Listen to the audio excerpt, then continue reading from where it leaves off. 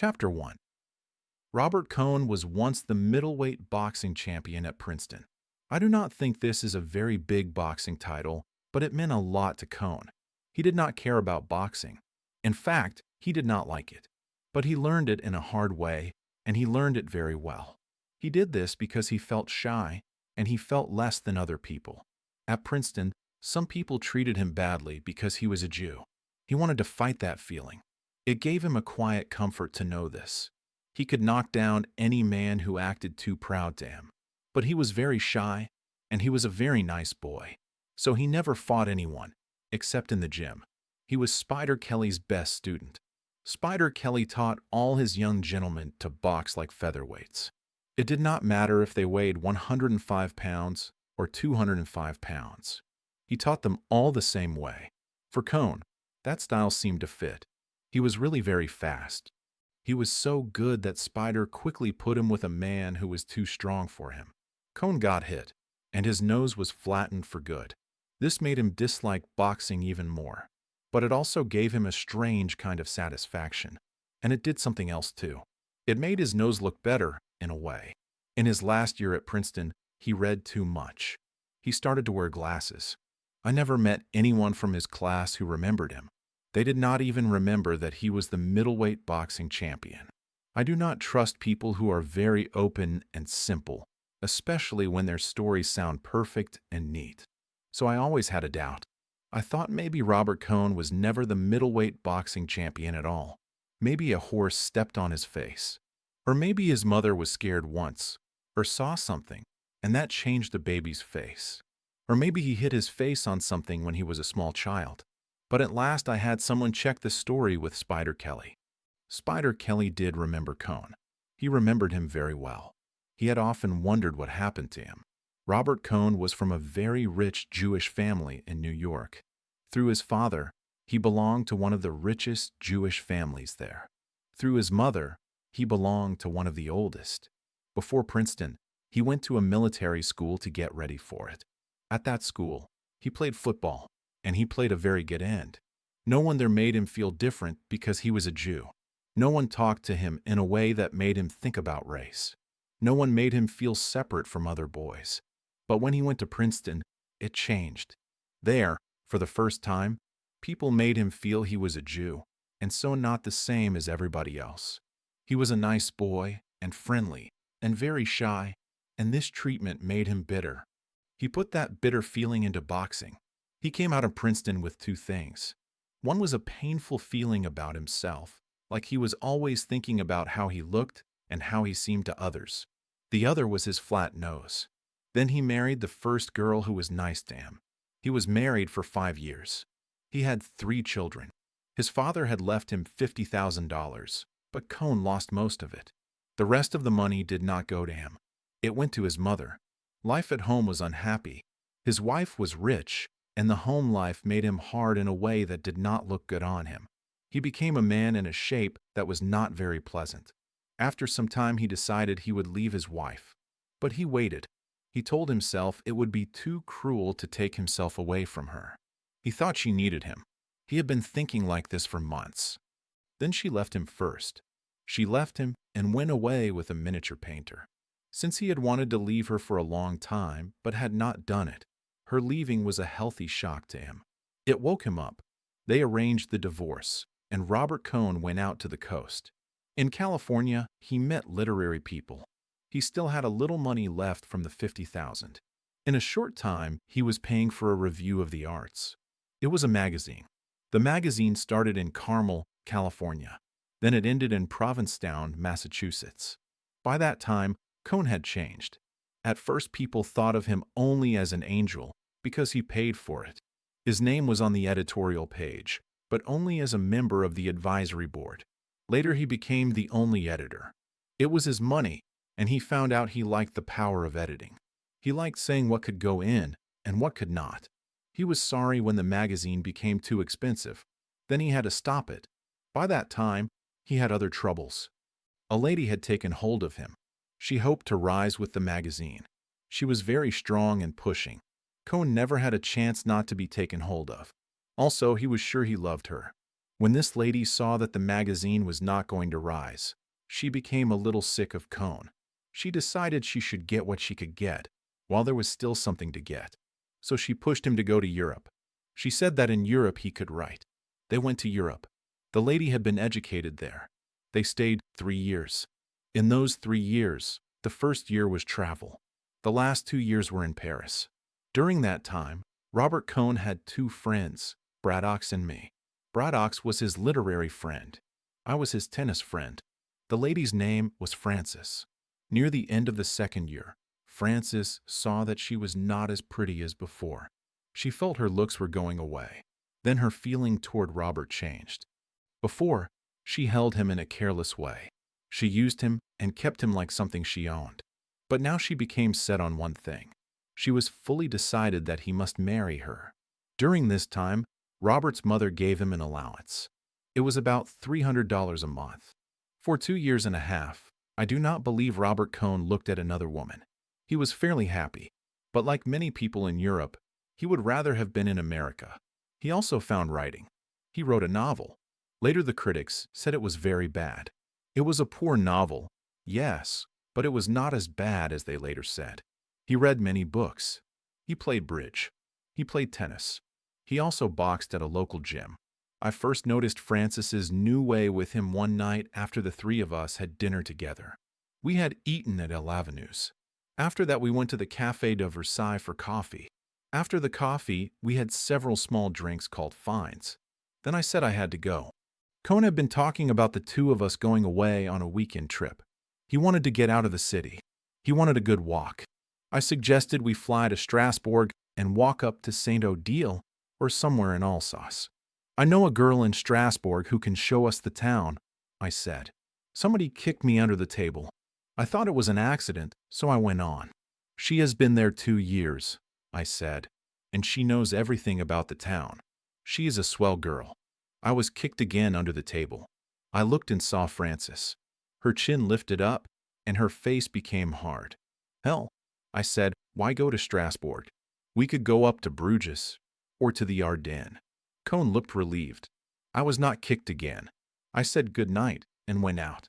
Cohn said he wanted to buy a paper, and he would walk with me to the corner. For God's sake, he said, why did you say that about that girl in Strasbourg for?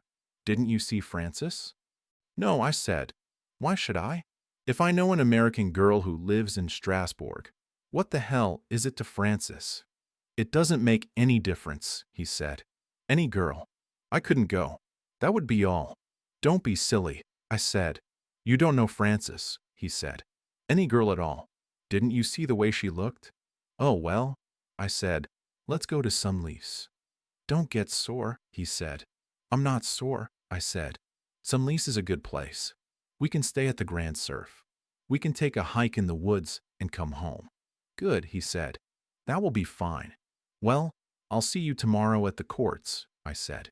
Good night, Jake, he said, and started back to the cafe. You forgot to get your paper, I said. That's so, he said. He walked with me up to the kiosk at the corner. Then he turned with the paper in his hand. You are not sore, are you, Jake? He asked. No, I said. Why should I be? See you at tennis, he said. I watched him walk back to the cafe, holding his paper. I rather liked him, and it was clear to me that Frances led him quite a life. Chapter 2. That winter Robert Cohn went to America with his novel. A fairly good publisher accepted it. I heard his trip made a terrible fight, and I think that is when Frances lost him. In New York, several women were nice to him. When he came back to Paris, he was quite changed. He was more excited about America than ever. He was not so simple. He was not so nice. The publishers praised his novel a lot, and it went to his head. Then women tried hard to be kind to him, and his whole way of seeing life changed. For 4 years, his whole world had been only his wife. For almost 3 years, he had never looked beyond Frances. I am sure he had never truly been in love in his life. He married because he was hurt by his bad college years. Then Frances took him because he was hurt again, because he learned he had not been everything to his first wife. He was still not in love, but he saw something new. He saw that women could want him, and that this was not some holy miracle. This made him less pleasant to be around. There was another problem, too. He played bridge for higher stakes than he could afford. In some tough games with his New York friends, he held cards and won several $100s. It made him proud of his bridge. He talked more than once about how a man could always make a living at bridge if he ever had to. Then there was one more thing. He was reading W. H. Hudson. That sounds harmless, but he read and reread a book called The Purple Land. The Purple Land is a dangerous book if you read it too late in life.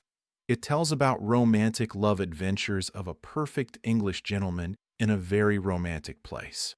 The scenery is described very well, but if a man of 34 reads it as a guide to real life, it is about as safe as sending him into Wall Street with foolish books and no real sense. Cohn, I believe, took the book almost as if it were a serious report. He had a few doubts, but mostly he believed it. It was enough to set him off. I did not know how much it had set him off until one day he came into my office. "Hello, Robert," I said. "Did you come to cheer me up?" "Would you like to go to South America, Jake?" he asked. "No," I said. "Why not?" he said. "I don't know. I never wanted to go. It's too expensive. You can see all the South Americans you want in Paris anyway." "They're not the real South Americans," he said. "They look real to me," I said. "I had a boat train to catch, and I had a week of mail stories, and only half were written. Do you know any dirt?" I asked. "No," he said. "Any of your important friends getting divorced?" "No," he said. Then he said, "Listen, Jake, if I paid for both of us, would you go to South America with me?" "Why me?" I asked. "You can speak Spanish," he said, "and it would be more fun with two of us." "No," I said. "I like this town, and I go to Spain in the summer. All my life I've wanted to go on a trip like that," he said. He sat down. "I'll be too old before I can do it." "Don't be a fool," I said. "You can go anywhere you want. You have plenty of money." "I know," he said, "but I can't get started." "Cheer up," I said. "All countries look like the movies." But I felt sorry for him. He had the feeling badly. "I can't stand thinking my life is going so fast," he said, "and I'm not really living." "Nobody ever lives all the way up," I said, "except bullfighters." "I'm not interested in bullfighters," he said. "That's not normal. I want to go into the country in South America. We could have a great trip. Did you ever think about going to British East Africa to hunt?" I asked. "No," he said. "I wouldn't like that." "I'd go there with you," I said. "No," he said. "That doesn't interest me." "That's because you never read a book about it," I said. "Go read a book full of love stories in Africa." "I want South America," he said. He had a hard, stubborn streak. "Come downstairs and have a drink," I said. "Aren't you working?" he asked. "No," I said. We went down to the cafe bar on the ground floor. I had learned it was the best way to get rid of friends. After one drink you could say, "Well, I have to go back and send some cables," and it was done. In the newspaper business, you should never look like you are working, so you need smooth ways to leave. We had a whiskey and soda. Cohn looked at the bottles on the wall. "This is a good place," he said. "There's a lot of liquor," I said. He leaned toward me.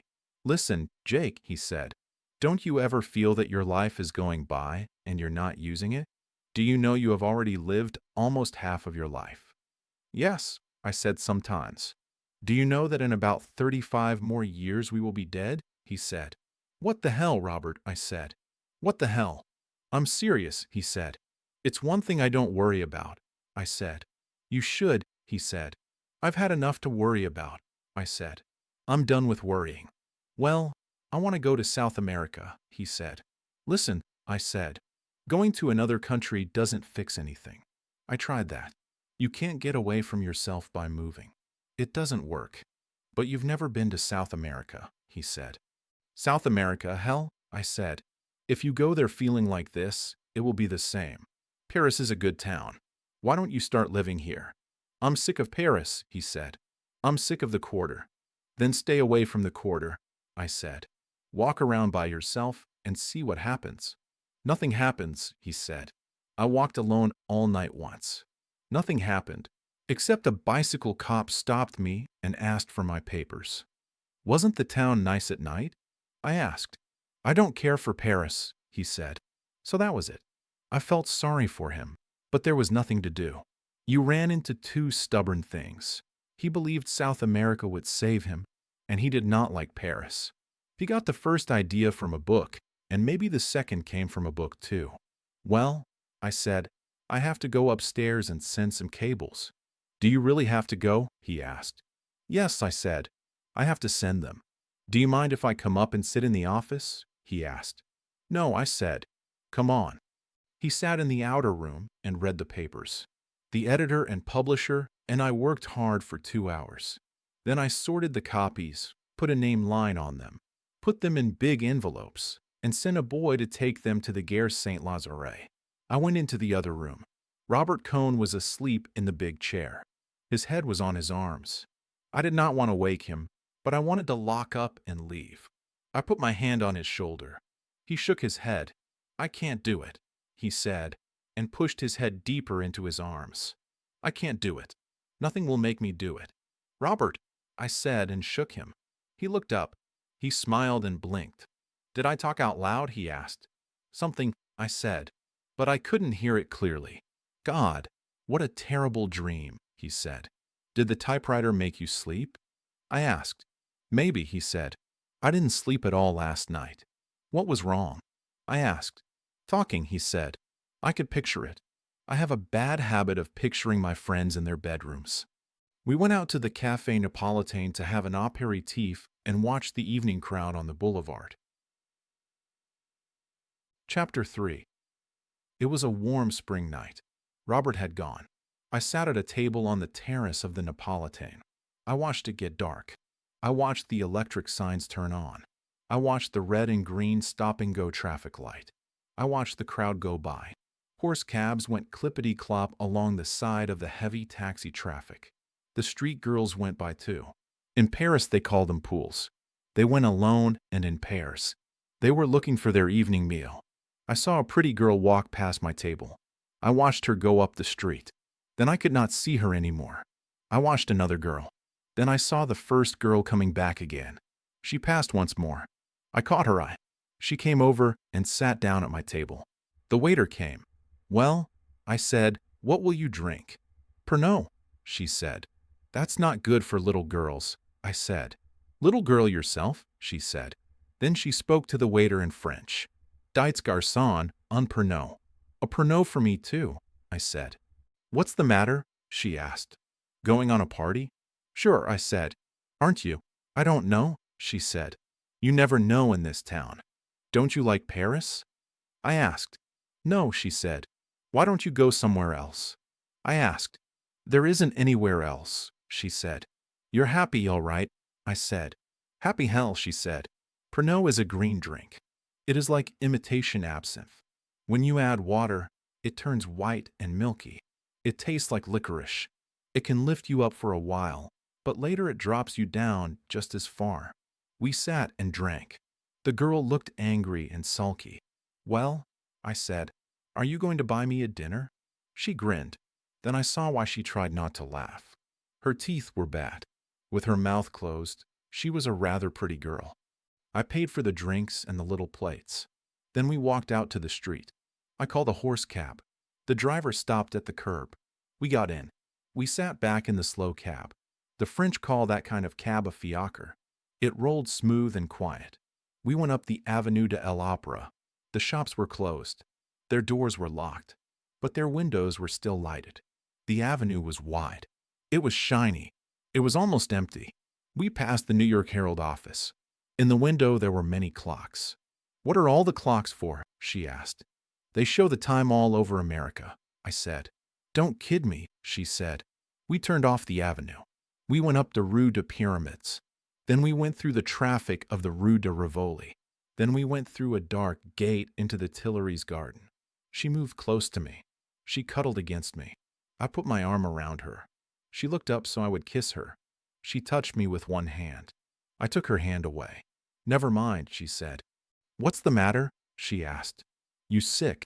Yes, I said. Everybody's sick, she said. I'm sick too. We came out of the Tuileries into the light. We crossed the Seine. Then we turned up the Rue de Saint-Pérez. You oughtn't to drink Pernod if you're sick, she said. You neither, I said. It doesn't matter with me, she said. It doesn't matter with a woman. What are you called? I asked. Georgette, she said. How are you called? Jacob, I said. That's a Flemish name, she said. American too, I said. You're not Flamand? She asked. No, I said. American. Good, she said. I detest Flamands. By then we were at the restaurant. I told the driver to stop. We got out. Georgette looked at the place and did not like it. This is no great thing of a restaurant, she said. No, I said. Maybe you would rather go to Foyt's. Why don't you keep the cab and go on? I had picked her up for a soft, silly reason. I thought it would be nice to eat with someone. It had been a long time since I had dinner with a street girl. I had forgotten how dull it could be. We went in. We passed Madame Levine at the desk. We went into a small room.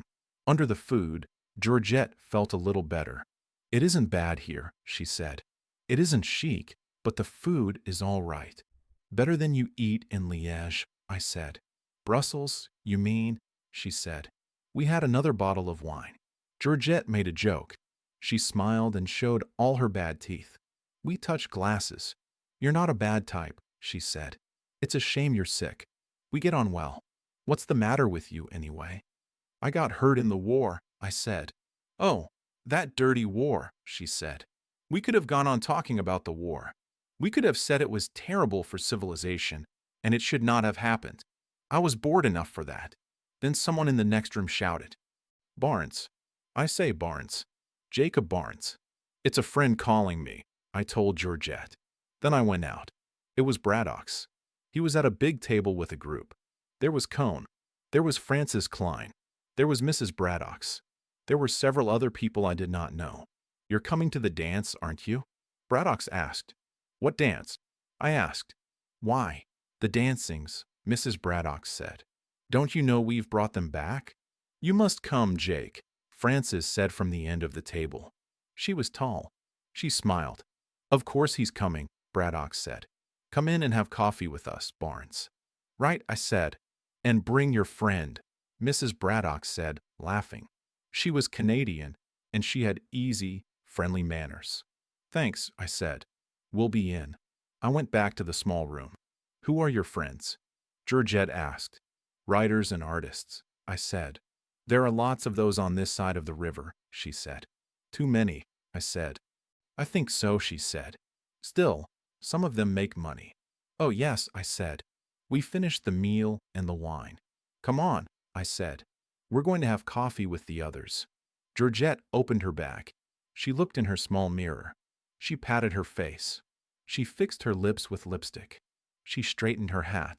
Good, she said. We went into the big room with the group. Braddock's and the men stood up. I wish to present my fiancée, Mademoiselle Georgette Leblanc, I said. Georgette gave that big smile. We all shook hands. Are you related to Georgette Leblanc, the singer? Mrs. Braddock's asked. Connie's pa, Georgette said. She meant she did not know. But you have the same name, Mrs. Braddock said, still smiling. No, Georgette said. Not at all. My name is Hobbin. But Mr. Barnes introduced you as Mademoiselle Georgette Leblanc, Mrs. Braddock said. She was excited and speaking French. Sometimes when she spoke French, she did not know what she was saying. Surely he did. He's a fool, Georgette said. Oh, Mrs. Braddock said. So it was a joke. Yes, Georgette said. To laugh at. Did you hear that, Henry? Mrs. Braddock's called to Braddock's. Mr. Barnes introduced his fiancée as Mademoiselle Leblanc, and her name is really Hobbin. Of course, darling, Braddock said. Mademoiselle Hobbin. I've known her for a very long time. Then Francis Klein called to Georgette. Frances spoke French very fast. Her French was really French, and she did not act surprised like Mrs. Braddock's. Oh, Mademoiselle Hobbin, Frances said. Have you been in Paris long? Do you like it here? You love Paris, do you not? Georgette turned to me. Who's she? She asked. Do I have to talk to her? Then Georgette turned back to Frances. Frances sat smiling. Her hands were folded. Her head was up on her long neck. Her lips were ready to start talking again. "No," Georgette said to Francis. "I don't like Paris. It's expensive and dirty." "Really?" Francis said. "I find it so very clean. One of the cleanest cities in Europe." "I find it dirty," Georgette said. "How strange," Francis said. "But perhaps you have not been here very long." "I've been here long enough," Georgette said. "But it does have nice people," Francis said. "One must say that." Georgette turned to me again. "You have nice friends," she said. Francis was a little drunk. She wanted to go on talking. But the coffee came. Then Levine brought the liqueurs. After that we all went out and started for Braddock's dancing club. The dancing club was a bal musette. It was on the Rue de la Montagne Sainte-Geneviève. 5 nights a week, working people from the Pantheon area danced there. 1 night a week, it was the club for our crowd. On Monday nights it was closed. When we arrived, it was almost empty. A policeman sat near the door. The owner's wife was behind the bar. The owner was there too. The daughter came downstairs as we went in. There were long benches. Tables ran across the room. At the far end there was a dance floor. "I wish people would come earlier," Braddock said. The daughter came up and asked what we wanted to drink. The owner climbed onto a high stool near the dance floor. He began to play the accordion. He had little bells on one ankle. He beat time with his foot as he played. Everyone danced. It was hot. We danced, and then came off the floor wet with sweat. "My God," Georgette said. "What a box to sweat in." "It's hot," I said.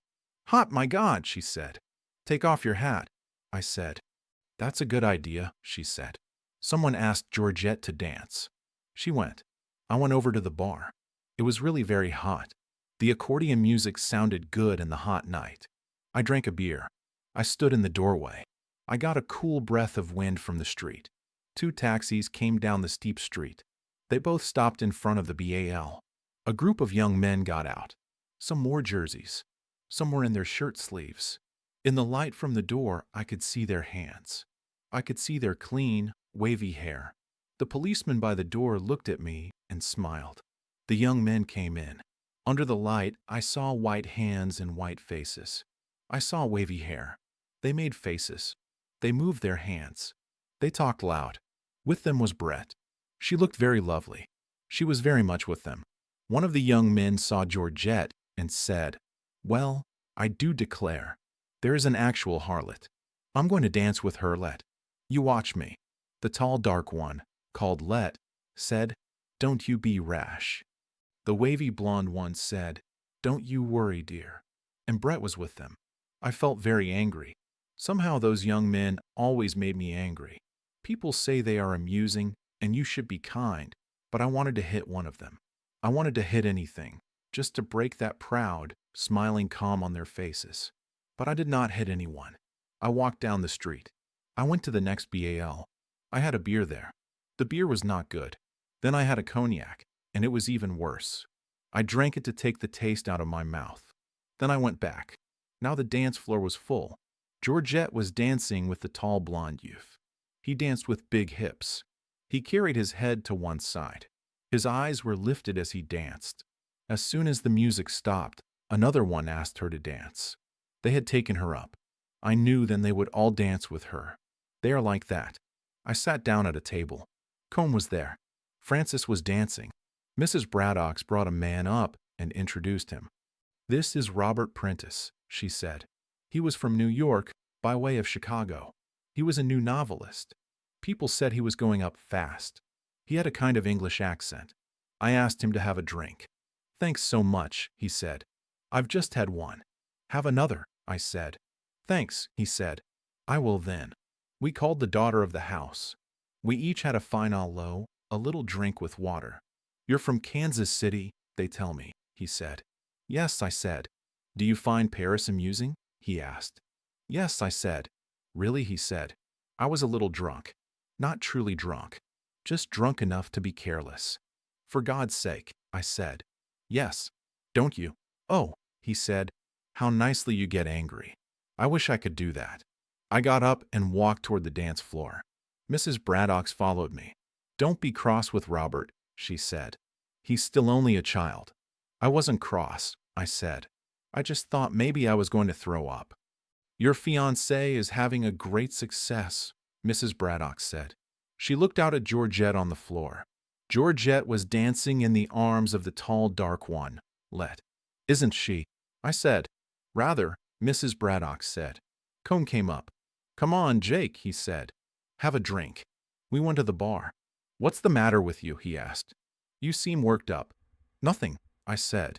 This whole show makes me sick, that's all. Then Brett came up to the bar. Hello, you chaps, she said. Hello, Brett, I said. Why aren't you tight? Never going to get tight anymore, she said. I say, give a chap a brandy and soda. She held the glass. I saw Robert Cone looking at her. He looked like a man who sees the promised land. He looked eager. He looked like he deserved it. Cone was younger than that old man in the story, of course, but he had the same look. Brett was very good-looking. She wore a slip-over jersey sweater and a tweed skirt. Her hair was brushed back like a boy's. She started that style. She had curves like the body of a racing yacht. The wool sweater showed it all. It's a fine crowd you're with, Brett, I said. Aren't they lovely? She said. And you, my dear, where did you get it? At the Napolitane, I said. And have you had a lovely evening? She asked. Oh, priceless, I said. Brett laughed. It's wrong of you, Jake, she said. It's an insult to all of us. Look at Francis there, and Joe. She said that for Cone to hear. It's in restraint of trade, Brett said. Then she laughed again. You're wonderfully sober, I said. Yes, she said. Aren't I? And with the crowd I'm with, one can drink so safely too. The music started. Cone said to her, Will you dance this with me, Lady Brett? Brett smiled. I've promised to dance this with Jacob, she said. She laughed. You have a hell of a biblical name, Jake. How about the next? Cone asked. We're going, Brett said. We have a date up at Montmartre. We began to dance. Over Brett's shoulder, I saw Cone at the bar, still watching her. You've made a new one there, I said to Brett. Don't talk about it, she said. Poor chap. I did not know it until now. Oh, well, I said. I suppose you like to add them up. Don't talk like a fool, she said. You do, I said. Oh, well, she said. What if I do? Nothing, I said. We danced to the accordion. Someone also played a banjo. It was hot. I felt happy. We passed close to Georgette. She was dancing with another one of those young men. What made you bring her? Brett asked. I don't know, I said. I just brought her. You're getting damned romantic, Brett said. No, I said. Bored. Now, she asked. No, I said. Not now. Let's get out of here, she said. She is well taken care of. Do you want to? I asked. Would I ask you if I didn't want to? She said. We left the floor. I took my coat from a hook on the wall and put it on. Brett stood by the bar. Cone was talking to her. I stopped at the bar and asked for an envelope. The owner's wife found one. I took a 50-franc note from my pocket. I put it in the envelope. I closed it. I sealed it. I gave it to the owner's wife. If the girl I came with asks for me, will you give her this? I said, if she goes out with one of those gentlemen, will you keep this for me? C'est entendu, monsieur, she said. She meant yes, it is understood. You go now? So early. Yes, I said. We went toward the door. Cone was still talking to Brett. Brett said good night to him and took my arm. Good night, Cone, I said. Outside in the street, we looked for a taxi. You're going to lose your 50 francs, Brett said. Oh, yes, I said. There were no taxis. We could walk up to the Pantheon and get one, I said. Come on, she said. We'll get a drink in the pub next door and send for one. You wouldn't walk across the street, I said. Not if I can help it, she said. We went into the next bar. I sent a waiter out to get a taxi. Well, I said, we're out away from them. We stood against the tall zinc bar. We did not talk. We looked at each other. The waiter came back. He said the taxi was outside. Brett pressed my hand hard. I gave the waiter a franc.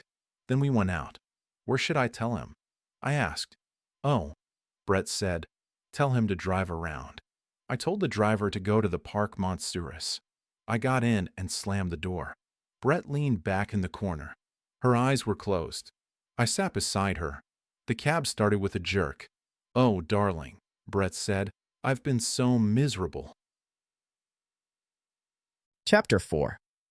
The taxi went up a hill. It passed a bright square. Then it went into a darker place. It still climbed. Then it became level. We were on a dark street behind St. Etienne du Montana. The taxi went smooth on the asphalt. It passed trees. It passed a bus that was standing still at the place de la Contrescarpe. Then it turned and went on to the stones of the Rue Malfatard. The street was old. The taxi shook on the stones. On both sides there were bars with lights. There were shops still open late. We were sitting apart at first, but on the rough street the taxi jumped, and we were pushed close together. Brett did not have her hat on now. Her head was back. I saw her face in the bright light from the open shops. Then it was dark again. Then I saw her face very clear when we came out on the Avenue de Gobelins. That street was dug up. Men were working on the tram tracks. They worked by the light of bright acetylene flares. In that strong light Brett's face looked white. The long line of her neck showed in the light. Then it was dark again. I kissed her. Our lips were tight together. Then she turned away. She pushed herself into the corner of the seat, as far away as she could. Her head was down. "Don't touch me," she said. "Please don't touch me." "What's the matter?" I asked. "I can't stand it," she said. "Oh, Brett," I said. "You mustn't," she said. "You must know. I can't stand it, that's all."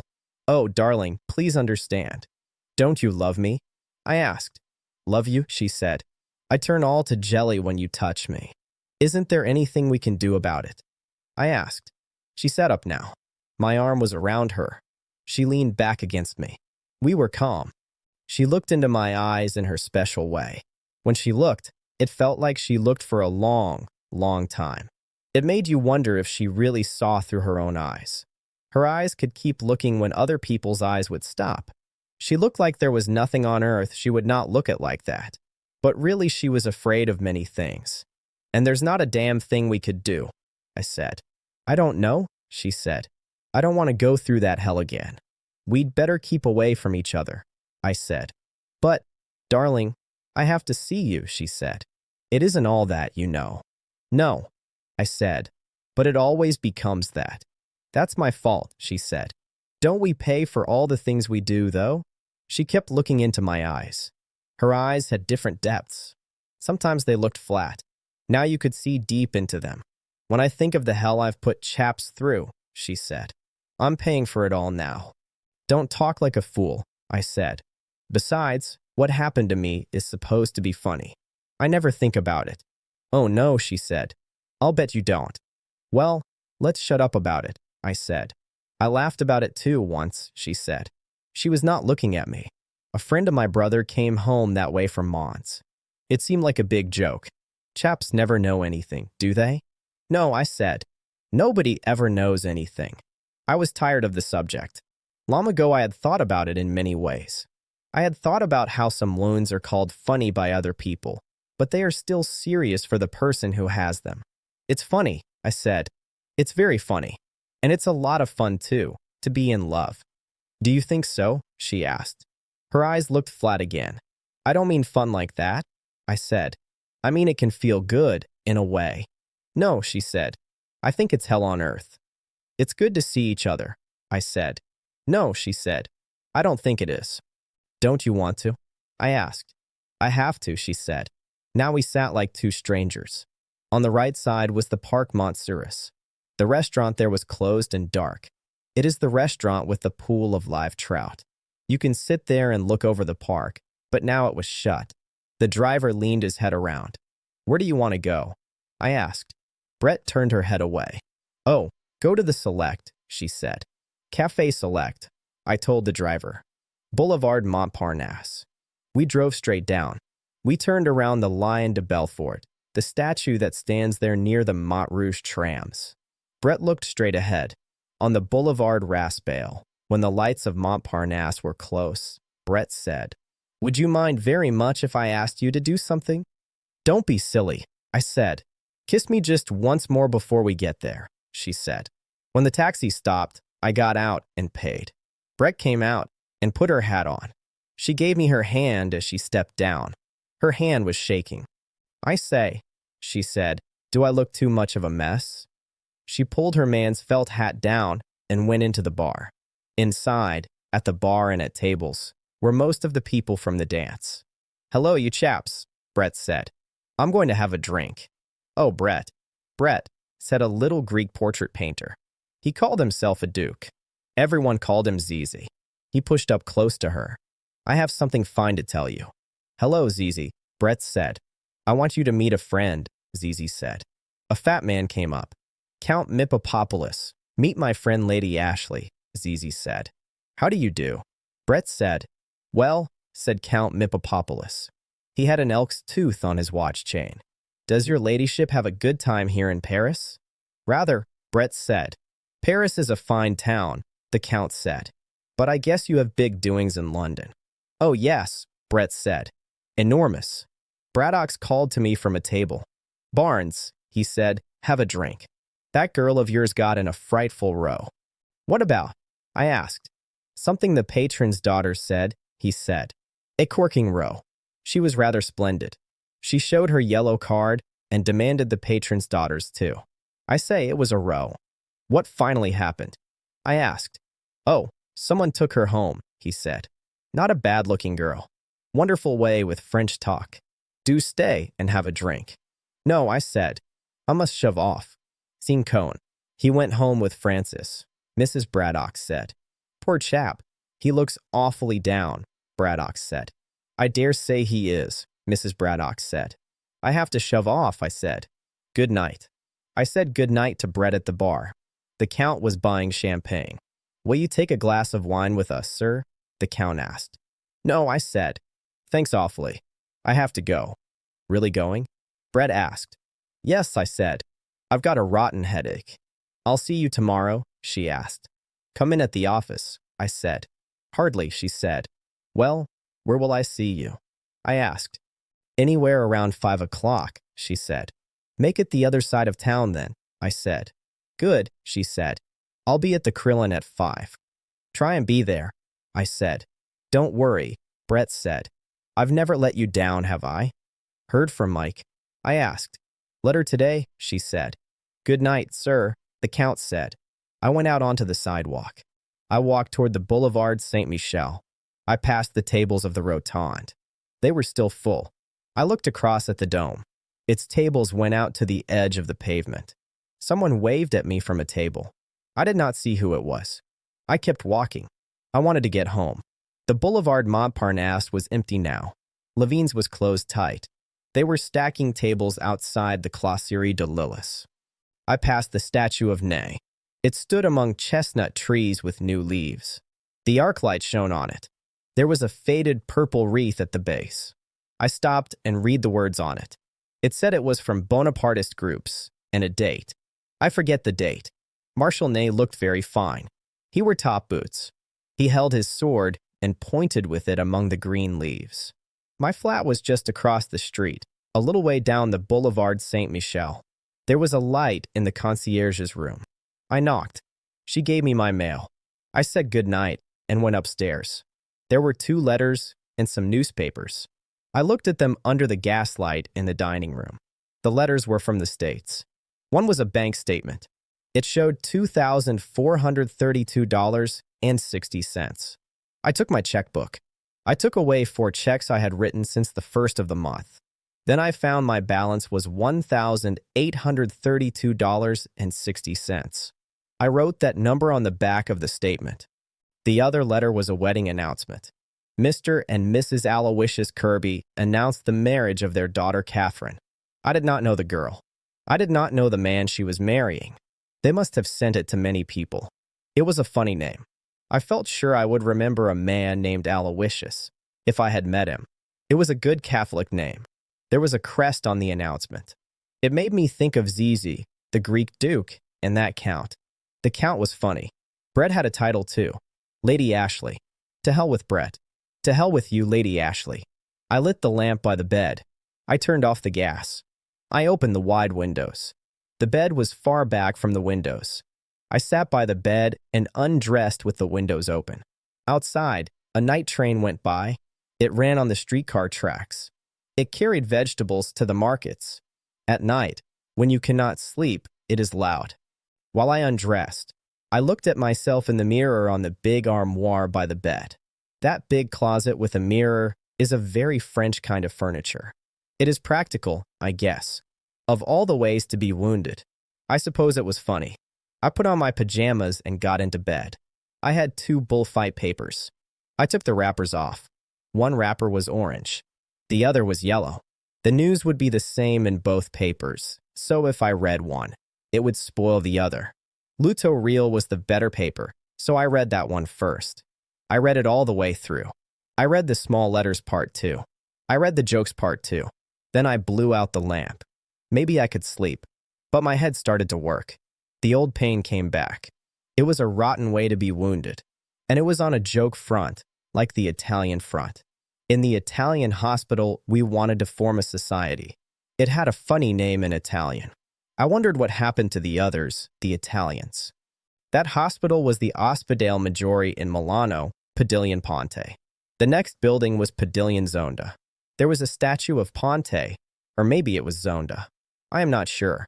That was where the liaison colonel came to visit me. That was funny. That was one of the first funny things. I was all wrapped in bandages, but they had told him about my wound. Then he made that big speech. You, a foreigner, an Englishman, he said. Any foreigner was called an Englishman. You have given more than your life. What a speech. I would like to have it written in fancy letters and put in the office. He never laughed. He was trying to put himself in my place, I guess. Che mala fortuna.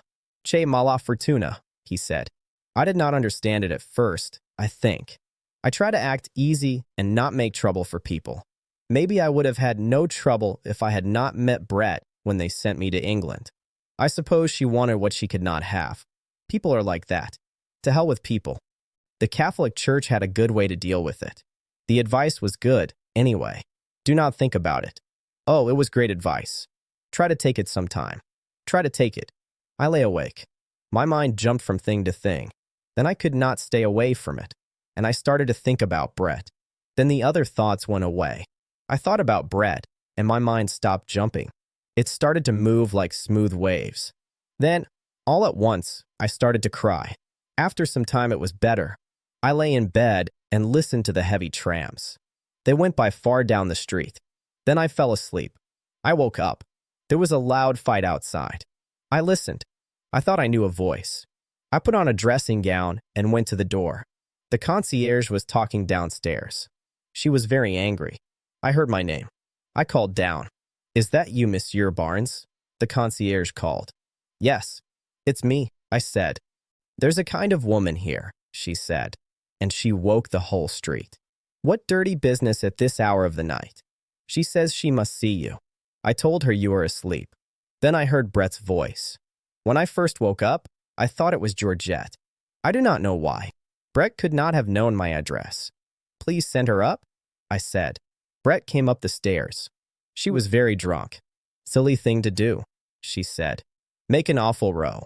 I say, you weren't asleep, were you? What did you think I was doing? I asked. Don't know, she said. What time is it? I looked at the clock. It was 4:30. Had no idea what hour it was, Brett said. I say, can a chap sit down?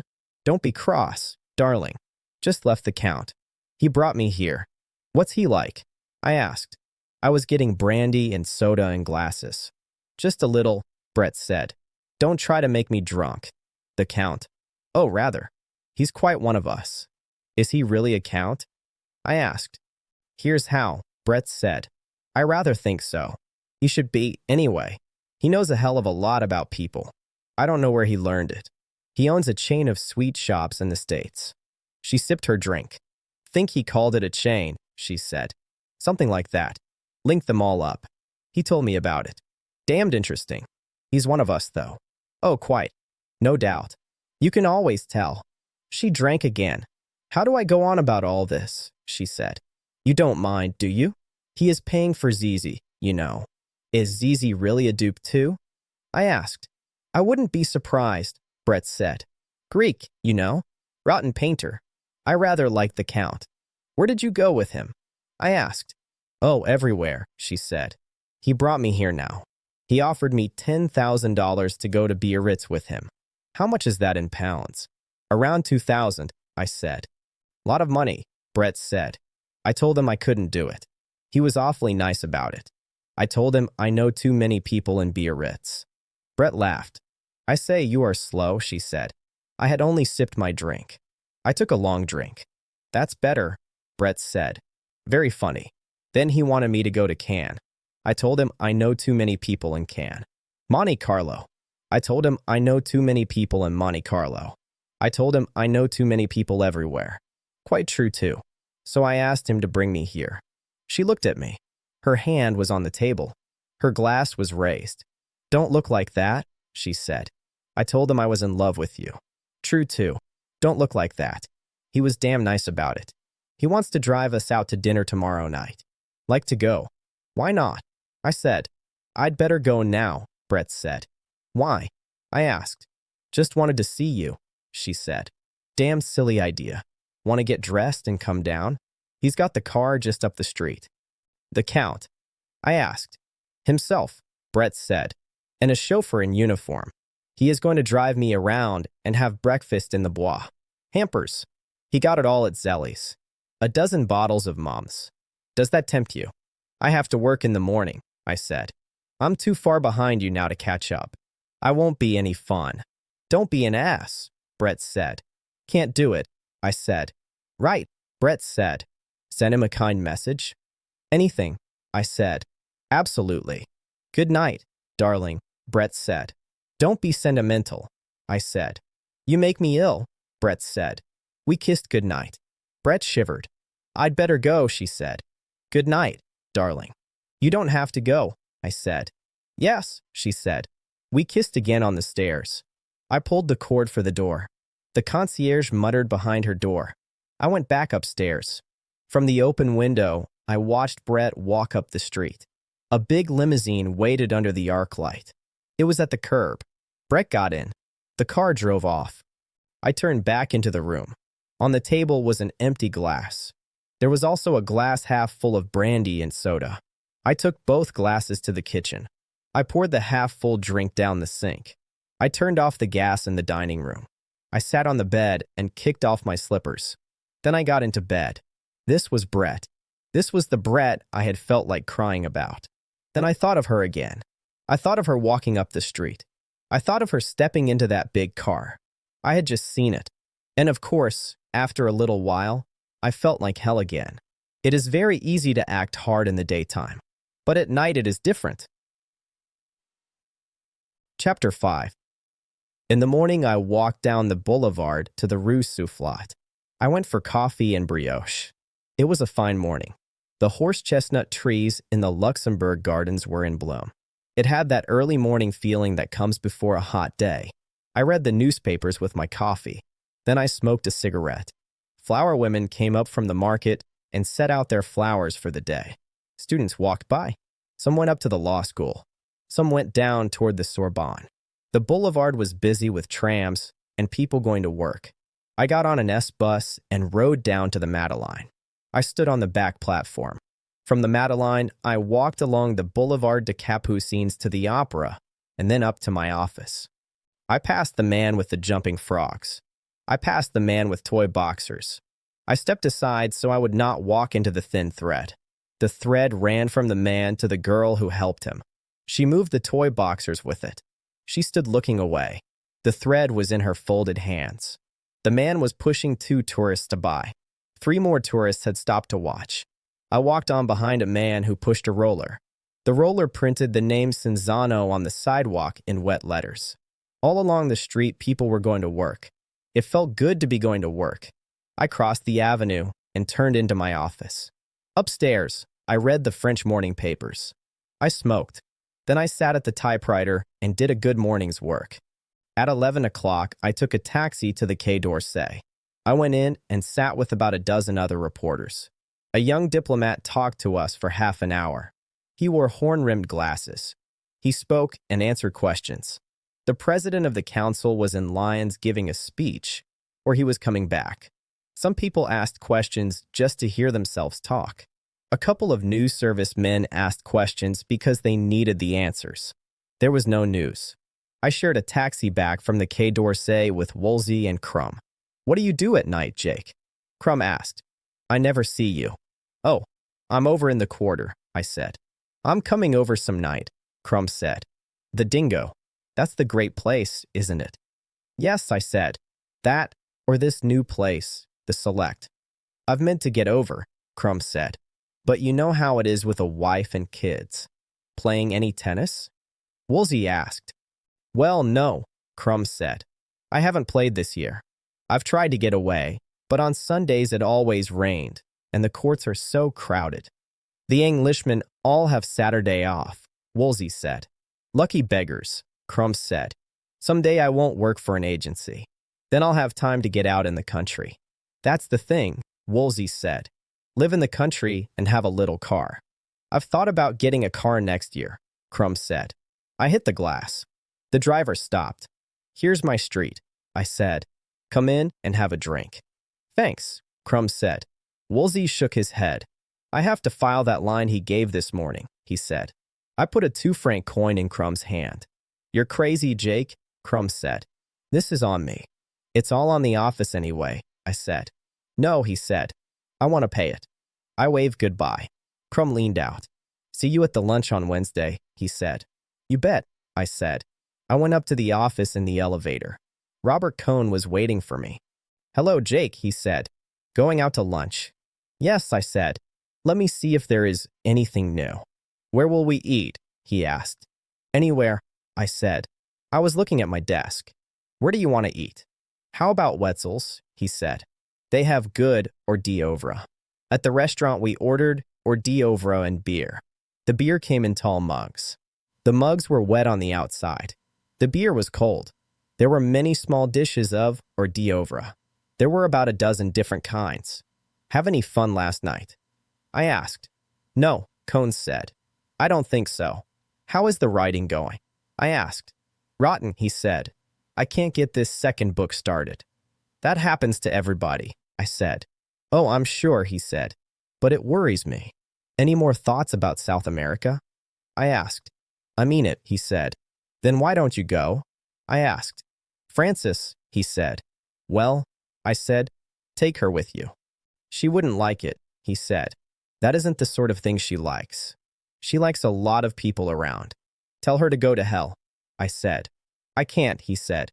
"I have obligations to her." He pushed the sliced cucumbers away and took a pickled herring. Then he said, "What do you know about Lady Brett Ashley, Jake?" "Her name is Lady Ashley," I said. "Brett is her own name. She's a nice girl. She's getting a divorce, and she will marry Mike Campbell. He's in Scotland now." "What?" "She's a remarkably attractive woman," Cohn said. "Isn't she?" I said. "There's something about her," he said. "A certain fineness. She seems completely fine and straight." "She's very nice?" I said. "I don't know how to describe it," he said. "Maybe it's breeding." "You sound like you like her," I said. "I do," he said. "I wouldn't be surprised if I were in love with her." "She's a drunk," I said. "She loves Mike Campbell, and she will marry him. They'll be rich someday." "I don't believe she will ever marry him," he said. "Why not?" I asked. "I don't know," he said. "I just don't believe it." "Have you known her a long time?" "Yes," I said. "She was a VAD in a hospital where I was during the war." "She must have been very young then," he said. "She's 34 now," I said. "When did she marry Ashley?" he asked. "During the war," I said. "Her real true love had just died of dysentery." "You sound bitter," Cohn said. "Sorry," I said. "I didn't mean to. I was just giving you facts." "I don't believe she would marry anyone she didn't love," he said. "Well," I said, "she's done it twice."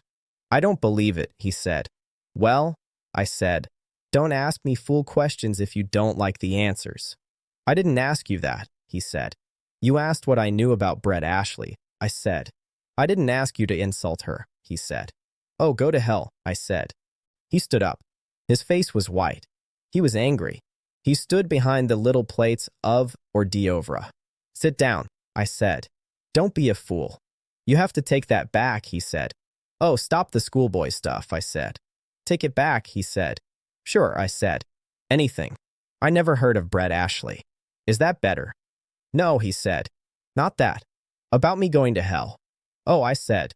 Don't go to hell. Stay here. We're just starting lunch. Cone smiled again and sat down. He looked glad to sit down. I wondered what he would have done if he had not sat down. You say such insulting things, Jake, he said.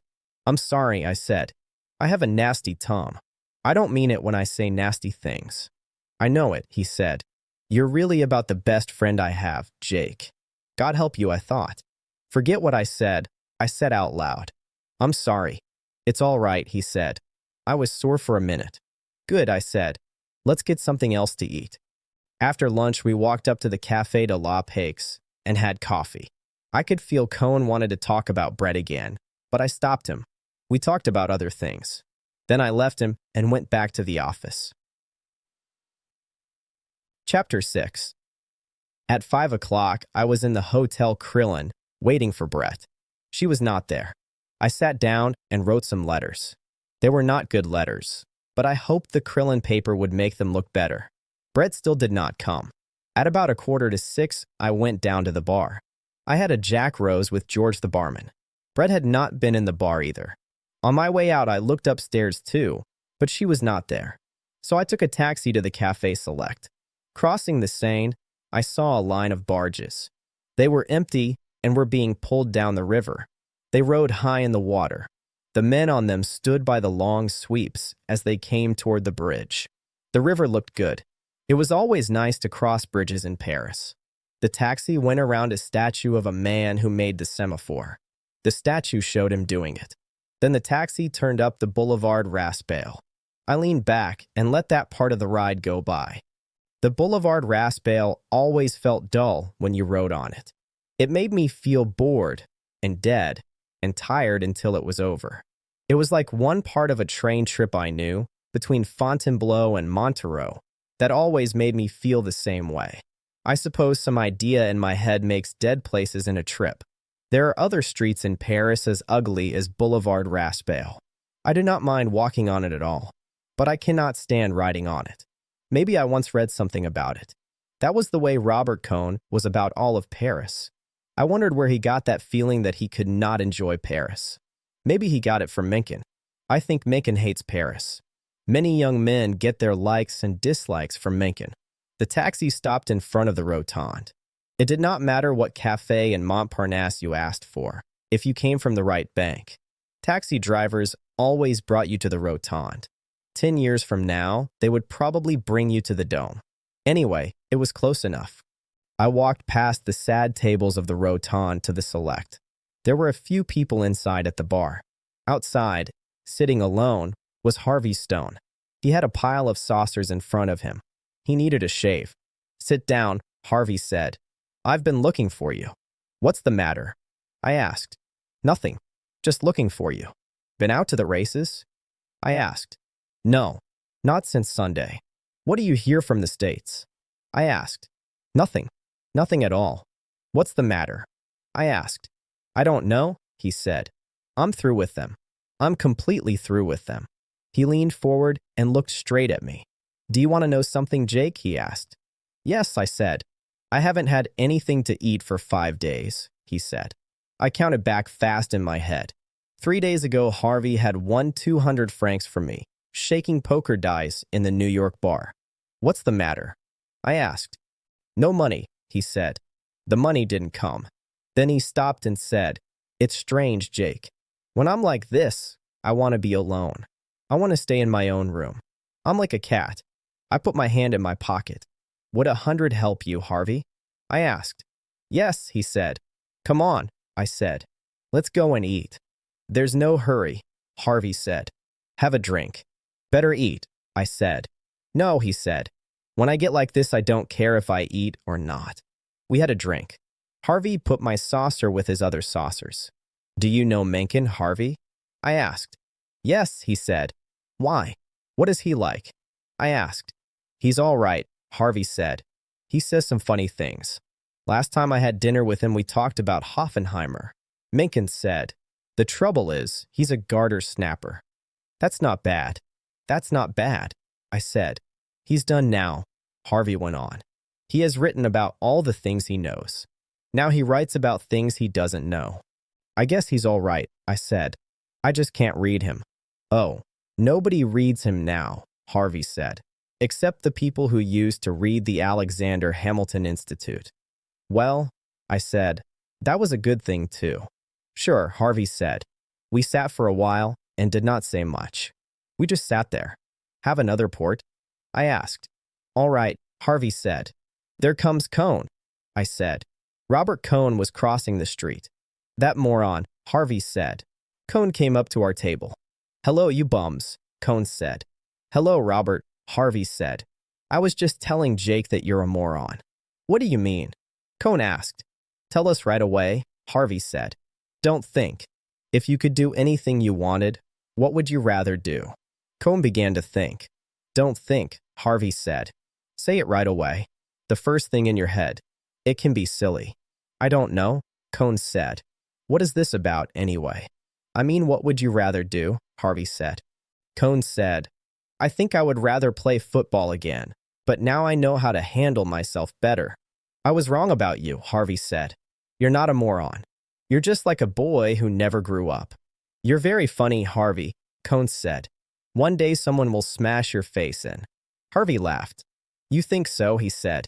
They won't, because it would not matter to me. I'm not a fighter. It would matter to you, Cohn said. No, it wouldn't, Harvey said. That's your big mistake. You're not smart. Stop it about me, Cohn said. Sure, Harvey said. It doesn't matter to me. You don't mean anything to me. Come on, Harvey, I said. Have another port. No, Harvey said. I'm going up the street and eat. See you later, Jake. He walked away and went up the street. I watched him cross through the taxis. He was small and heavy. He walked slow, but he looked sure of himself in the traffic. He always makes me angry, Cohn said. I can't stand him. I like him, I said. I'm fond of him. Don't get angry at him. I know, Cohn said. He just gets on my nerves. Did you write this afternoon? I asked. No, he said. I couldn't get it going. This second book is harder than my first book. I can't handle it well. The proud feeling he had when he came back from America in early spring was gone. Then he was sure about his work. He only had that wish for adventure. Now that sure feeling was gone. Somehow I feel I have not shown Robert Cohn clearly. The reason is this. Until he fell in love with Brett, I never heard him say anything that made him different from other people. He was nice to watch on the tennis court. He had a good body, and he kept it in shape. He played bridge well. He had a funny college boy feeling. In a crowd, nothing he said stood out. He wore what we called polo shirts at school, and maybe people still call them that. But he was not trying to look young as a job. I do not think he thought much about his clothes. On the outside, he was made at Princeton. On the inside, he was shaped by the two women who trained him. He had a nice, boyish cheerfulness that nobody had beaten out of him. I probably did not show that enough. He loved to win at tennis. He probably loved to win as much as a great player like Lenglen. But he did not get angry when someone beat him. When he fell in love with Brett, his tennis went to pieces. Men beat him who could never beat him before. He was still polite about it. Anyway, we were sitting on the terrace of the Select, and Harvey Stone had just gone. Come on up to the Lillis, I said. I have a date, Cohn said. What time? I asked. Frances is coming here at 7:15, he said. There she is, I said. Frances Klein was coming toward us from across the street. She was very tall. She walked with a lot of movement. She waved and smiled. We watched her cross. Hello, she said. I'm so glad you're here, Jake. I've been wanting to talk to you.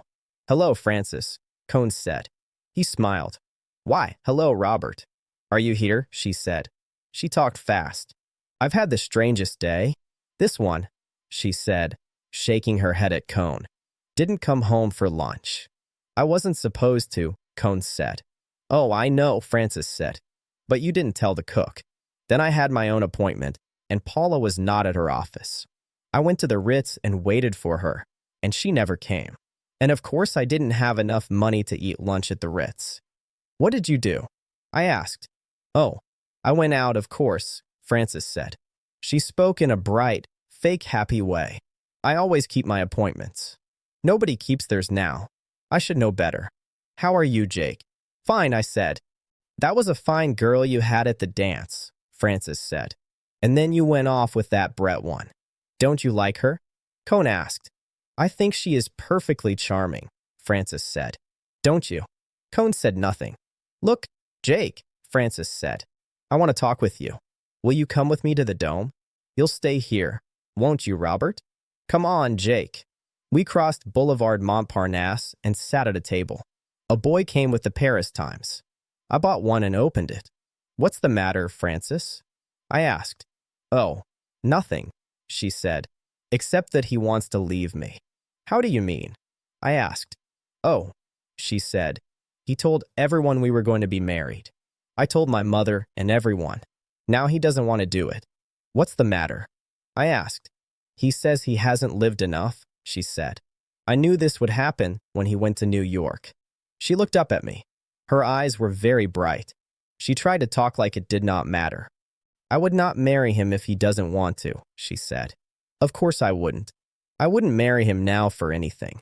But it feels late now. We waited 3 years. And I just got my divorce. I said nothing. We were going to celebrate, she said. Instead, we have fights. It is childish. We have terrible fights. And he cries. And he begs me to be reasonable. But he says he just can't do it. It's bad luck, I said. I should say it is, she said. I wasted 2.5 years on him. And now I don't know if any man will ever want to marry me. 2 years ago, I could have married anybody I wanted in Cannes. Men were crazy about me. Now I don't think I could get anybody. Sure, you could marry anybody, I said. No, she said. I don't believe it. And I'm fond of him too. And I want children. I always thought we would have children. She looked at me with that bright look again. I never liked children much, she said. But I don't want to think I will never have them. I always thought I would have them, and then I would like them. He has children, I said. Oh yes, she said. He has children, and he has money, and he has a rich mother, and he has written a book. And nobody will publish my work. Nobody. And it isn't bad either. And I have no money at all. I could have had alimony, but I got the divorce the quickest way. She looked at me again. It isn't right, she said. It's my fault, and it isn't my fault. I should have known better. When I tell him, he cries and says he can't marry. Why can't he marry? I would be a good wife. I'm easy to live with. I leave him alone. It does no good. It's a shame, I said. Yes, she said. It is a shame. But talking doesn't help, does it? Come on, let's go back. And of course there is nothing I can do, I said. No, she said. Just don't let him know I talked to you. I know what he wants. Now, for the first time, she dropped the bright, fake happy voice. He wants to go back to New York alone, she said, and be there when his book comes out. So a lot of little girls like it. That is what he wants. Maybe they won't like it. I said, I don't think he is really like that. You don't know him like I do, she said. That's what he wants. That's why he won't marry. He wants a big success this fall, all by himself. Do you want to go back? I asked. Yes, she said. Come on. We stood up. They still had not brought us any drinks. We crossed back toward the Select. Cone sat there, smiling at us from behind the marble table. Well, Frances said to him, what are you smiling at? Feeling happy. I was smiling at you and Jake and your secrets, Cone said. Oh, what I told Jake is no secret, Frances said. Everyone will know soon. I only wanted Jake to have a decent story. What was it? Cone asked. About your going to England? Yes, Frances said. About my going to England. Oh, Jake, I forgot to tell you. I'm going to England. Isn't that fine? I said. Yes, she said. That is how it is done in the best families. Robert is sending me. He will give me £200, and then I will visit friends. Won't it be lovely? The friends don't know yet. She turned to Cone and smiled. He was not smiling now. You were only going to give me £100, weren't you, Robert? She said. But I made him give me 200. He is very generous. Aren't you, Robert? I do not know how people could say such cruel things to Robert Cohn. There are people you cannot insult. If you do, it feels like the world will break. But here was Cohn taking it. It was happening right in front of me, and I did not even feel like stopping it. Later it got worse. This was friendly joking compared to what came later. How can you say these things, Francis? Cohn said. Listen to him, Francis said. I'm going to England. I'm going to visit friends. Have you ever visited friends who don't want you? Oh, they will take me. They will say, how do you do, my dear? Such a long time. And how is your dear mother? Yes, how is my dear mother? She put all her money in French war bonds. Probably the only person in the world who did. She went on, still smiling. Then they will say, and what about Robert? Or they will talk around Robert. Be careful not to mention him, my dear. Poor Francis has had such bad luck. Won't it be fun, Robert? Don't you think it will be fun, Jake? She looked at me with that bright smile. She liked having people watch her talk. And where will you be, Robert? She said. It is my fault, all right. My own fault. When I made you get rid of your little secretary at the magazine, I should have known you would get rid of me the same way. Jake doesn't know about that. Should I tell him? Shut up, Francis, Cohn said. For God's sake. Yes, I'll tell him, Francis said. Robert had a secretary at the magazine. She was the sweetest little thing. He thought she was wonderful. Then I came and he thought I was wonderful too. So I made him send her away. She kept talking. He brought her to Provincetown from Carmel when he moved the magazine. He didn't even pay her trip back to the coast. All to please me. He thought I was fine then. Didn't you, Robert? Then she said, don't misunderstand, Jake. It was not love with the secretary. Not even that. Nothing at all. She was just so nice. And he did it just to please me. She smiled again. Well, she said, people who live by the sword die by the sword. That sounds like a book line, doesn't it? Remember it for your next book, Robert. She went on without stopping. Robert is going to get material for a new book, she said. That's why he is leaving me. He thinks I don't look good in his story. You see, he was so busy writing that he doesn't remember anything about us. So now he will go out and get new material. I hope he gets something very interesting. Then she leaned forward a little and talked like she was giving advice. Listen, Robert, she said. Try not to have big fights with your young ladies. Try not to. You can't fight without crying. And then you feel sorry for yourself, and you don't remember what the other person said. You will never remember talks that way. Try to be calm. I know it is hard, but remember, it is for writing. We should all make sacrifices for writing. She smiled at me. Look at me, she said. I'm going to England without a protest. All for writing. We must help young writers. Don't you think so, Jake? But you're not a young writer. Are you, Robert? You are 34. Still, maybe that is young for a great writer. She started naming famous writers. Look at Hardy, she said. Look at Anatole France. He died not long ago. Robert says he is not good. His French friends told him. Robert doesn't read French very well. She laughed a little and kept talking. I wonder what Anatole France said to his women when he would not marry them, she said. Did he cry too? Then she suddenly put her gloved hand to her mouth. Oh, I just thought of something, she said. I know the real reason Robert won't marry me, Jake. It came to me like a vision here in the Café Select. Isn't that magic? One day they will put a little sign on the wall. She looked at Cohn. Do you want to hear it, Robert? She asked. I'll tell you. It's simple. I don't know why I didn't see it before. Robert always wanted to have a mistress. If he doesn't marry me, then he has had one, for more than 2 years. See, and if he marries me, then the romance ends. Isn't it clever of me to see it? It's true too. Look at him and see if it is not. Then she looked at me. Where are you going, Jake? She asked. I have to go in and see Harvey Stone for a minute, I said. Cohn looked up at me. His face was white. Why did he sit there? Why did he keep taking it? I stood at the bar and looked out. I could see them through the window. Frances was still talking and smiling. She looked into Cohn's face again and again. She kept going on. I told the barman I did not want a drink. Then I went out through the side door. As I went out, I looked back through the 2 layers of glass. They were still sitting there. Francis was still talking to him. I walked down a small side street to the Boulevard Raspail. A taxi came.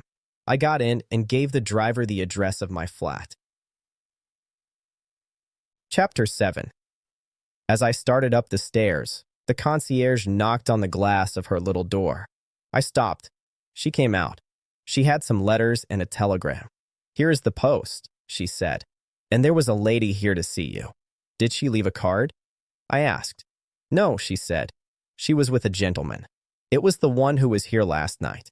In the end, I find she is very nice." "Was she with a friend of mine?" I asked. "I don't know," she said. "He was never here before.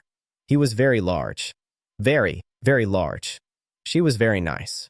Very, very nice. Last night she was, perhaps, a little." She put her head on one hand and rocked it up and down. "I will speak very frankly, Monsieur Barnes. Last night I found her not so gentle. Last night I formed another idea of her. But listen, she is Trace gentle. She is from very good family. It is a thing you can see. They did not leave any word." I asked. "Yes," she said. "They said they would be back in an hour." "Send them up when they come," I said. "Yes, Monsieur Barnes," she said. "And that lady, there is someone. An eccentric, perhaps, but someone. Before she was a concierge, she had sold drinks at the Paris race courses. Her real life was with the people on the grass. But she also watched the people in the grand places. She was proud of telling me which guests were well brought up, which were good family, and which were sportsmen. She said that word in French, with the stress on men. The trouble was this. If a person was not one of those three things, the concierge might tell them, 'No one is home, chez Barnes.' One of my friends, a painter who looked very thin and hungry, wrote me a letter once. He asked if I could give him a pass, so he could get past the concierge and come up and see me sometimes in the evening. I went up to the flat and wondered what Brett had done to the concierge. The wire was a cable from Bill Gordon. He said he was arriving on the France. I put the mail on the table. I went to the bedroom, undressed, and took a shower. I was drying myself when I heard the bell pull. I put on a bathrobe and slippers and went to the door. It was Brett. Behind her was the Count. He held a big bunch of roses. "Hello, darling," Brett said. "Aren't you going to let us in?" "Come in," I said. "I was just taking a shower." "Aren't you the lucky man?" Brett said. "Bathing." "Only a shower," I said. "Sit down, Count Mipopopoulos. What will you drink?" "I don't know if you like flowers, sir," the Count said, "but I took the liberty of bringing these roses." "Give them to me," Brett said. She took them. "Jake, get me some water in this." I filled the big earthen jug with water in the kitchen. Brett put the roses in it and put it in the middle of the dining room table. "I say," Brett said, "we have had a day." "You don't remember a date with me at the Krillin?" I asked. "No," Brett said. "Did we have one?" "I must have been blind." "You were quite drunk, my dear," the Count said. "Wasn't I, though?" Brett said. "And the Count has been a brick." "Absolutely. You have a hell of a pull with the concierge now," I said. "I ought to," Brett said. I gave her 200 francs. "Don't be a damned fool," I said. "His," Brett said, and nodded at the Count. "I thought we should give her a little something for last night," the Count said. "It was very late." "He's wonderful," Brett said. "He remembers everything that happens." "So do you, my dear," the Count said. "Fancy," Brett said. "Who wants to?" "I say, Jake, do we get a drink?" "You get it while I go and dress," I said. "You know where it is." "Rather," Brett said. While I dressed, I heard Brett put down glasses. Then I heard the siphon. Then I heard them talking. I dressed slowly, sitting on the bed. I felt tired and pretty bad. Brett came into the bedroom with a drink in her hand. She sat on the bed. "What's the matter, darling?" she asked. "Do you feel rocky?" She kissed me, lightly, on the forehead. "Oh, Brett," I said. "I love you so much." "Darling," she said. Then she said, "Do you want me to send him away?" "No," I said. "He's nice." "I'll send him away," she said. "No, don't," I said. "Yes, I'll send him away," she said. "You can't just do it like that," I said. "Can't I, though?" she said. "You stay here." He's mad about me, I tell you. She went out of the room. I lay face down on the bed. I was having a bad time. I heard them talking, but I did not listen. Brett came back in and sat on the bed. Poor old darling, she said. She stroked my head. What did you say to him? I asked. My face was turned away. I did not want to look at her. I sent him for champagne, Brett said. He loves to go for champagne. Then later she said, Do you feel better, darling? Is the head better? It's better, I said. Lie quiet, she said. He's gone to the other side of town. Couldn't we live together, Brett? I asked. Couldn't we just live together? I don't think so, she said. I would cheat on you with everybody. You couldn't stand it. I stand it now, I said. That would be different, she said. It's my fault, Jake. It's the way I am made. Couldn't we go to the country for a while? I asked. It wouldn't help, she said. I'll go if you like. But I could not live quietly in the country. Not with my own true love. I know, I said. Isn't it rotten? She said. There is no use my telling you I love you. You know I love you, I said. Let's not talk, she said. Talking is all bilge. I'm going away from you. And then Michael is coming back. Why are you going away? I asked. Better for you, she said. Better for me. When are you going? I asked. As soon as I can, she said. Where? I asked. San Sebastian, she said. Can't we go together? I asked. No, she said. That would be a hell of an idea after we just talked it out. We never agreed, I said. Oh, you know as well as I do, she said. Don't be stubborn, darling. Oh, sure, I said. I know you're right. I'm low, and when I'm low, I talk like a fool. I sat up. I found my shoes by the bed and put them on. I stood up. Don't look like that, darling, Brett said. How do you want me to look? I asked. Oh, don't be a fool, she said. I'm going away tomorrow. Tomorrow. I said. Yes, she said. Didn't I say so? I am. Let's have a drink then, I said. The Count will be back. Yes, she said. He will be back. He is wonderful about buying champagne. It means a lot to him. We went into the dining room. I poured Brett a drink and one for myself. The bell rang. I went to the door. It was the Count. Behind him was his chauffeur. The chauffeur carried a basket of champagne. Where should I have him put it, sir? The Count asked. In the kitchen, Brett said. Put it there, Henry, the Count said. Now go down and get the ice. He stood and watched the basket go into the kitchen. Then he said, I think you will find it is very good wine. We don't get much chance to judge good wine in the States now, but I got this from a friend of mine in the business. Oh, you always have someone in the trade, Brett said. This fellow grows the grapes, the Count said. He has thousands of acres. What is his name? Brett asked. Veuve Clicquot. No, the Count said. Mums. He is a baron. Isn't it wonderful? Brett said. We all have titles. Why don't you have a title, Jake? I assure you, sir, the Count said, and put his hand on my arm. It never does a man any good. Most of the time it costs you money. Oh, I don't know, Brett said. It is damned useful sometimes. I have never known it to help me, the Count said. You haven't used it right, Brett said. I've had a hell of a lot of credit on mine. Do sit down, Count, I said. Let me take that stick. The Count looked at Brett across the table under the gaslight.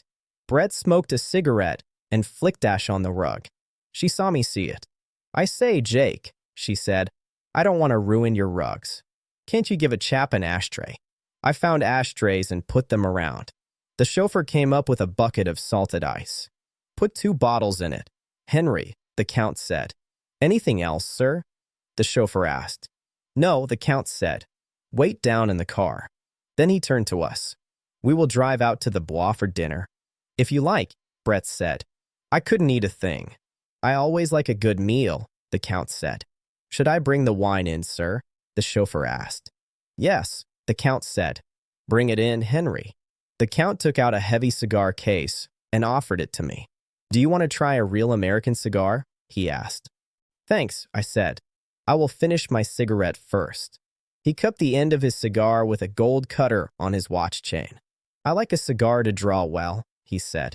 Half the cigars you smoke don't draw. He lit it and puffed. He looked at Brett. "And when you are divorced, Lady Ashley," he said, "then you won't have a title." "No," Brett said. "What a pity." "No," the Count said. "You don't need a title. You have class all over you." "Thanks," Brett said. "Very decent of you." "I'm not joking," the Count said. "You have the most class of anybody I ever saw. You have it. That's all." "Nice of you," Brett said. "Mummy would like that. Couldn't you write it down, and I will send it to her?" "I would tell her too," the Count said. "I never joke people. If you joke people, you make enemies. That is what I always say." "You are right," Brett said. "I always joke people, and I have no friend in the world. Except Jake." "You don't joke him," the Count said. "That's it," Brett said. "Do you joke him?" the Count asked. Brett looked at me and wrinkled the corners of her eyes. "No," she said. "I would not joke him." "See," the Count said. "You don't joke him." "This is dull talk," Brett said. "How about some champagne?" The Count reached down and turned the bottles in the ice. "It isn't cold yet," he said. "You are always drinking, my dear. Why don't you just talk?" "I've talked too much," Brett said. "I talked myself all out to Jake." "I would like to hear you really talk," the Count said. "When you talk to me, you never finish your sentences." "I leave them for you," Brett said. "Let anyone finish them." "It is an interesting way," the Count said, and turned the bottles again. "Still, I would like to hear you talk someday." "Isn't he a fool?" Brett asked. Now the Count lifted a bottle. "I think this is cool," he said. "I brought a towel." He wiped the bottle and held it up. "I like champagne from big bottles," he said. "The wine is better, but it is hard to cool." I put out the glasses. "I say," Brett said, "you might open it." "Yes, my dear," the Count said. "Now I will open it." It was amazing champagne. "I say, that is wine," Brett said, and held up her glass. "We should toast something. Here's to royalty." "This wine is too good for toasts," the Count said. "If you mix feelings with wine like this, you lose the taste." Brett's glass was empty. "You should write a book about wine, Count," I said. "Mr. Barnes," the Count said, "all I want from wine is to enjoy it." "Let's enjoy more," Brett said, and pushed her glass forward. The Count poured carefully. "There, my dear," he said. "Enjoy it slowly, and then you can get drunk."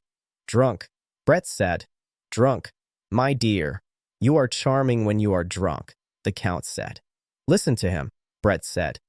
"Mr. Barnes," the Count said, and filled my glass. "She is the only lady I have known who is as charming drunk as sober." "You haven't been around much, have you?" Brett said. "Yes, my dear," the Count said. "I have been around very much. A very great deal." "Drink your wine," Brett said. "We've all been around. I think Jake has seen as much as you." "My dear," the Count said, "I am sure Mr. Barnes has seen a lot. I have seen a lot, too." "Of course you have," Brett said. "I was only teasing." "I have been in 7 wars and 4 revolutions," the Count said. "As a soldier?" Brett asked. "Sometimes," the Count said. "And I have arrow wounds." "Have you ever seen arrow wounds?" "Let's see them," Brett said. The Count stood up. He opened his vest and his shirt. He pulled up his undershirt. His chest was dark, and his stomach muscles stood out in the light. "You see them?" he asked. Below his ribs were 2 white scars, raised like thick lines. Then he turned and showed his back. There were 2 more scars, raised as thick as a finger. "I say," Brett said, "those are something." "Clean through," the Count said. He tucked his shirt in again. "Where did you get them?" I asked. "In Abyssinia," he said, "when I was 21. "What were you doing?" Brett asked. "Were you in the army?" "I was on a business trip, my dear," the Count said. "I told you he was one of us," Brett said to me. "Didn't I?" "I love you, Count. You're a darling." "You make me very happy, my dear," the Count said. "But it isn't true." "Don't be an ass," Brett said. "You see, Mr. Barnes," the Count said, "because I have lived so much, now I can enjoy things so well. Don't you find it like that?" "Yes," I said. "Yes. That is the secret," the Count said. "You must learn what things are worth." "Does anything ever change your sense of what things are worth?" Brett asked. No, the Count said. Not now. Do you never fall in love? Brett asked. Always, the Count said.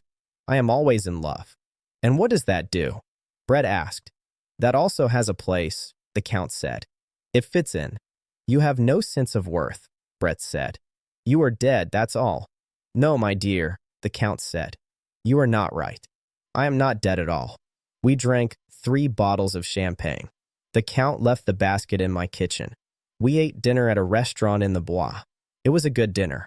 Food was very important to the Count. Wine was important too.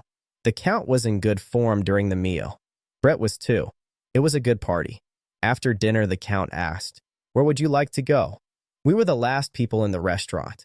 2 waiters stood near the door. They wanted to go home. We might go up on the hill, Brett said. Haven't we had a splendid party? The Count beamed. He was very happy. You are very nice people, he said. He smoked another cigar. Why don't you get married, you two? We want to live our own lives, I said. We have our careers, Brett said.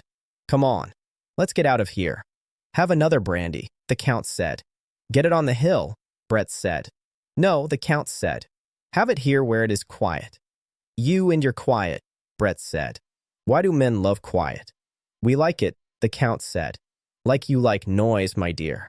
All right, Brett said. Let's have one. Sommelier, the Count called. Yes, sir, the man said. What is the oldest brandy you have? The Count asked. 1811, sir, the man said. Bring us a bottle, the Count said. I say, Brett said to me, don't let him show off. Stop him, Jake. My dear, the Count said. I get more value for my money in old brandy than in any other old things. Do you have many old things? Brett asked. A houseful, the Count said. After that we went up to Montmartre. Inside Zelly's it was crowded, smoky, and noisy. The music hit you as you went in. Brett and I danced. It was so crowded we could hardly move. The black drummer waved at Brett. We were stuck in the crowd, dancing in one spot in front of him. How are you? He said. Great, Brett said. That's good, he said. He was all teeth and lips. He's a great friend of mine, Brett said. A damned good drummer. The music stopped, and we moved toward the table where the Count sat. Then the music started again, and we danced again. I looked at the Count. He sat at the table and smoked a cigar. The music stopped again. Let's go over, I said. Brett started toward the table. The music started again, and we danced again, tied in the crowd. You are a rotten dancer, Jake, Brett said. Michael is the best dancer I know. He is splendid, I said. He has his good points, Brett said. I like him, I said. I'm very fond of him. I'm going to marry him, Brett said. Funny, I haven't thought of him for a week. Don't you write to him? I asked. Not I, Brett said. I never write letters. I bet he writes to you, I said. Rather, Brett said. Very good letters, too. When will you get married? I asked. How do I know? She said. As soon as we can get the divorce. Michael is trying to get his mother to pay for it. Can I help you? I asked. Don't be an ass, Brett said. Michael's people have loads of money. The music stopped. We went to the Count's table. The Count stood up. Very nice, he said. You looked very, very nice. Don't you dance, Count? I asked. No, he said. I'm too old. Oh, stop that, Brett said. My dear, he said. I would dance if I would enjoy it. I enjoy watching you dance. Splendid, Brett said. I'll dance again for you sometime. I say, what about your little friend, Zizi? Let me tell you, the Count said. I support that boy, but I don't want him around. He is rather hard, Brett said. I think that boy may have a future, the Count said, but I don't want him around. Jake is rather the same way, Brett said. He gives me the shakes, the Count said. Well, the Count said, and shrugged. You can never tell about a future. Anyway, his father was a great friend of my father. Come on, Brett said. Let's dance. We danced again. It was close and crowded. Oh, darling, Brett said. I'm so miserable. I felt like this had happened before, like I was going through the same thing again. You were happy a minute ago, I said. The drummer shouted some words to the music. It's all gone, Brett said. What's the matter? I asked. I don't know, she said. I just feel terrible. The drummer made soft sounds, then went back to his sticks. Do you want to go? I asked. I felt like a bad dream, like I had to do it again because it had already happened. Let's go, Brett said. You don't mind. The drummer shouted again and grinned at Brett. All right, I said. We got out of the crowd. Brett went to the dressing room. Brett wants to go, I said to the Count. He nodded. Does she? He said. That's fine. You take the car. I'm going to stay here a while, Mr. Barnes. We shook hands. It was a wonderful time, I said. I wish you would let me pay. I took out a note. Mr. Barnes, don't be ridiculous, the Count said. Brett came over with her wrap on. She kissed the Count. She put her hand on his shoulder so he would not stand up. As we went out the door, I looked back. There were 3 girls at the Count's table. We got into the big car. Brett told the chauffeur her hotel address. At the hotel, she said, No, don't come up. Really? I asked. No. Please, she said. Good night, Brett, I said.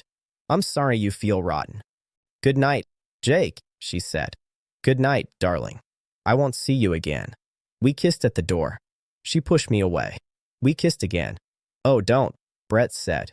She turned fast and went into the hotel.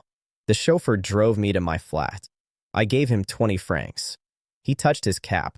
Good night, sir, he said, and drove off. I rang the bell. The door opened. I went up the stairs and went to bed.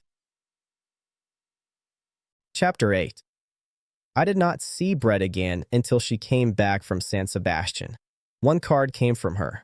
The card had a picture of the Concha. It said, Darling, very quiet and healthy. Love to all the chaps. Brett. I did not see Robert Cohn again either. I heard Francis had left for England. Then I got a note from Cohn. He wrote that he was going out in the country for a couple of weeks. He did not know where. He also wrote that he still wanted our fishing trip in Spain, the one we talked about last winter. He wrote that I could always reach him through his bankers. Brett was gone. Cohn's troubles did not bother me. I liked not having to play tennis. I had plenty of work. I went off into the races. I ate dinner with friends. I spent extra time at the office. I wanted to get things ready. Then I could leave my work with my secretary when Bill Gorton and I left for Spain at the end of June. Bill Gorton arrived. He stayed a couple of days in my flat. Then he went off to Vienna. He was very cheerful. He said the States were wonderful. New York was wonderful. He said there had been a great theater season. He said there were many good young boxers. He said any one of them could grow bigger, put on weight, and beat Dempsey. Bill was very happy. He had made a lot of money on his last book. He said he would make more money. We had a good time while he was in Paris. Then he went to Vienna. He said he would come back in 3 weeks. Then we would leave for Spain. We would fish. We would go to the fiesta at Pamplona. Bill wrote that Vienna was wonderful. Then I got a card from Budapest.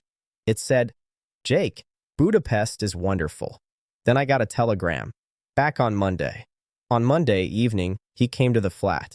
I heard his taxi stop. I went to the window and called to him. He waved. He started up the stairs with his bags. I met him on the stairs and took one bag. Well, I said, I hear you had a wonderful trip. Wonderful, Bill said. Budapest is absolutely wonderful. How about Vienna? I asked. Not so good, Jake, he said. Not so good. It seemed better than it was. How do you mean? I asked. I was getting glasses and a siphon. Tight, Jake, he said. I was tight. That's strange, I said. Better have a drink. Bill rubbed his forehead. Remarkable thing, he said. Don't know how it happened. Suddenly it happened. Did it last long? I asked. For days, Jake, he said. Just 4 days. Where did you go? I asked. Don't remember, Bill said. I wrote you a postcard. I remember that. Did you do anything else? I asked. Not sure, he said. Possible. Go on, I said. Tell me. I can't, Bill said. I can only tell what I remember. Go on, I said. Take that drink and try. Might remember a little, Bill said. He drank. I remember something about a prize fight, he said. A big Vienna prize fight. There was a black boxer in it. I remember him perfectly. Go on, I said. Wonderful boxer, Bill said. He looked like Tiger Flowers, only much bigger. Then suddenly everybody started to throw things, he said. Not me. The black boxer knocked the local boy down. The black boxer raised his glove. He wanted to make a speech. He looked noble. He started to speak. Then the local white boy hit him. Then the black boxer knocked the white boy out cold. Then everybody started to throw chairs. Bill smiled and rubbed his forehead again. The black boxer went home with us in our car, he said. He could not get his clothes. He wore my coat. I remember it now. Big sporting night. What happened after that? I asked. We loaned him clothes, Bill said. Then we went around with him to try to get his money. People said the black boxer owed money because the hall was wrecked. I wonder who translated. Was it me? Probably it was not you, I said. You're right, Bill said. Not me at all. It was another fellow. We called him the local Harvard man. He was studying music. I remember him now. How did it end? I asked. Not so good, Jake, Bill said. Injustice everywhere. The promoter said the black boxer promised to let the local boy stay in the fight. The promoter said the black boxer broke the contract. In Vienna, you can't knock out the Vienna boy. Bill leaned back. Then the black boxer said to me, My God, Mr. Gorton, I didn't do nothing in there for 40 minutes but try and let him stay. That white boy must have hurt himself swinging at me. I never did hit him. Did you get any money? I asked. No money, Bill said. All we could get was the boxer's clothes. Somebody took his watch too. He shook his head. Splendid boxer, he said. Big mistake for him to come to Vienna. Not so good, Jake. Not so good. What became of him? I asked. He went back to Cologne, Bill said. He lives there. He is married. He has a family. He said he would write me and send me the money I loaned him. Wonderful man. I hope I gave him the right address. You probably did, I said. Bill sat up. Well, anyway, let's eat, he said. Unless you want more travel stories. Go on, I said. Let's eat, Bill said. We went downstairs and out onto the Boulevard Saint-Michel. It was a warm June evening. Where will we go? I asked. Do you want to eat on the island? Bill asked. Sure, I said. We walked down the boulevard. At one crossing, there is a statue of two men in long robes. I know who they are, Bill said. They invented pharmacy. Don't try to fool me about Paris. We walked on. Here's a taxidermist, Bill said. Want to buy anything? A nice stuffed dog. Come on, I said. You're silly. Pretty nice stuffed dogs, Bill said. They would brighten your flat. Come on, I said. Just one stuffed dog, Bill said. I can take it or leave it. But listen, Jake. Just one stuffed dog. Come on, I said. It means everything after you buy it, Bill said. You give money. They give a stuffed dog. Simple. We'll get one on the way back, I said. All right, Bill said. Have it your own way. The road to hell is paved with unbought stuffed dogs. We stopped and had a drink. Certainly like to drink, Bill said. You ought to try it sometime, Jake. You're about 144 ahead of me, I said. That should not stop you, Bill said. Never be stopped. Secret of my success. Never be stopped in public. Where were you drinking? I asked. I stopped at the Krillin, Bill said. George made me a couple of Jack Roses. George is a great man. He nodded. Know his secret? Bill said. Never stopped. Never stopped. You'll be stopped after 3 more Pernots, I said. Not in public, Bill said. If I start to feel stopped, I go off alone. I'm like a cat. When did you see Harvey Stone? I asked. At the Krillin, Bill said. Harvey was a little stopped. He had not eaten for 3 days. He does that. He goes off like a cat. Pretty sad. He's all right, I said. Splendid, Bill said. I just wish he would not keep going off like a cat. It makes me nervous. What will we do tonight? I asked. Doesn't matter, Bill said. Only don't feel stopped. Do you think they have hard-boiled eggs here? If they have eggs, we don't need to go all the way to the island to eat. No, I said. We're going to eat a real meal. Just an idea, Bill said. Want to start now? Come on, I said. We started walking again. A horse cab passed us. Bill looked at it. See that cab? Bill said, I'm going to get that horse stuff for you for Christmas. I'm going to give all my friends stuffed animals. I'm a nature writer. A taxi passed. Someone in it waved. Then the person banged on the glass for the driver to stop. The taxi backed up to the curb. Brett was inside. Beautiful lady, Bill said. Going to kidnap us. Hello, Brett said. Hello, this is Bill Gorton, I said. Lady Ashley. Brett smiled at Bill. I say, I'm just back, she said. I haven't bathed even. Michael comes in tonight. Good, I said. Come and eat with us, and we'll all go meet him. I must clean myself, Brett said. Oh, rah, I said. Come on. I must bathe, she said. He doesn't get in till 9. Come and have a drink first, Bill said. Before you bathe. Might do that, Brett said. Now you're not talking, Rod. We got in the taxi. Stop at the nearest bistro, I said. We might as well go to the Claserie, Brett said. I can't drink these rotten brandies. I told the driver to go there. In the taxi, Brett turned to Bill.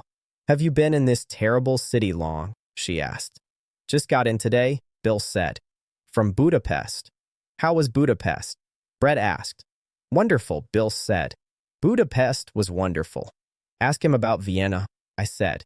Vienna, Bill said, is a strange city. Very much like Paris, Brett said. She smiled and wrinkled the corners of her eyes. Exactly, Bill said. Very much like Paris at this moment. You have a good start, Brett said. At the Claserie de Lillis, we sat outside. Brett ordered a whiskey and soda. I took one too. Bill took another Pernod.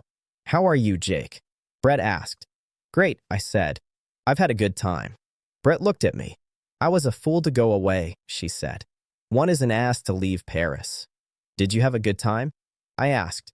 Oh, all right, Brett said. Interesting. Not very amusing. Did you see anybody? I asked. No, she said. Hardly anybody. I never went out. Didn't you swim? I asked. No, she said. I did nothing. Sounds like Vienna, Bill said. Brett smiled at him. So that's how it was in Vienna, she said. It was like everything in Vienna, Bill said. Brett smiled again. You have a nice friend, Jake, she said. He's all right, I said. He's a taxidermist.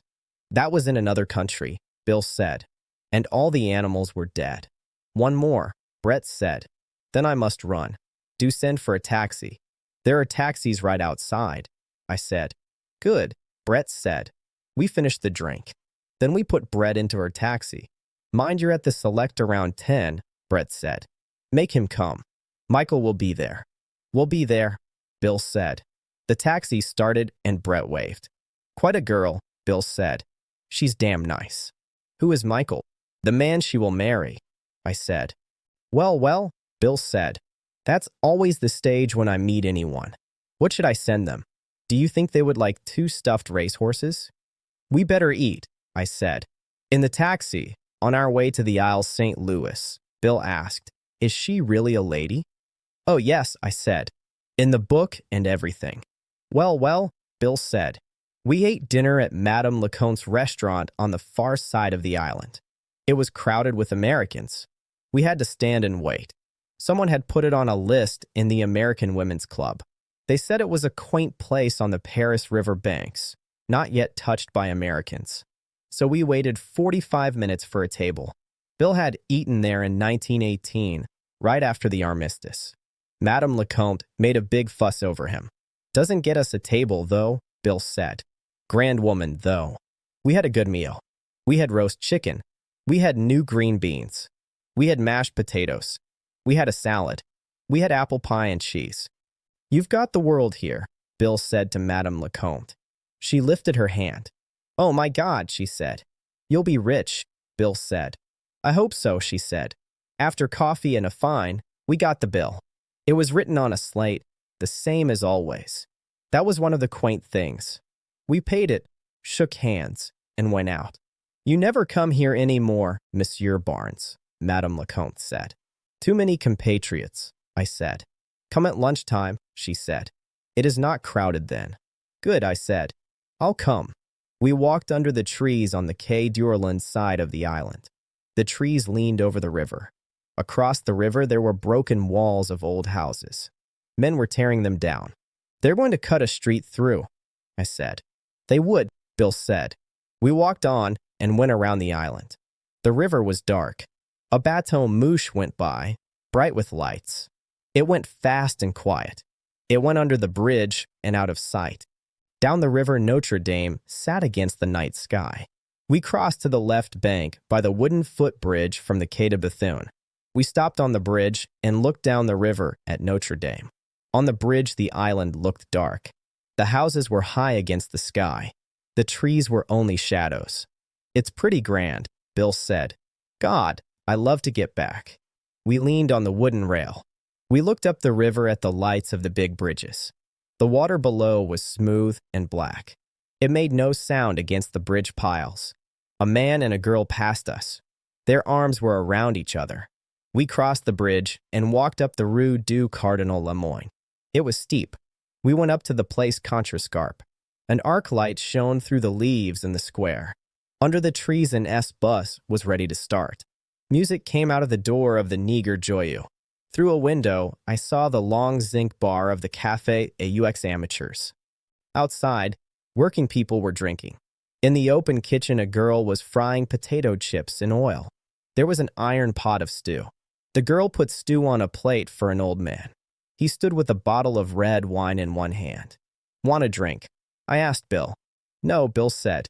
"I don't need it." We turned right from the Place Contrescarpe. We walked along narrow streets with high old houses.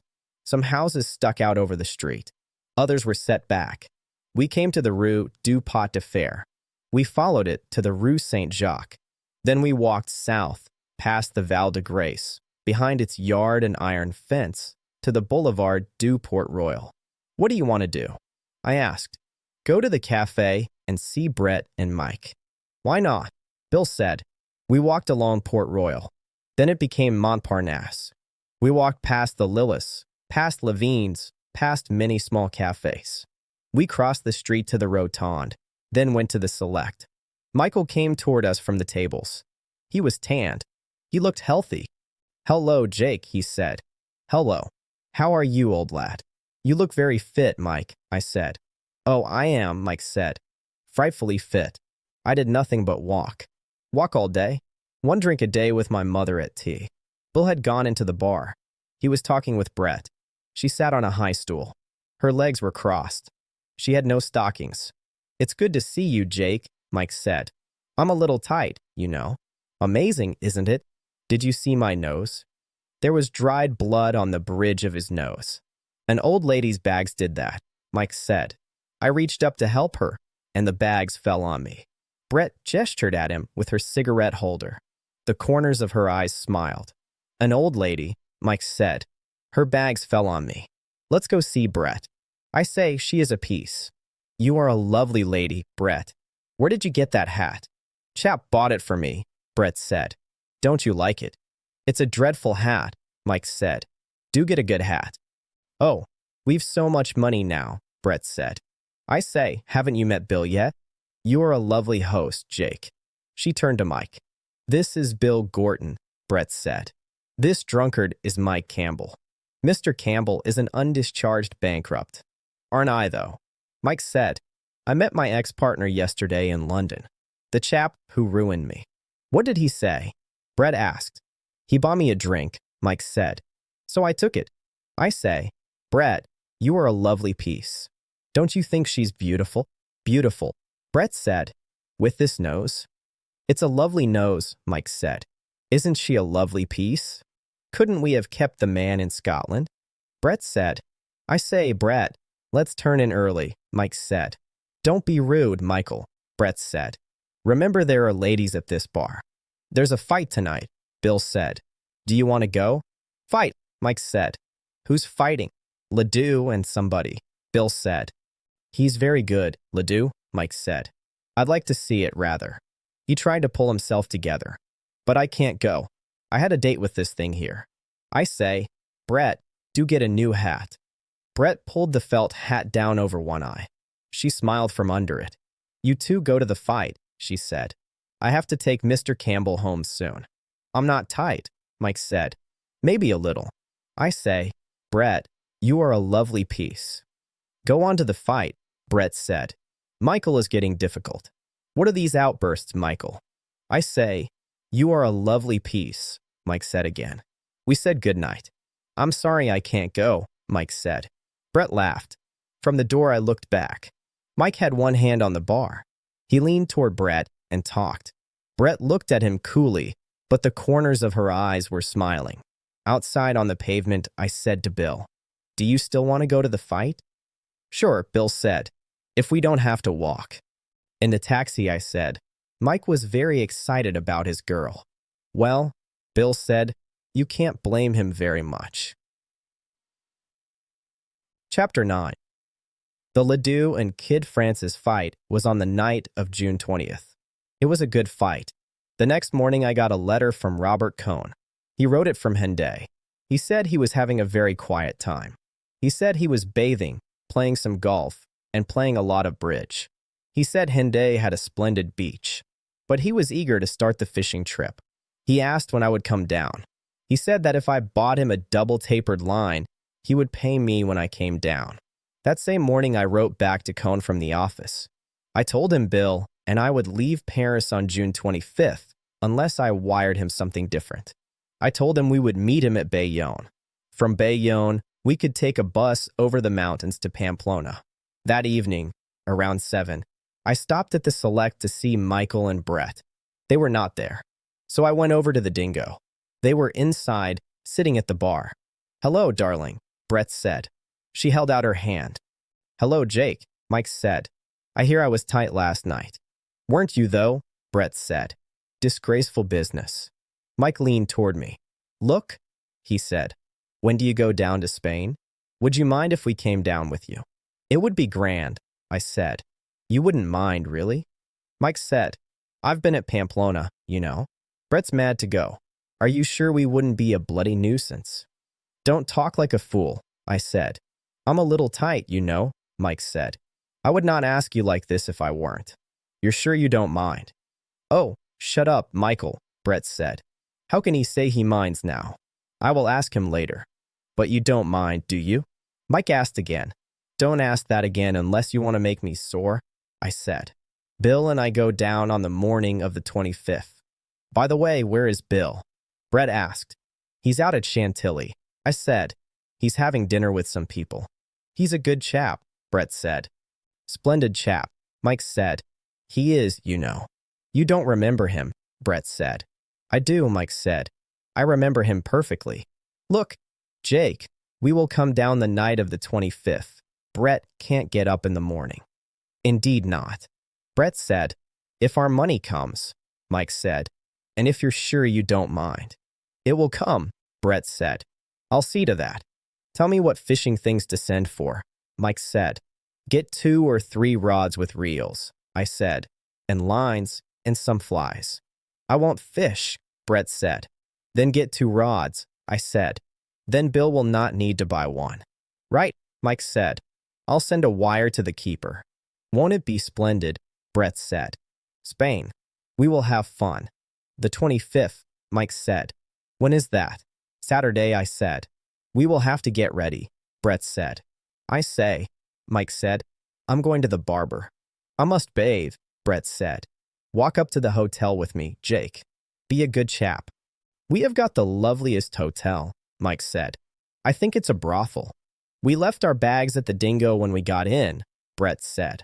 At the hotel, they asked if we wanted a room for the afternoon only. They seemed very pleased we were going to stay all night. I believe it's a brothel, Mike said. And I should know. Oh, shut it, Brett said. And go and get your hair cut. Mike went out. Brett and I stayed at the bar. Have another? I asked. Might, Brett said. I needed that, she said.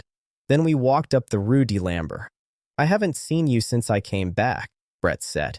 No, I said. How are you, Jake? She asked. Fine, I said. Brett looked at me. I say, she said, is Robert Cohn going on this trip? Yes, I said. Why? Don't you think it will be a bit rough on him? She asked. Why should it? I said. Brett said, who did you think I went down to San Sebastian with? Congratulations, I said. We kept walking. What did you say that for? Brett asked. I don't know, I said. What do you want me to say? We walked along and turned a corner. He behaved rather well, Brett said. He gets a little dull. Does he? I said. I thought it would be good for him, she said. You might take up social service, I said. Don't be nasty, she said. I won't, I said. Didn't you really know? She asked. No, I said. I guess I didn't think about it. Do you think it will be too rough on him? Brett asked. That is up to him, I said. Tell him you are coming. He can always not come. I'll write to him, she said, and give him a chance to drop out. I did not see Brett again until the night of June 24th. Did you hear from Cone? I asked. Rather, Brett said. He's keen about it. My God, I said. I thought it was rather odd too, Brett said.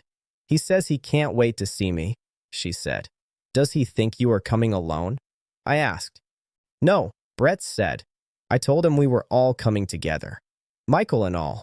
He's wonderful, I said. Isn't he? Brett said. They expected their money the next day. We made a plan to meet in Pamplona. They would go first to San Sebastian and take the train from there. Bill and I would go another way. We would all meet at the Montoya Hotel in Pamplona. If they did not arrive by Monday at the latest, Bill and I would go on ahead to Brigitte in the mountains to start fishing. There was a bus to Brigitte. I wrote out a simple plan for them, so they could follow us. Bill and I took the morning train from the Gare d'Orsay. It was a lovely day. It was not too hot. The country looked beautiful from the start. We went to the dining car and had breakfast. When we left the dining car, I asked the dining car conductor for places for the first lunch service. Nothing until the 5th, he said. What's this? I asked. That train never had more than 2 lunch services before. There were always enough places. So it was strange. They're all reserved, the conductor said. There will be a 5th service at 3:30. This is serious, I said to Bill. Give him 10 francs, Bill said. I gave the man 10 francs. We want to eat in the first service, I said. The conductor put the money in his pocket. Thank you, he said. I advise you to get sandwiches. All the places for the first 4 services were reserved at the company office. You'll go far, brother, Bill said in English. I suppose if I gave you 5 francs, you would tell us to jump off the train. Comment, the conductor said. Go to hell, Bill said. Then he said to me, get the sandwiches and a bottle of wine. You tell him, Jake, and send it to the next car, I said. I told the man where we were sitting.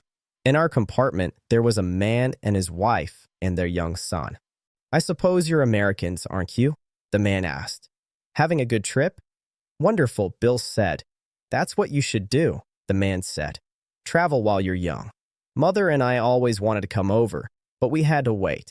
You could have come 10 years ago if you wanted, the wife said. You always said, see America first. I will say we've seen a lot. Say, there are lots of Americans on this train, the husband said. They have 7 cars from Dayton, Ohio. They have been on a pilgrimage to Rome. Now they are going down to Biarritz and Lourdes. So that's what they are, Bill said. Pilgrims. Goddamn Puritans. What part of the States are you boys from? The husband asked. Kansas City, I said. He's from Chicago. You both going to Biarritz? The man asked. No, I said. We're going fishing in Spain. Well, I never cared for fishing, the man said. There's plenty of it where I come from, though. We have some of the best fishing in Montana. I went out with the boys, but I never cared for it. Mighty little fishing you did on those trips, his wife said. He winked at us. You know how the ladies are, he said. If there's a jug or a case of beer, they think it's terrible. That's the way men are, his wife said to us. She smoothed her lap. I voted against prohibition to please him, and because I like a little beer in the house, and then he talks like that. It's a wonder anyone marries them. Say, Bill said, do you know those pilgrims have taken over the dining car until 3:30? How do you mean? The man said. They can't do that. You try to get seats, Bill said. The husband looked at his wife. Well, mother, it looks like we should go back and get another breakfast, he said. She stood up and fixed her dress. Will you boys watch our things? She asked. Come on, Hubert. All three went toward the restaurant car. A little later, a steward walked through and announced the first service. Then the pilgrims, with their priests, started to go down the corridor in a long line. Our friend from Montana did not come back. A waiter walked by with our sandwiches and a bottle of Chablis. We called him into our compartment. "You're going to work today?" I said. He nodded. "They start now," he said. "At 10:30. "When do we eat?" I asked. He looked at me. "Huh. When do I eat?" he said. He left 2 glasses for the bottle. We paid him for the sandwiches, and we tipped him. "I'll get the plates," he said, "or you can bring them with you." We ate the sandwiches. We drank the Chablis. We watched the country through the window. The grain was just starting to ripen. The fields had many red poppies. The pasture land was green. There were fine trees. Sometimes we saw big rivers.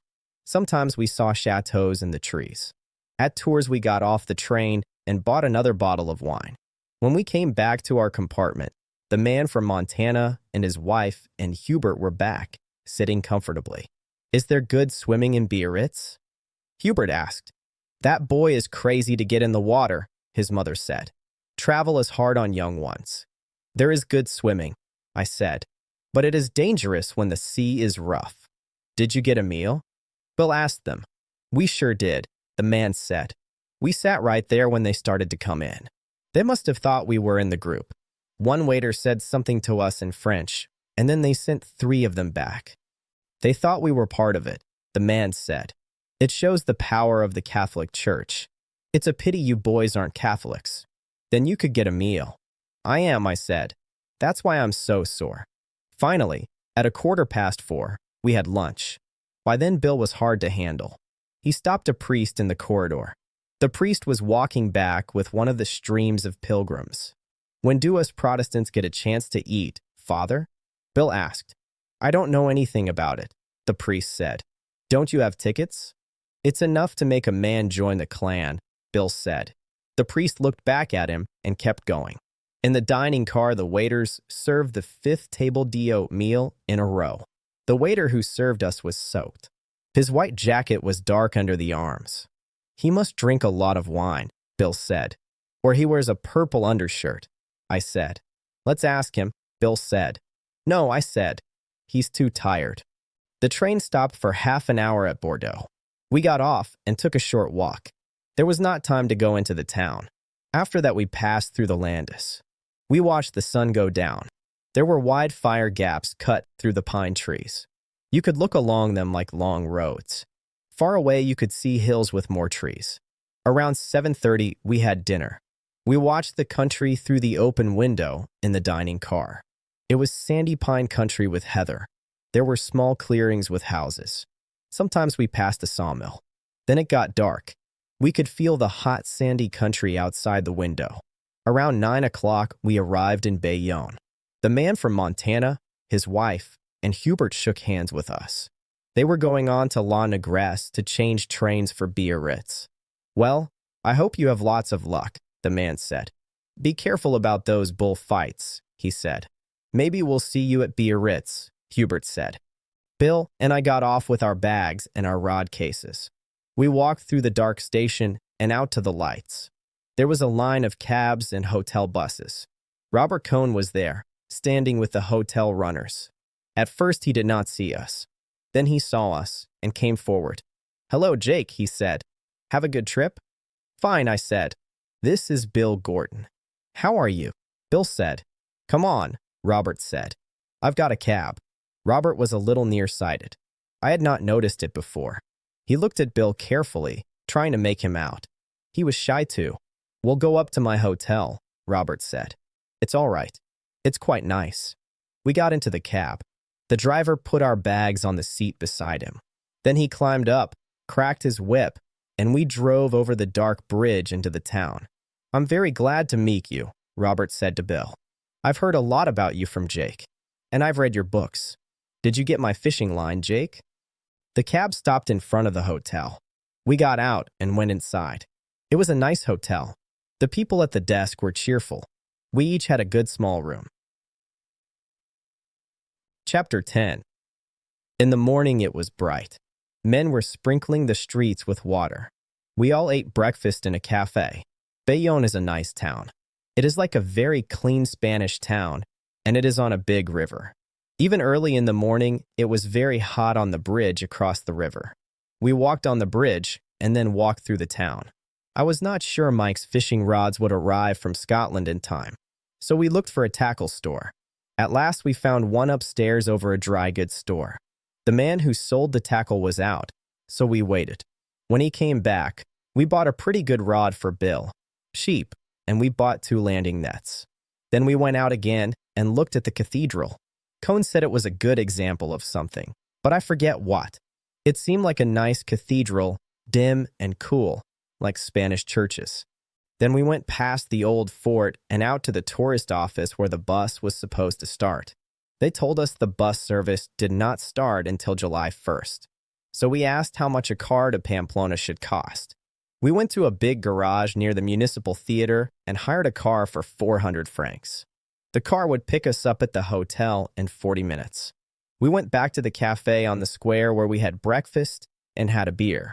It was hot, but the town smelled cool and fresh, like early morning.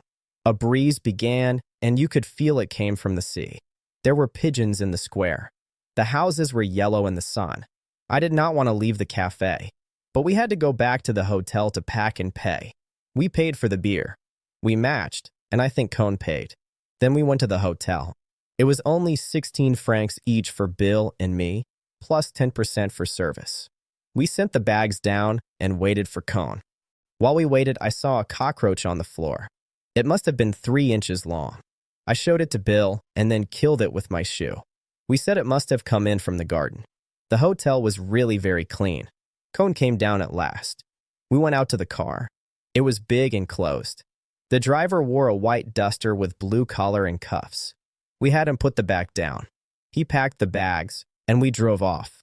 We went up the street and out of Bayonne. We passed lovely gardens. We looked back at the town. Then we were in the country. It was green and rolling, and the road climbed all the time. We passed many Basques. Some were with oxen or cattle pulling carts. We passed farmhouses with low roofs, white walls, and red tiles. In the Basque country, the land looks rich and green, and the villages look clean and well off. Every village had a pelota court. In some places, children played in the hot sun. On some church walls, there were signs saying you must not play pelota against the church. The road turned and climbed higher. We went along a hillside with a valley below. Hills went back toward the sea. We could not see the sea, but we knew where it was. Then we crossed into Spain. There was a small stream and a bridge. On one side were Spanish guards with shiny hats and short guns on their backs. On the other side were fat Frenchmen with caps and mustaches. They opened only one bag. They took our passports inside and looked at them. There was a store and an inn on each side of the border. The driver had to fill out papers about the car. We got out and went to the stream to see if there were trout. We'll try to talk Spanish to one guard, but it did not go well. Cone pointed at the water and asked if there were trout. The guard said yes, but not many. I asked the guard if he ever fished. He said no. He did not care for it. Then an old man came up to the bridge. He had long sunburned hair and a beard. His clothes looked like rough sackcloth. He carried a long staff. On his back, he carried a small goat, tied by the legs, its head hanging down. The guard waved him back with his sword. The old man turned without a word and started back up the white road into Spain. "What's the matter with the old man?" I asked. "He has no passport," the guard said. I gave the guard a cigarette. He took it and thanked me. "What will the old man do?" I asked. The guard spat in the dust. "Oh, he will just walk across the stream," he said. "Do you have much smuggling?" I asked.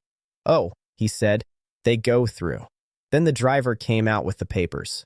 We got back in the car and drove up the white, dusty road into Spain. For a while, the country looked much the same. Then, climbing higher, we crossed the top of a pass. The road turned back and forth. After that, it was really Spain. There were long brown mountains. There were a few pines. Far off, there were beech forests on some slopes. The road went along the top, then dropped down. The driver had to honk and slow and turn out to miss two donkeys sleeping in the road. We came down out of the mountains and through an oak forest. White cattle grazed there. Below were grassy plains and clear streams. Then we crossed a stream, went through a dark little village, and climbed again. We climbed up and crossed another high pass. Then the road ran along it. To the south we saw a new range of mountains, brown and baked, with strange lines and shapes. Later we came out of the mountains. Trees lined the road. There was a stream and ripe grain fields. The road was very white and straight. It rose a little, and on the left was a hill with an old castle. Buildings were close around it.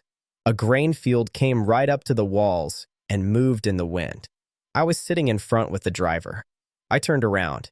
Cone was asleep, but Bill looked and nodded. Then we crossed a wide plain.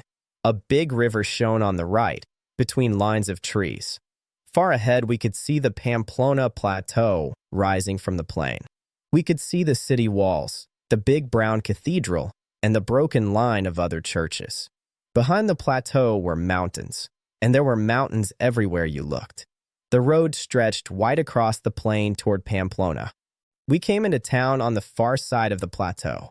The road slanted up steep and dusty, with trees for shade. Then it leveled out in the new part of town outside the old walls.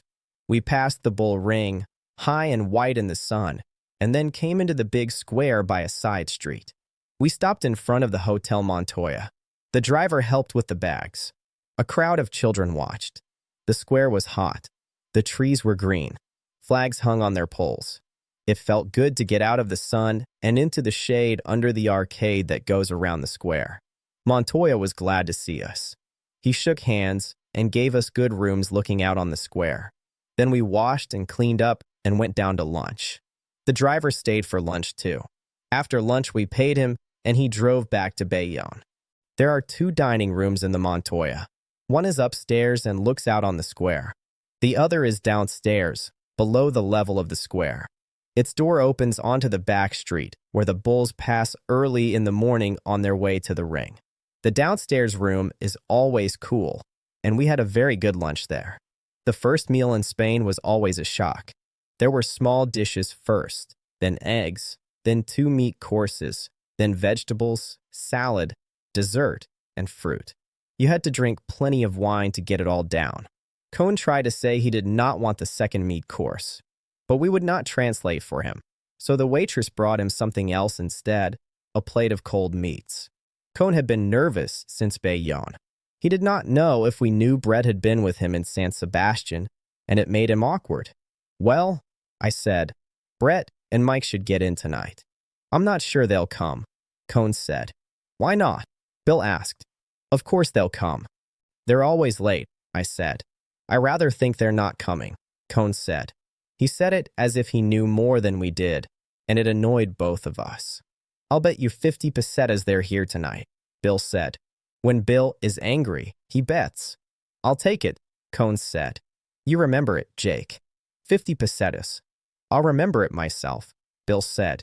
He was angry, and I tried to calm him. It's a sure thing they'll come, I said. But maybe not tonight. Want to call it off? Cone asked. No, Bill said. Why should I? Make it 100 if you like. All right, Cone said. I'll take that. That's enough, I said. Or you'll have to write a book and give me some of it. I'm satisfied, Cone said. He smiled. You'll probably win it back at bridge anyway. You haven't got it yet, Bill said. After lunch, we walked under the arcade to the Cafe Irina for coffee. Cone said he was going to get a shave. Say, Bill said to me, do I have any chance on that bet? You have a rotten chance, I said. They're never on time. If their money does not come, they won't get here tonight. I was sorry as soon as I said it, Bill said. But I had to call him. Where does he get this inside idea? Mike and Brett planned with us to come here. I saw Cone crossing the square. Here he comes, I said. Well, Bill said, let him not get superior and Jewish. The barber shop is closed, Cone said. It doesn't open till 4. We had coffee at the Iruna, sitting in wicker chairs in the cool arcade, looking out at the big square. After a while, Bill went to write letters. Cohn went to the barber shop again. It was still closed, so he decided to go back to the hotel for a bath. I sat outside the cafe, then walked around the town. It was very hot, but I stayed in the shade. I went through the market and enjoyed seeing the town again. I went to the ayuntamiento and found the old man who buys bullfight tickets for me every year. He had received the money I sent from Paris and renewed my tickets, so that was settled. He was the town archivist, and all the town records were in his office. When I left, I shut two big doors behind me. Outside, the porter stopped me and brushed my coat. "You must have been in a motor car," he said. The back of my collar and shoulders were gray with dust. "From Bayonne," I said. Well, he said. I knew it from the dust. I gave him 2 small coins. At the end of the street, I could see the cathedral. I walked toward it. The first time I saw it, I thought the front was ugly, but now I liked it. I went inside. It was dark and cool. The pillars rose very high. People were praying. It smelled of incense. There were wonderful big windows. I knelt and began to pray. I prayed for everyone I thought of: Brett, Mike, Bill, Robert Cohn, and myself. I prayed for the bullfighters too, for the ones I liked, and for the rest as a group. Then I prayed for myself again. While I prayed for myself, I got sleepy. So I prayed that the bullfights would be good, and that the fiesta would be fine, and that we would get good fishing. Then I thought I would like money, so I prayed I would make a lot of money. Then I started thinking how to make it, and that made me think of the Count and where he was, and how I had not seen him since Montmartre. All the time I was kneeling, I was ashamed. I felt I was a bad Catholic, but I also felt it was a grand religion. I wished I felt more religious. Maybe next time, I thought. Then I was outside again, in the hot sun on the cathedral steps. The fingers of my right hand were damp from crossing myself, and they dried in the sun. I walked back through side streets to the hotel. At dinner that night, we found Cohn had taken a bath, had a shave, a haircut, and a shampoo. He had something put on his hair to make it stay down. He was nervous, and I did not try to help him. The train from San Sebastian was due at 9. If Brett and Mike were coming, they would be on it. At 20 minutes to 9, we were not half through dinner. Cohn stood up. "I'm going to the station," he said. "I'll go with you," I said, just to bother him. Bill said he would not leave his dinner. I said we would be right back. We walked to the station. I was enjoying Cohn's nervousness. I hoped Brett would be on the train. The train was late. We sat outside in the dark on a baggage truck. I had never seen a man so nervous and so eager. I was enjoying it. It was a rotten thing to enjoy, but I felt rotten. Cohn had a way of bringing out the worst in people. After a while, we heard the whistle far off on the other side of the plateau. Then we saw the headlight coming up the hill. We went inside the station and stood behind the gates with a crowd. The train came in and stopped. People came out through the gates. Brett and Mike were not there. We waited until everyone had gone.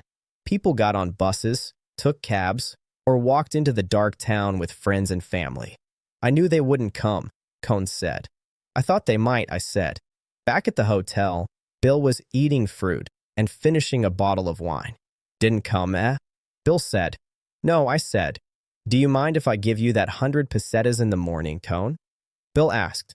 "I haven't changed money yet." "Oh, forget it," Cohn said. "Let's bet on something else." "Can you bet on bullfights?" "You could," Bill said, "but you don't need to." "It would be like betting on the war," I said. "You don't need any interest." "I'm curious to see them," Cohn said. Then Montoya came up. He had a telegram. He gave it to me. It said, "Stop night San Sebastian." "It's from them," I said, and I put it in my pocket. Usually I would have handed it over, but I did not. "They stopped over in San Sebastian," I said. "They send their regards to you." I did it to bother him. I was jealous of what had happened between him and Brett. I hated him then. His little air at lunch and all the barbering made it worse. The telegram came to me anyway, so I kept it. "Well," I said, "we should leave on the noon bus for Brigitte. They can follow us if they get in tomorrow night." There were only 2 trains from San Sebastian, an early one and the one we had met. "That sounds good," Cohn said. "The sooner we get on the stream, the better." I said. It's all one to me, Bill said. Sooner is better. We sat at the Iruna for a while and had coffee. Then we walked out to the bull ring and across the field and under the trees by the cliff. We looked down at the river in the dark. Then I went to bed early. Bill and Cone stayed out late in the cafe. I was asleep when they came in. In the morning, I bought 3 tickets for the bus to Brigitte. It left at 2. There was nothing earlier. I sat at the Iruna reading papers. Then I saw Cone crossing the square. He sat down with me. "This is a comfortable cafe," he said. "Did you sleep well, Jake?" "I slept like a log," I said. "I didn't sleep well," he said. "Bill and I were out late." "Where were you?" I asked. "Here," he said. "After it closed, we went to that other cafe. The old man there speaks German and English."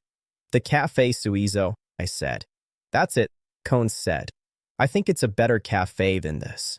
"It's not so good in the day," I said. "Too hot. By the way, I got the bus tickets." "I'm not going up today," Cone said.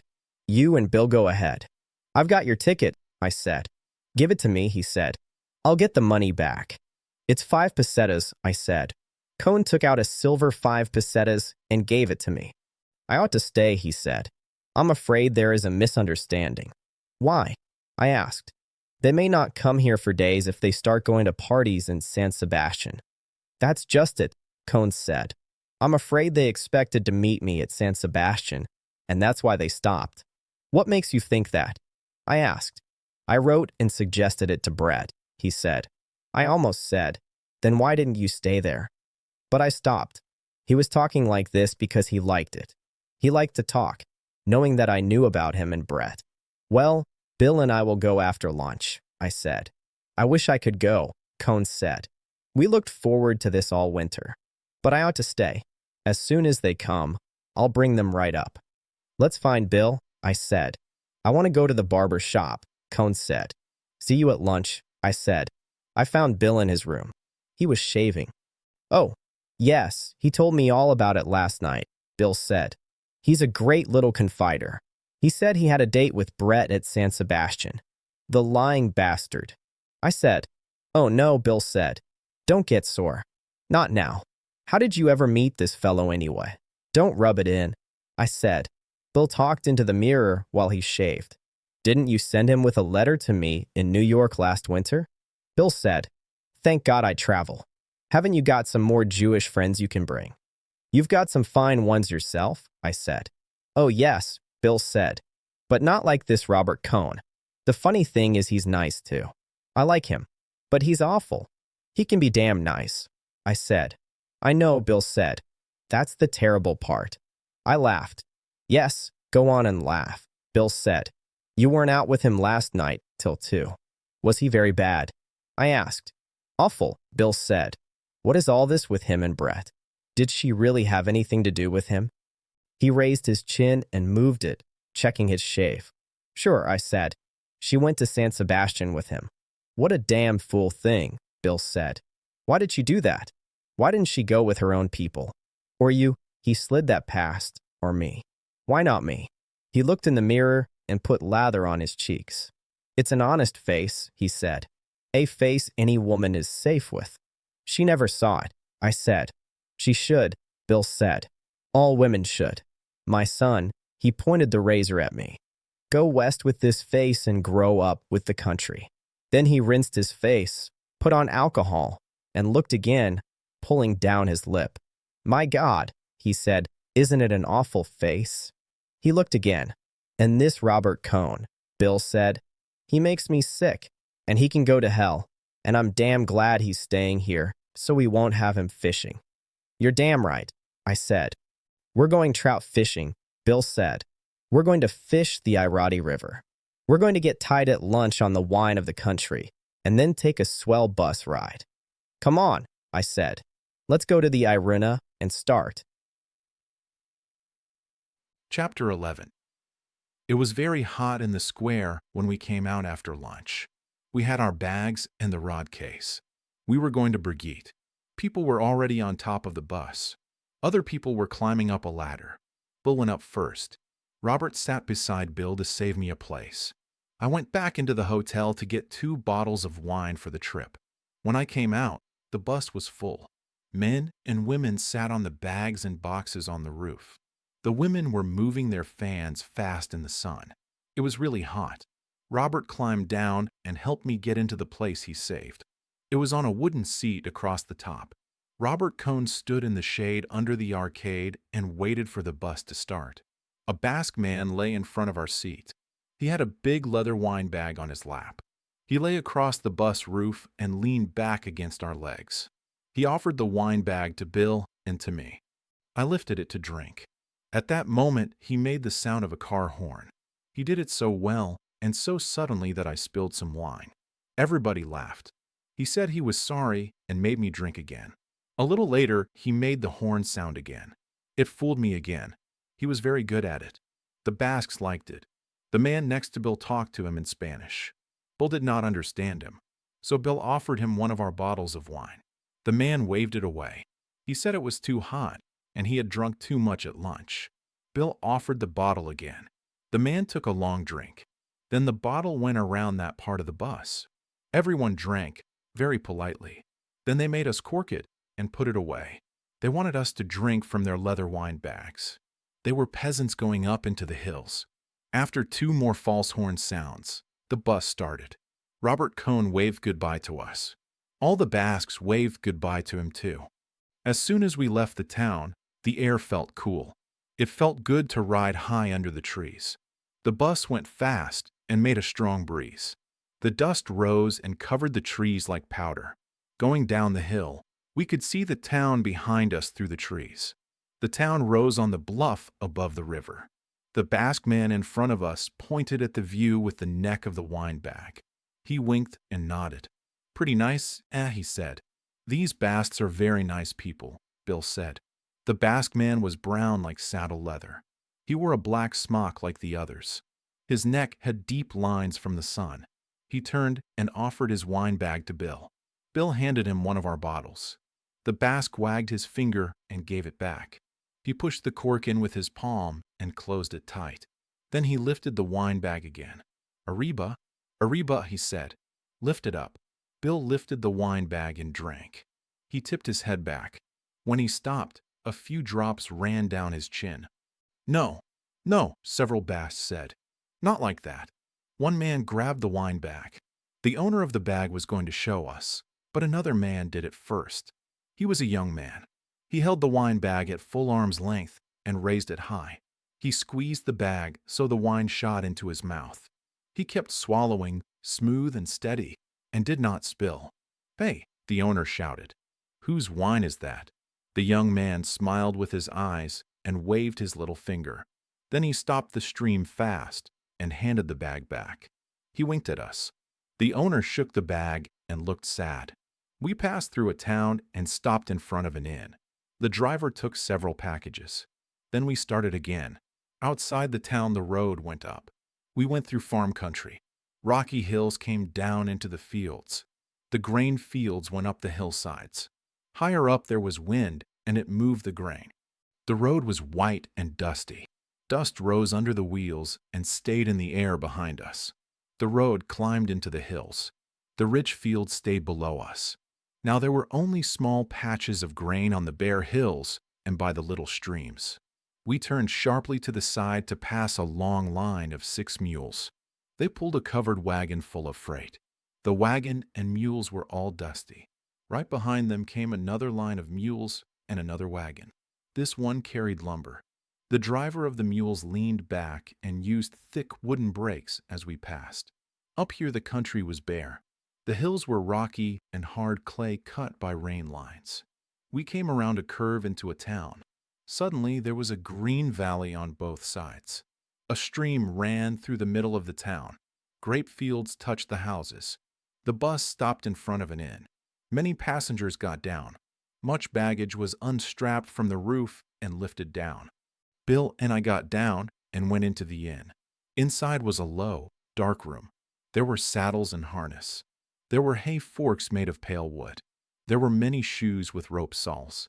Hams and bacon hung from the ceiling. White garlic hung there too, and long sausages. It was cool and dim. We stood at a long wooden counter. Two women were behind it and served drinks.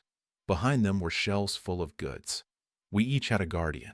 We paid 40 centimes for 2 drinks. I gave the woman 50 centimes as a tip. She gave the copper coin back. She thought I did not understand the price. 2 of our Basque men came in. They insisted on buying a drink for us. So they bought. Then we bought. Then they slapped our backs and bought again. Then we bought again. Then we all went out into the sun and the heat. We climbed back onto the roof of the bus. Now there was plenty of room. Everyone could sit on the seat. The Basque man who had been lying down now sat between Bill and me. The woman who served drinks came outside, wiping her hands on her apron. She spoke to someone inside the bus. Then the driver came out with 2 flat leather mailbags. He climbed up. Everyone waved, and we started again. The road left the green valley at once. We were back in the hills. Bill and the Basque with the wine bag talked together. Then a man leaned over from the other side and spoke in English. "You're Americans?" he asked. "Sure," we said. "I've been there," he said. 40 years ago. He was an old man, brown like the others. He had a short white beard. "How was it?" I asked. "What you say? How was America?" "Oh, I was in California," he said. "It was fine." "Why did you leave?" "What you say? Why did you come back here?" "Oh, I come back to get married," he said. "I was going to go back, but my wife, she don't like to travel." "Where you from?" "Kansas City," I said. "I've been there," he said. "I've been in Chicago, St. Louis, Kansas City, Denver, Los Angeles, Salt Lake City." He said the names slowly and carefully. "How long were you there?" I asked. 15 years, he said. "Then I come back and got married." "Have a drink." I asked. "All right," he said. "You can't get this in America, eh?" "There's plenty if you can pay," I said. "What you come over here for?" he asked. "We're going to the fiesta at Pamplona," I said. "You like the bullfights?" "Sure. Don't you?" "Yes," he said. "I guess I like them." After a little he asked, "Where you go now?" "Up to Brigitte to fish," I said. "Well," he said, "I hope you catch something." He shook hands and turned back to his seat. The other Basques were impressed. The old man sat back and smiled at me when I turned to look at the land. But talking English had tired him. He did not speak again. The bus climbed steadily. The country was dry and rocky. Rocks stuck up through the hard clay. There was no grass beside the road. Looking back, we could see the land below. Far back, the fields were square blocks of green and brown on the hillsides. On the horizon were brown mountains with strange shapes. As we climbed higher, the horizon changed. We could see new mountains far to the south. Then the road reached the top and became flat. Then it went into a forest. It was a forest of cork oaks. Sunlight came through in bright patches. There were cattle grazing under the trees. We went through the forest. Then the road came out and ran along a rise of land. Ahead was a rolling green plain. Beyond it were dark mountains. These were not like the brown mountains we had left. These were covered with trees. Clouds came down from them. The green plain went far away. There were fences. The white road showed between 2 lines of trees that crossed the plain toward the north. When we reached the edge of the rise, we saw Brigitte ahead. There were white houses with red roofs stretched along the plain. Far away on the slope of the first dark mountain was the gray metal roof of the monastery at Roncesvalles. "There's Roncesvalles," I said. "Where?" Bill asked. "Way off there where the mountain starts," I said. "It's cold up here," Bill said. "It's high," I said. "It must be 1,200 meters." "It's awfully cold," Bill said. The bus went down onto the straight road to Brigitte. We passed a crossroads and crossed a bridge over a stream. The houses of Brigitte were along both sides of the road. There were no side streets. We passed the church and the schoolyard, and the bus stopped. We got down. The driver handed down our bags and the rod case. A guard came up in a cocked hat with yellow leather straps. "What's in there?" he asked, pointing to the rod case. I opened it and showed him the rods. He asked to see our fishing permits. I took them out. He looked at the date and waved us on. "Is that all right?" I asked. "Yes, of course," he said. We walked up the street past the white stone houses. Families sat in doorways and watched us. We went to the inn. The big woman who ran the inn came out from the kitchen. She shook hands with us. She took off her glasses, wiped them, and put them on again. It was cold inside the inn. Outside, the wind was starting. The woman sent a girl upstairs with us. Our room had 2 beds, a washstand, a clothes chest, and a big framed picture of Nuestra Señora de Roncesvalles. The wind hit the shutters hard. The room was on the north side of the inn. We washed and put on sweaters. Then we went downstairs to the dining room. It had a stone floor and a low ceiling. The walls were wood. The shutters were up. It was so cold we could see our breath. "My God," Bill said, "it can't be this cold tomorrow. I'm not going to stand in a stream in this weather." There was an upright piano in the far corner. Bill went over and began to play. "I have to keep warm," he said. I went to find the woman and asked the price. She put her hands under her apron and looked away. 12 pesetas, she said. "Why? We paid only that in Pamplona," I said. She did not answer. She only took off her glasses and wiped them. "That's too much," I said. "We did not pay more at a big hotel." "We put in a bathroom," she said. "Haven't you got anything cheaper?" I asked. "Not in summer," she said. "Now is the big season." We were the only people in the inn. I thought, it is only a few days. "Is the wine included?" I asked. "Oh, yes," she said. "Well," I said, "all right." I went back to Bill. He blew his breath to show how cold it was and kept playing. I sat at a table and looked at pictures on the wall. One picture showed dead rabbits.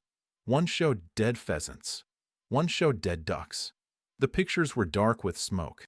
There was a cupboard full of liqueur bottles. I looked at them. Bill kept playing. "How about a hot rum punch?" Bill said, "This won't keep me warm."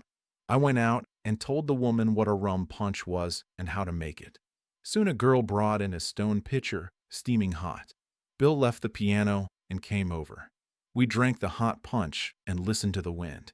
"There isn't much rum in that," Bill said. I went to the cupboard, took the rum bottle, and poured about half a glass into the pitcher. "Direct action," Bill said. "It beats laws." The girl came in and set the table for supper. "It blows like hell up here," Bill said. The girl brought a big bowl of hot vegetable soup and wine. After that we had fried trout, then a stew, and then a big bowl of wild strawberries. We did not lose money on the wine, and the girl was shy but kind about bringing it. The old woman came in once and counted the empty bottles. After supper we went upstairs. We smoked and read in bed to keep warm. In the night I woke once and heard the wind. It felt good to be warm and in bed. Chapter 12. When I woke up in the morning, I went to the window and looked out. The sky was clear now. The clouds were gone. I could see the mountains, and there were no clouds on them. Outside, under the window, there were some carts. There was also an old coach. The wood on the roof was cracked and split from the weather. It looked very old. It must be from the time before motor buses. A goat jumped up onto one cart. Then he jumped onto the roof of the old coach. He moved his head fast at the goats below, like he was talking to them. I waved my hand at him. He jumped down at once. Bill was still asleep. I got dressed. I put on my shoes in the hall outside the room, so I would not wake him. Then I went downstairs. Downstairs was quiet. No one was moving. I opened the door and went outside. It was cool in the early morning. The sun was up, but it had not dried the wet grass yet. The ground was wet with dew. The wind had stopped in the night, and the dew had come. Behind the inn there was a shed. I looked around in it and found a tool, like a small pick. I took it and walked down toward the stream. I wanted to dig worms to use as bait. The stream was clear and shallow, but it did not look like a good stream for trout. I found a grassy bank where the ground was wet. I pushed the tool into the earth and lifted a piece of grass and dirt. Under it I saw worms. When I lifted the piece, the worms tried to hide. They slid down into the dark earth. I dug slowly and carefully. I caught many worms. I dug near the wet edge of the ground. I had 2 empty tobacco tins. I filled both tins with worms. Then I put some dirt on top, like a cover. The goats watched me. They stood and looked at me while I worked. When I went back into the inn, the woman was in the kitchen. I asked her to make coffee for us. I also asked for lunch because we wanted food to take with us. Bill was awake now. He was sitting on the edge of the bed. I saw you from the window, he said. I did not want to stop you. What were you doing? Were you burying your money? You lazy bum, I said. Have you been working for everyone's good? He said. Very nice. I want you to do that every morning. Come on, I said. Get up. What? Get up, he said. I never get up.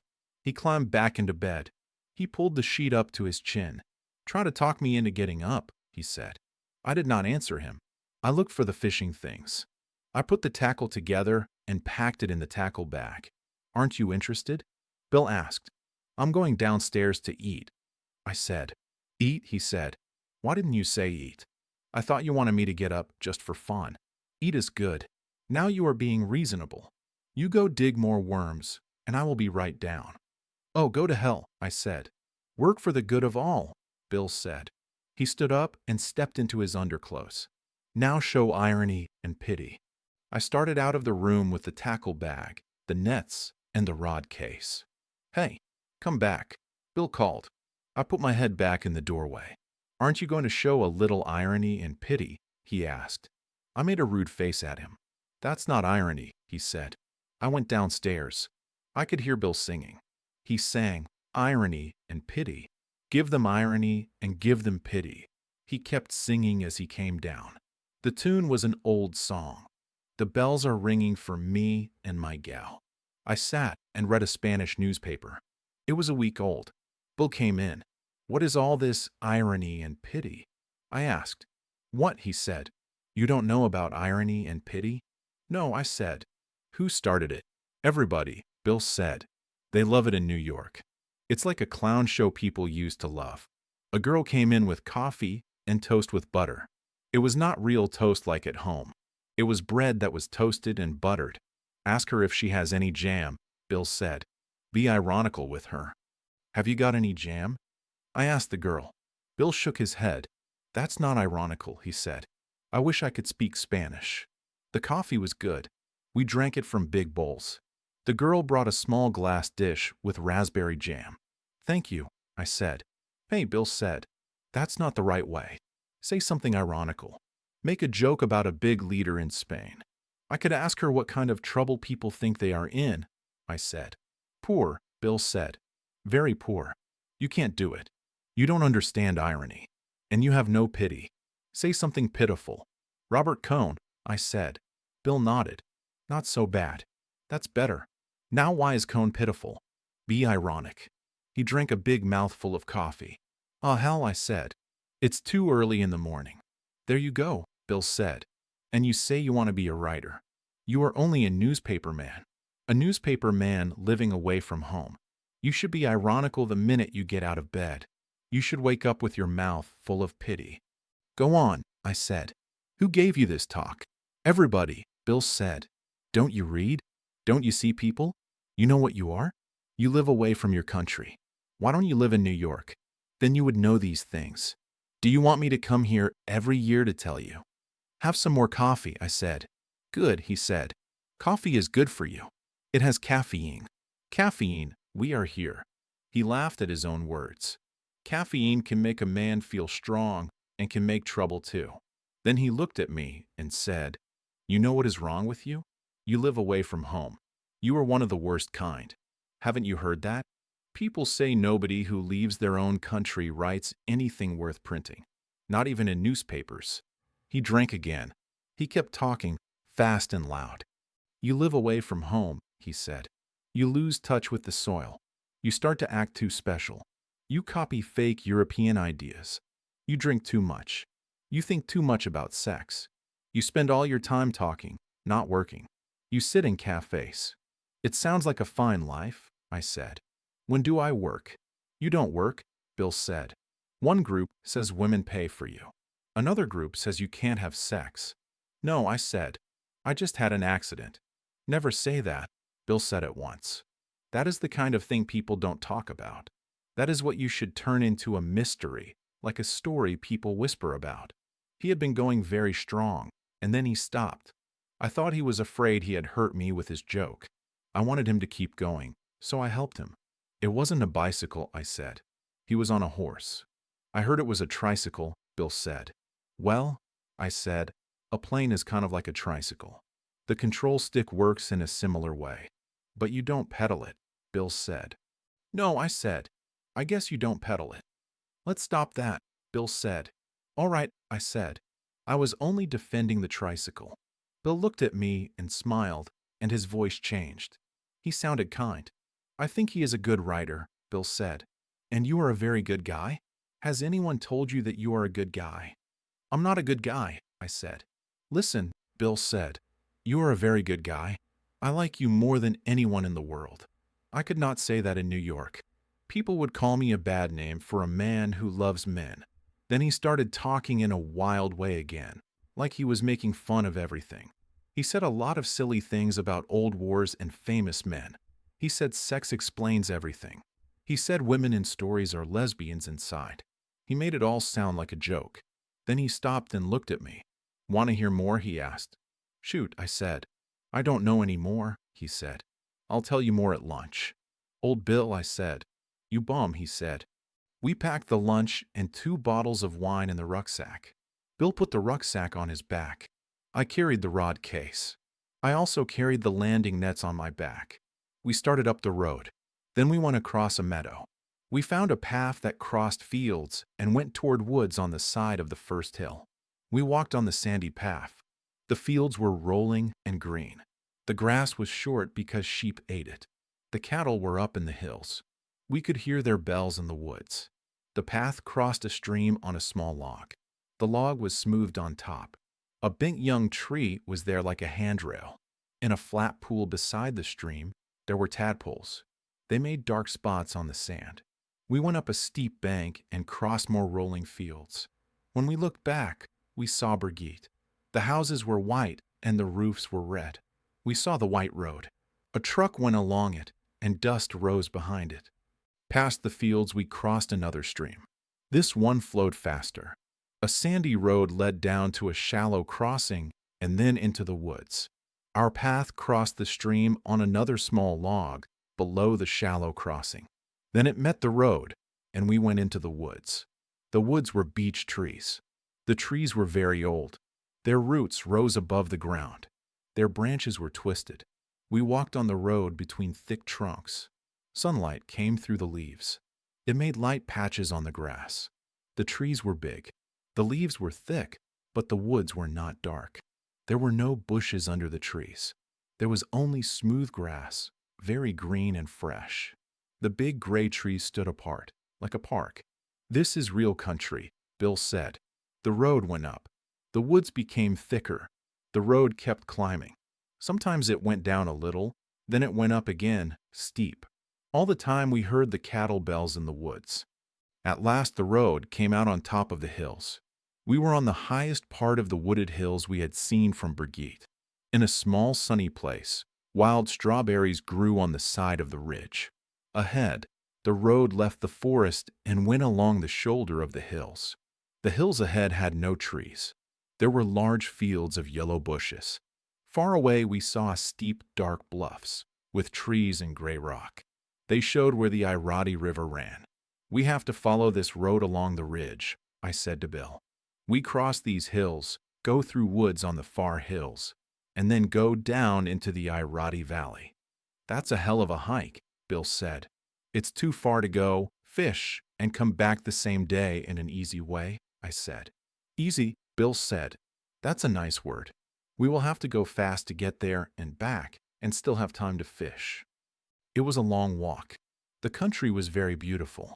But we were tired when we came down the steep road that led out of the woods and into the valley of the Rio de la Fabrica.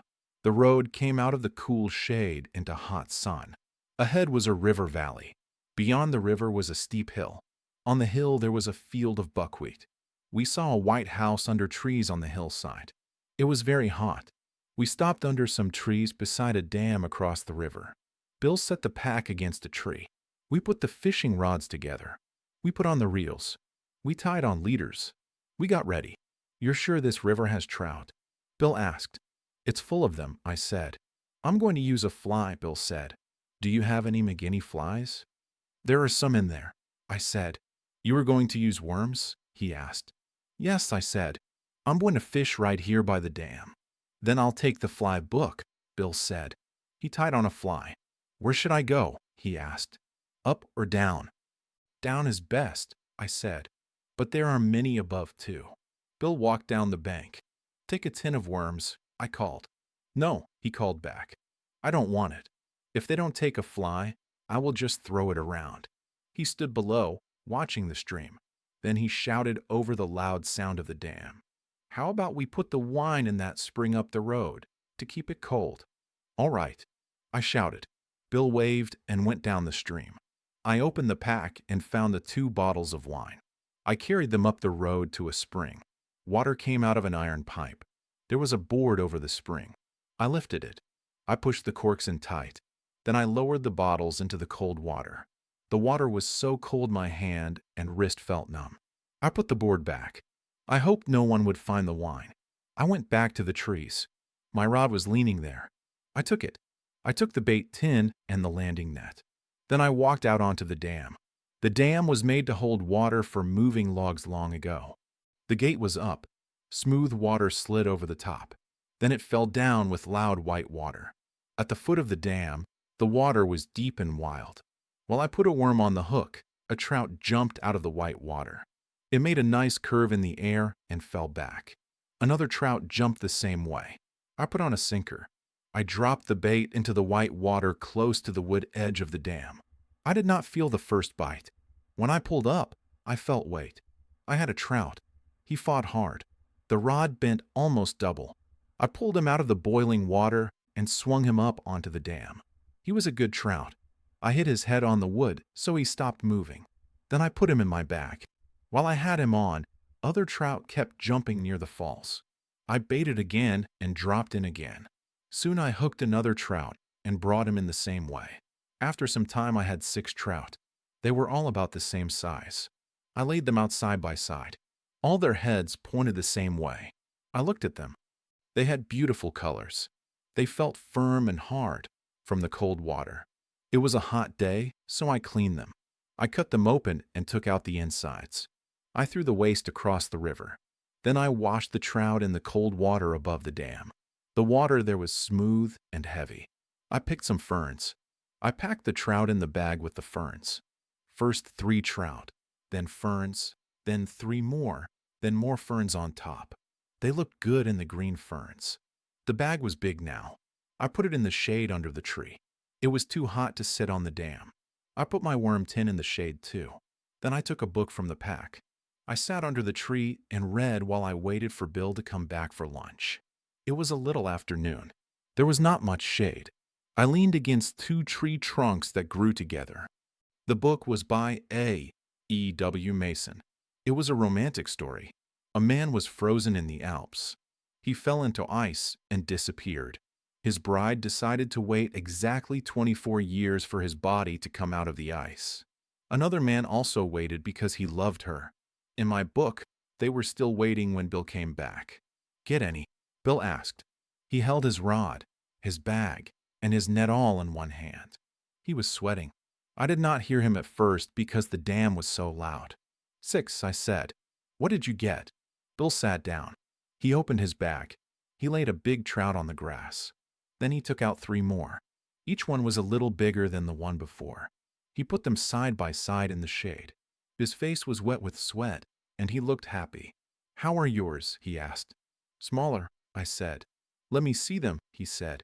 "They're packed," I said. "How big are they really?" he asked. "About the size of your smallest," I said. "You're not hiding bigger fish from me?" he asked. "I wish I were," I said. "Did you get them all on worms?" he asked. "Yes," I said. "You lazy bum," Bill said again, but he was smiling. He put his trout back in his bag. Then he walked toward the river with the open bag swinging. His clothes were wet from the waist down. I knew he had been standing in the river.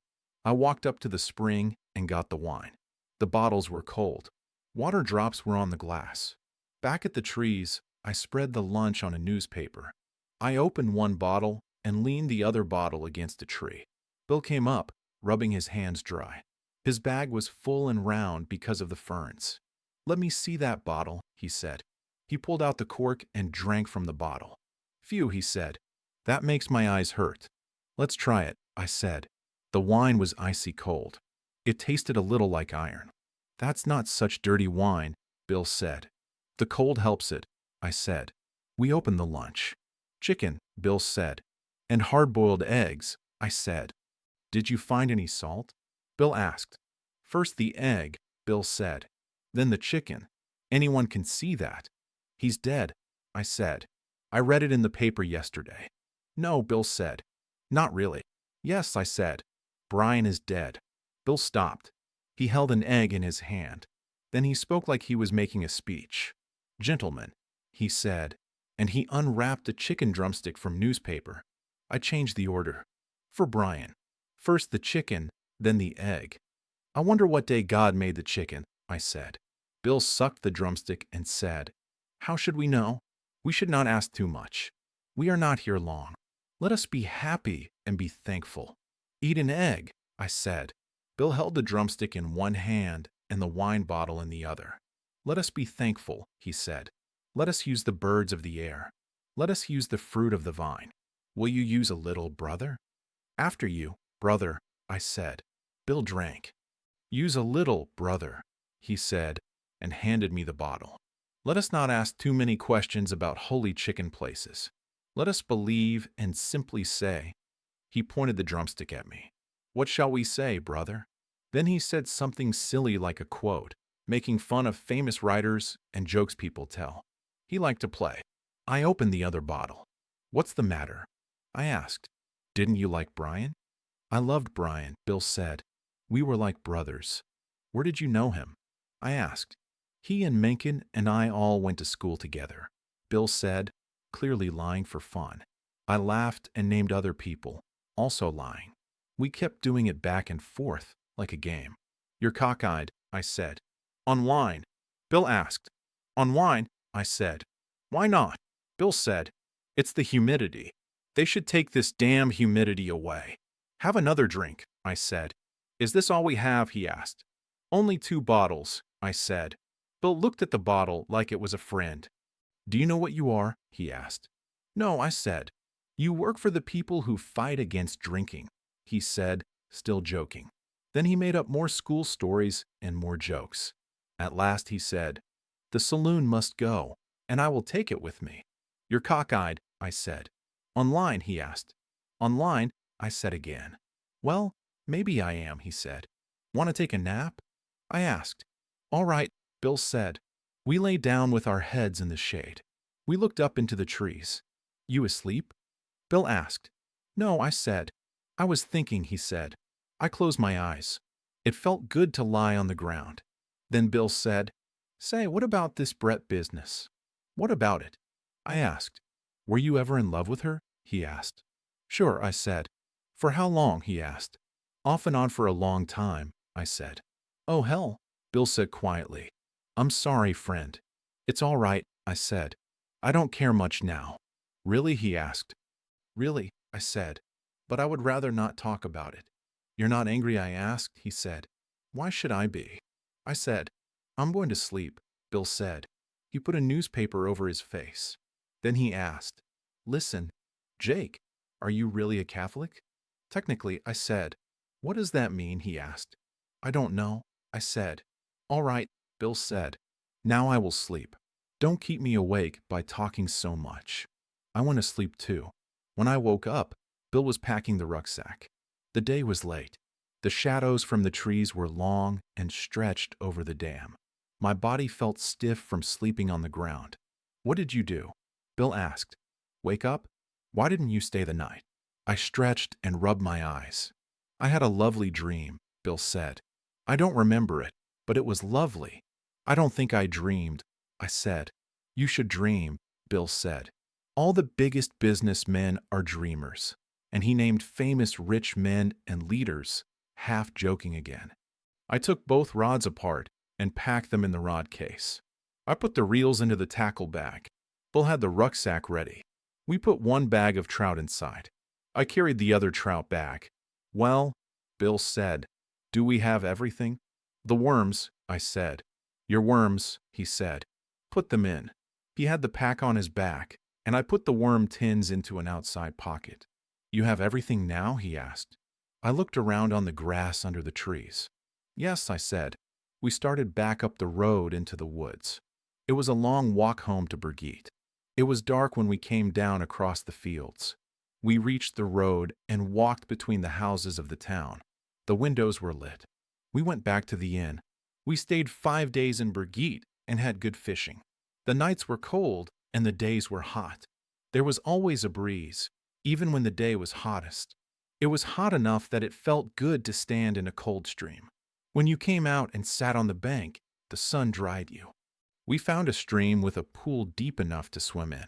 In the evenings, we played three-handed bridge with an Englishman named Harris. He had walked over from St. Jean-Pied-de-Port. He stayed at the inn for fishing. He was pleasant. He went with us twice to the Irati River. There was no word from Robert Cohn and no word from Brett and Mike. Chapter 13. One morning, I went down to breakfast. The Englishman, Harris, was already at the table. He was reading the paper. He used spectacles. He looked up at me and smiled. Good morning, he said. A letter for you. I stopped at the post office, and they gave it to me with my letters. The letter was at my place at the table. It was leaning against a coffee cup. Harris went back to his paper. I opened the letter. It had been sent on from Pamplona. It was dated San Sebastian, Sunday. Dear Jake, we got here Friday. Brett fell asleep on the train, so I brought her here for 3 days of rest with old friends of ours. We go to the Montoya Hotel in Pamplona Tuesday. We arrive at I do not know what hour. Will you send a note by the bus to tell us what to do to meet you all on Wednesday? Love to all. Sorry to be late, but Brett was really very tired. She will be all right by Tuesday, and she is almost all right now. I know her well, and I try to look after her, but it is not so easy. Love to all the chaps, Michael. I put the letter down. What day of the week is it? I asked Harris. Wednesday, I think, Harris said. Yes, quite. Wednesday. It is wonderful how you lose track of the days up here in the mountains. Yes, I said. We have been here nearly a week. I hope you are not thinking of leaving. Harris asked. Yes, I said. We will go in on the afternoon bus, I'm afraid. What a rotten business, Harris said. I hope we would all go to the Irati again together. We have to go into Pamplona, I said. We are meeting people there. What rotten luck for me, Harris said. We have had a jolly time here at Brigitte. Come into Pamplona, I said. We can play bridge there.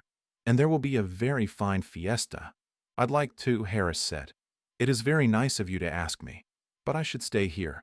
I do not have much more time to fish. You want those big trout in the Irati, I said. I say I do, Harris said. They are enormous trout there. I would like to try them once more, I said. Do, Harris said. Stay another day. Be a good chap. We really have to get into town, I said. What a pity, Harris said. After breakfast, Bill and I sat outside the inn. We sat on a bench in the sun. We talked about what to do. I saw a girl walking up the road from the center of the town. She stopped in front of us. She took a telegram from a leather wallet. The wallet hung against her skirt. Pour ustets, she asked. That means, for you? I looked at the telegram. The address was Barnes, Brigitte. Yes, I said. It is for us. The girl took out a book for me to sign. I signed it. I gave her a couple of small coins. The telegram was in Spanish. It said, Vengo jueves con. It meant, I come Thursday. Con. I handed it to Bill. What does the word con mean? Bill asked. What a bad telegram, I said. He could send 10 words for the same price. I come Thursday. That tells you almost nothing. It tells you everything that is important to Cone, Bill said. We are going in anyway, I said. There is no use trying to move Brett and Mike out here and then back before the fiesta. Should we answer the telegram? We might as well, Bill said. We do not need to be rude. We walked up to the post office. We asked for a telegraph form. What will we say? Bill asked. Arriving tonight, I said. That is enough. We paid for the message. Then we walked back to the inn. Harris was there. The three of us walked up to Roncesvalles. We went through the monastery. It is a remarkable place, Harris said when we came out. But you know I do not care much for places like this. Me either, Bill said. It is a remarkable place, though, Harris said. I am glad I saw it. I plan to come up each day. It is not the same as fishing, is it? Bill asked. He liked Harris. I say not, Harris said. We stood in front of an old chapel near the monastery. Is that a pub across the road? Harris asked. Or do my eyes trick me? It looks like a pub, Bill said. It looks like a pub to me, I said. I say, Harris said, let's utilize it. Harris had learned that word from Bill. We went into the place. We had wine. We each had a bottle. Harris would not let us pay. He talked Spanish well. The innkeeper would not take our money. I say, Harris said, you do not know what it has meant to me to have you chaps up here. We have had a grand time, Harris, I said. Harris was a little drunk. I say, he said, really, you do not know how much it means. I have not had much fun since the war. We will fish together again sometime, Bill said. Do not forget it, Harris. We must, Harris said. We have had such a jolly good time. How about another bottle? Bill asked. Jolly good idea, Harris said. This one is mine, Bill said, or we do not drink it. I wish you would let me pay, Harris said. It gives me pleasure, you know. This will give me pleasure, Bill said. The innkeeper brought a fourth bottle. We kept the same glasses. Harris lifted his glass. I say, he said, this does utilize well. Bill hit him lightly on the back. Good old Harris, Bill said. I say, Harris said, you know my name is not really Harris. It is Wilson Harris.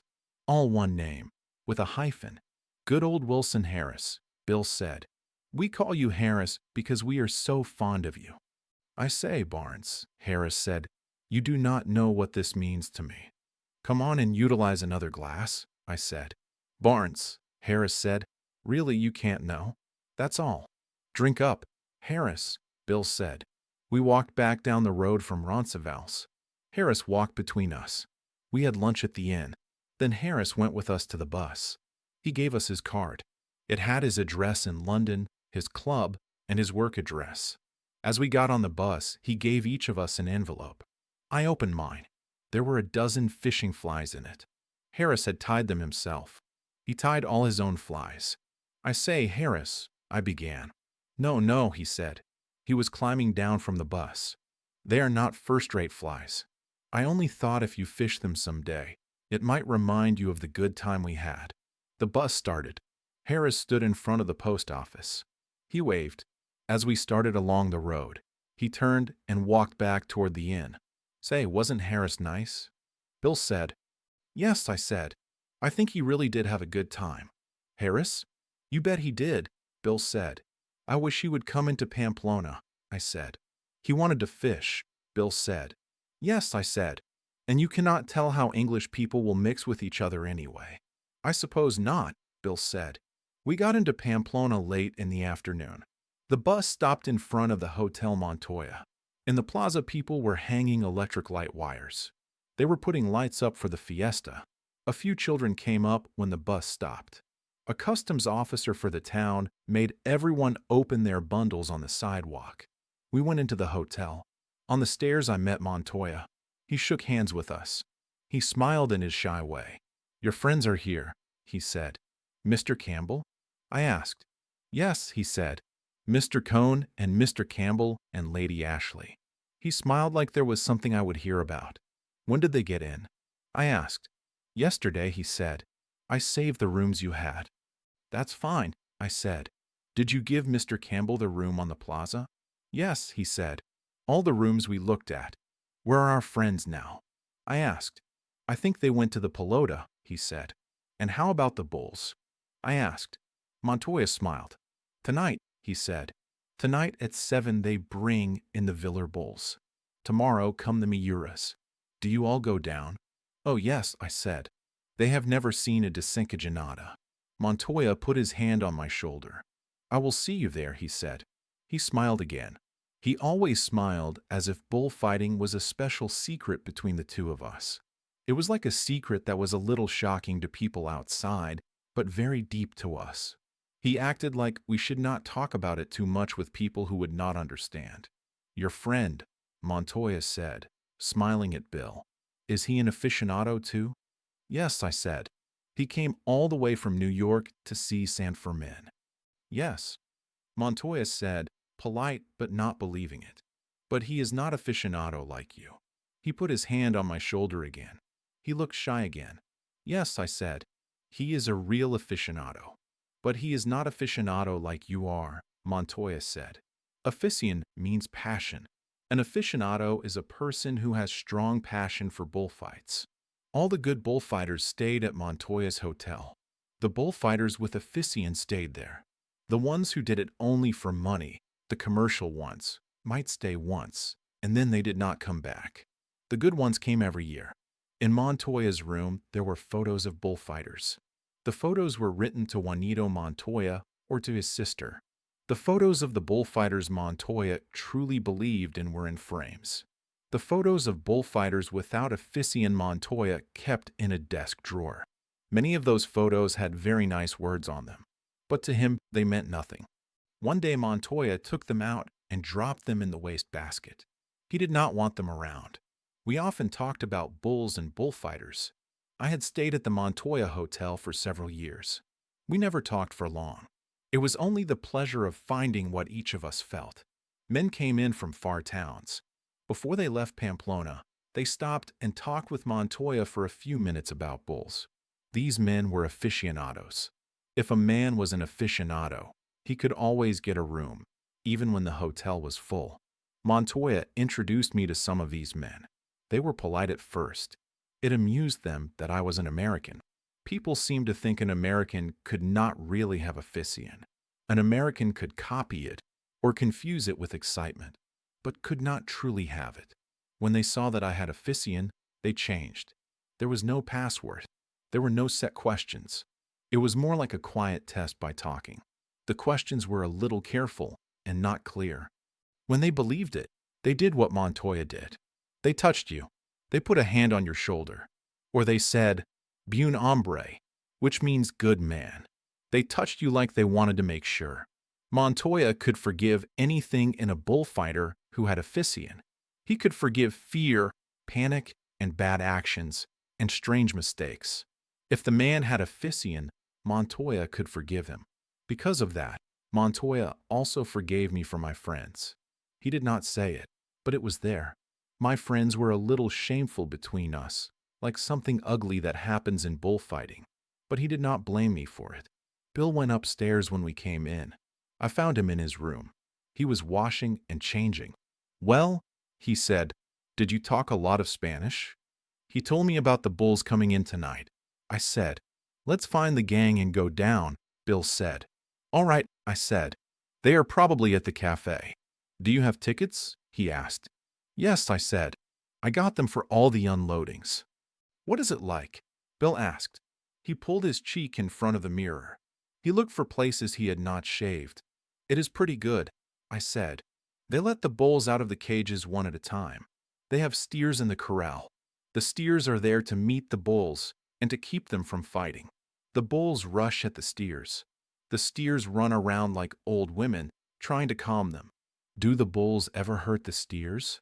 Bill asked. "Sure," I said. "Sometimes they go right at them and kill them." "Can't the steers do anything?" Bill asked. "No," I said. "They are trying to be friendly." "Then why do they have them?" Bill asked. "To calm the bulls," I said, "and to keep them from breaking their horns on the stone wall, and to keep the bulls from hurting each other." "Must be great being a steer," Bill said. We went down the stairs and out of the hotel. We walked across the square toward the Café Iruna. In the square there were two lonely ticket houses. Their windows said SOL, SOLY Sombra, and Sombra. The windows were shut. They would not open until the day before the fiesta. Across the square the white tables and chairs of the Iruna Café went out under the arcade to the street. I looked for Brett and Mike at the tables. There they were. Brett and Mike and Robert Cohn were there.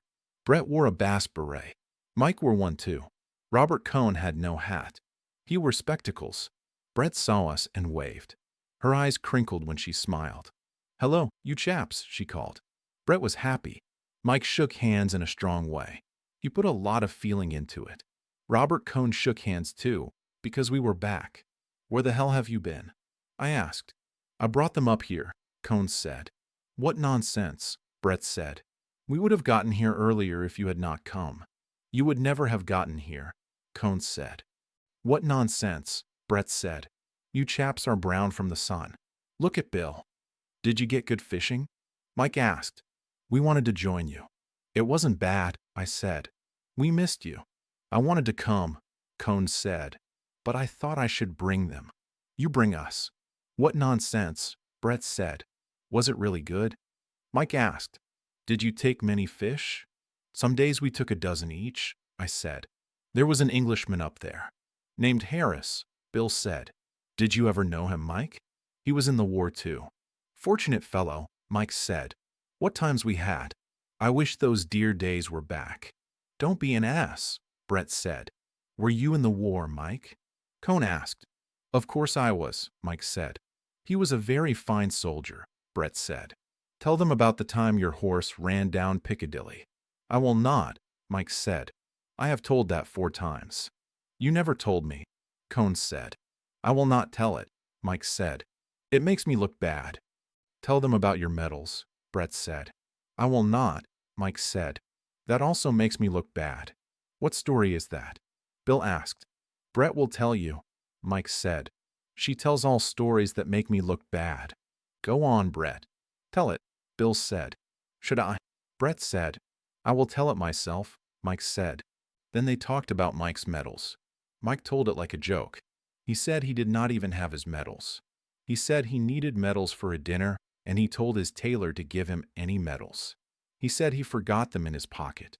He said later he cut them off the strip and gave them to girls in a club as gifts. He said the tailor later wanted them back because they were not Mike's medals. We laughed. Mike said he went bankrupt after that, and he joked about debts and friends and creditors. We were laughing a lot. Then Mike said, "This is a gloomy subject. Are we going down to see the bulls unloaded or not?" "Let's go down," we said. We paid and walked through the town. I started walking with Brett. Then Robert Cohn came up and walked on her other side. So the 3 of us walked together. We walked past the Ayuntamiento. Banners hung from the balcony. We walked past the market.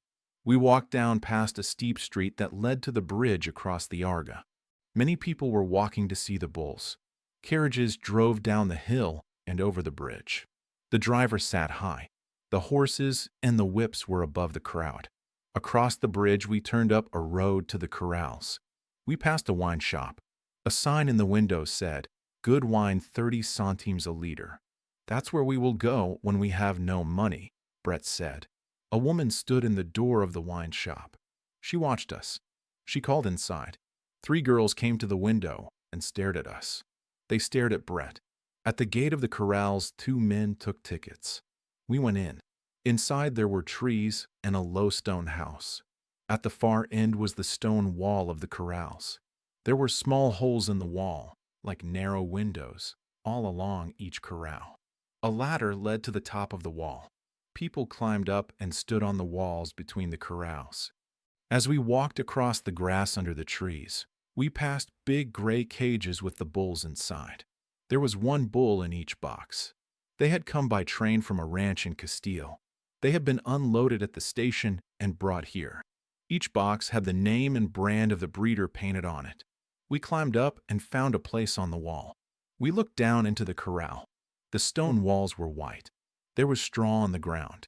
There were wooden feed boxes and water troughs against the wall. "Look up there," I said. Beyond the river was the high part of the town. Along the old walls people were standing.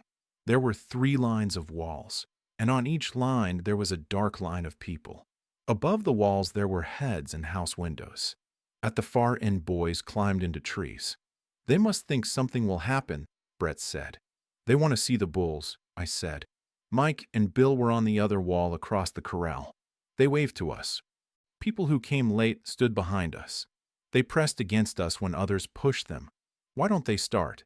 Robert Cohn asked. A mule was tied to one cage. It dragged the cage up to the gate in the corral wall. Men pushed it and lifted it with bars until it was in place. Men stood on top of the wall, ready to pull up the gate of the corral and then pull up the gate of the cage. At the far end of the corral, a gate opened. 2 steers came in. They moved their heads and trotted. Their thin sides swung as they moved. They stopped together. They faced the gate where the bull would come in. They don't look happy, Brett said. The men on the wall pulled up the corral door. Then they pulled up the cage door. I leaned over and tried to see into the cage. It was dark. Someone hit the cage with an iron bar. Inside, the bull went wild. It banged its horns into the wood. It made a loud noise. Then I saw a dark nose. I saw the shadow of horns. Then the bull rushed out into the corral. Its feet slipped in the straw as it stopped. Its head was up. The big muscle on its neck was high and hard. The muscles in its body shook as it looked up at the crowd on the wall. The 2 steers backed away to the wall. They kept their heads low. Their eyes watched the bull. The bull saw them and charged. A man shouted from behind a wooden box and slapped his hat on the boards. The bull turned away from the steer. It charged the place where the man had been. It drove its right horn again and again into the boards, trying to reach him behind them. My God, isn't he beautiful? Brett said. We were looking straight down at him. Look how he knows how to use his horns, I said. He uses left and right like a boxer. Really? Brett said. Watch, I said. It goes too fast, she said. Wait, I said. There will be another in a minute. They backed another cage into place. In the far corner, a man called the bull's attention from behind a wooden shelter. While the bull faced away, the gate went up and a second bull came out. This second bull ran straight at the steers. 2 men ran out and shouted to turn him. They shouted, "Ha! Ha! Toro!" They waved their arms. The bull did not turn. The steers turned sideways to take the hit. The bull drove into one steer. Don't look, I said to Brett. She looked anyway. She could not stop. She watched. Then the steer went down. Its neck stretched out. Its head twisted. It lay as it fell. Suddenly the bull left it. It ran at the other steer. That steer ran in an awkward way. The bull caught it and hit it in the side. Then the bull turned away and looked up at the crowd again. The hurt steer came up and tried to touch the bull with its nose. The bull hit it again, not very hard. Then the steer came close again, and soon the 2 moved over to the first bull. When the next bull came out, the 2 bulls and the steer stood close together. They faced the new bull. In a few minutes, the steer calmed the new bull and made it join the group. When the last bulls came out, all the bulls stood together as one herd. The steer that had been badly hurt got up and stood against the stone wall. None of the bulls went near it. It did not try to join the herd. We climbed down with the crowd. We looked one last time through the small holes in the wall. The bulls were quiet now. Their heads were down. Outside, we got a carriage and rode back up to the cafe. Mike and Bill came in half an hour later. They stopped on the way for drinks. We sat in the cafe. That is an extraordinary thing, Brett said. Will the last bulls fight as well as the first? Cohn asked. They calm down very fast. They all know each other, I said. They're most dangerous when they are alone, or when there are only 2 or 3 together. What do you mean, dangerous? Bill asked. They all look dangerous to me. They want to kill most when they are alone, I said. If you went in there, you would likely split one bull from the herd, and then he would be dangerous. That is too complicated, Bill said. Don't you ever split me from the herd, Mike. I say, Mike said. They were fine bulls, weren't they? Did you see their horns? Of course, Brett said. I had no idea what they were like. Did you see the one hit that steer? Mike asked. That was extraordinary. It is no life being a steer, Cohn said. Don't you think so? Mike said. I would think you would love being a steer, Robert. What do you mean, Mike? Cohn asked. They live quiet, Mike said. They do not say anything. They just stand around. We felt awkward. Bill laughed. Cohn looked angry. Mike kept talking. I think you would love it. Mike said. You never have to say a word. Come on, Robert. Say something. Don't sit there. I said something, Cone said. About the steers. Oh, say more, Mike said. Say something funny. Can't you see we are having a good time? Stop it, Michael, Brett said. You are drunk. I am not drunk, Mike said. I am serious. Is Robert Cone going to follow Brett around like a steer all the time? Shut up, Michael, Brett said. Try to show some manners. Manners be damned, Mike said. Who has any manners? Except the bulls. Aren't the bulls lovely? Don't you like them, Bill? Why don't you say something, Robert? Don't sit there looking like a funeral. What if Brett slept with you? She has slept with lots of men better than you. Shut up, Cone said. He stood up. Shut up, Mike. Oh, don't stand up like you will hit me, Mike said. That does not matter to me. Tell me, Robert, why do you follow Brett around like a poor steer? Don't you know you are not wanted? I know when I am not wanted. Why don't you know? You went down to San Sebastian where you were not wanted. You followed Brett around. Do you think that is right? Shut up, Cone said. You're drunk. Maybe I am drunk, Mike said. Why aren't you drunk? Why don't you ever get drunk? You did not have a good time in San Sebastian because none of our friends invited you to their parties. You can't blame them, can you? I asked them. They would not. You can't blame them. Now answer. Can you blame them? Go to hell, Cone said. I can't blame them, Mike said. Can you blame them? Why do you follow Brett around? Haven't you any manners? How do you think it makes me feel? You are a fine one to talk about manners, Brett said. Come on, Robert, Bill said. Bill stood up and took hold of Cone. He guided him away. Don't go, Mike said. Robert Cone is going to buy a drink. Bill went out with Cone. Cone's face looked yellow and sick. Mike kept talking. I sat and listened. Brett looked disgusted. I say, Michael, Brett said, you could try not to be such an ass. I am not saying you are wrong, you know. She turned to me. Then Mike's voice changed. His strong feeling went away. It was like we were all friends again. I am not as drunk as I sounded, he said. I know you are not, Brett said. None of us are sober, I said. I did not say anything I did not mean, Mike said. But you said it so badly, Brett said, and she laughed. He was an ass, though, Mike said. He went down to San Sebastian where he was not wanted.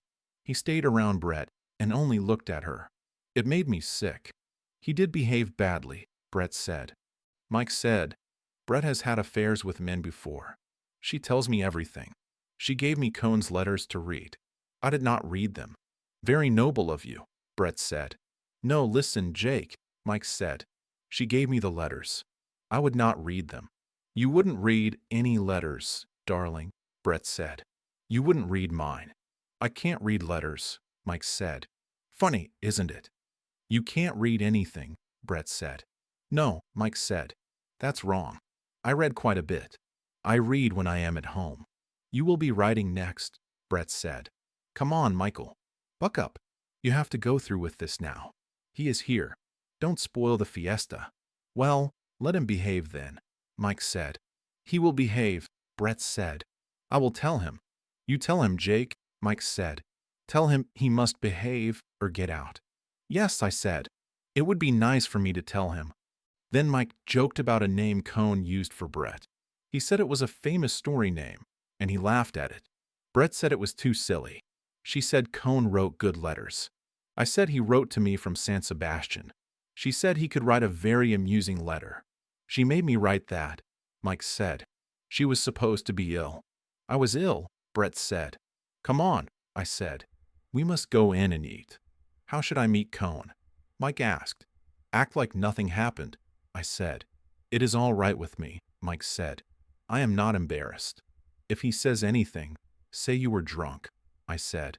Quite, Mike said. And the funny thing is I think I was drunk. Come on, Brett said.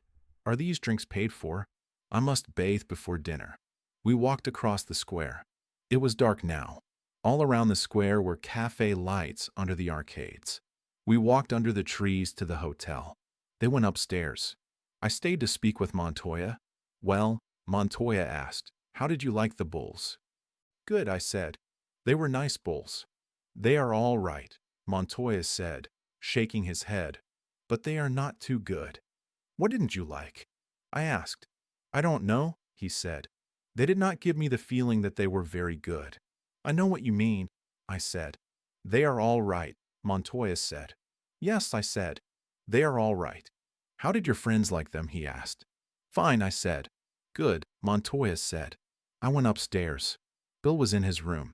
He stood on the balcony and looked out at the square. I stood beside him. Where is Cone? I asked. Upstairs in his room, Bill said. How does he feel? I asked. Like hell, Bill said. Mike was awful. He is terrible when he drinks. He wasn't so drunk, I said. The hell he wasn't, Bill said. I know what we had before we came to the cafe. He got calmer later, I said. Good, Bill said. He was terrible. I don't like Cone, God knows. I think it was silly for him to go to San Sebastian. But nobody should talk like Mike talked. How did you like the Bulls? I asked. Grand, Bill said. It is grand the way they bring them out. Tomorrow come the Miuras, I said. When does the fiesta start? Bill asked. The day after tomorrow, I said. We have to keep Mike from drinking so much, Bill said. That kind of talk is terrible. We should clean up for supper, I said. Yes, Bill said. That will be a pleasant meal. Won't it? I said. In fact, supper was a pleasant meal. Brett wore a black evening dress with no sleeves. She looked very beautiful. Mike acted like nothing happened. I had to go up and bring Robert Cone down. Cone was quiet and formal. His face still looked tight and sick. But later he cheered up. He could not stop looking at Brett. It seemed to make him happy. It must have been pleasant for him to see her looking so lovely, and to know he had been away with her, and that everyone knew it. No one could take that away from him. Bill was very funny. Michael was funny too. They were good together.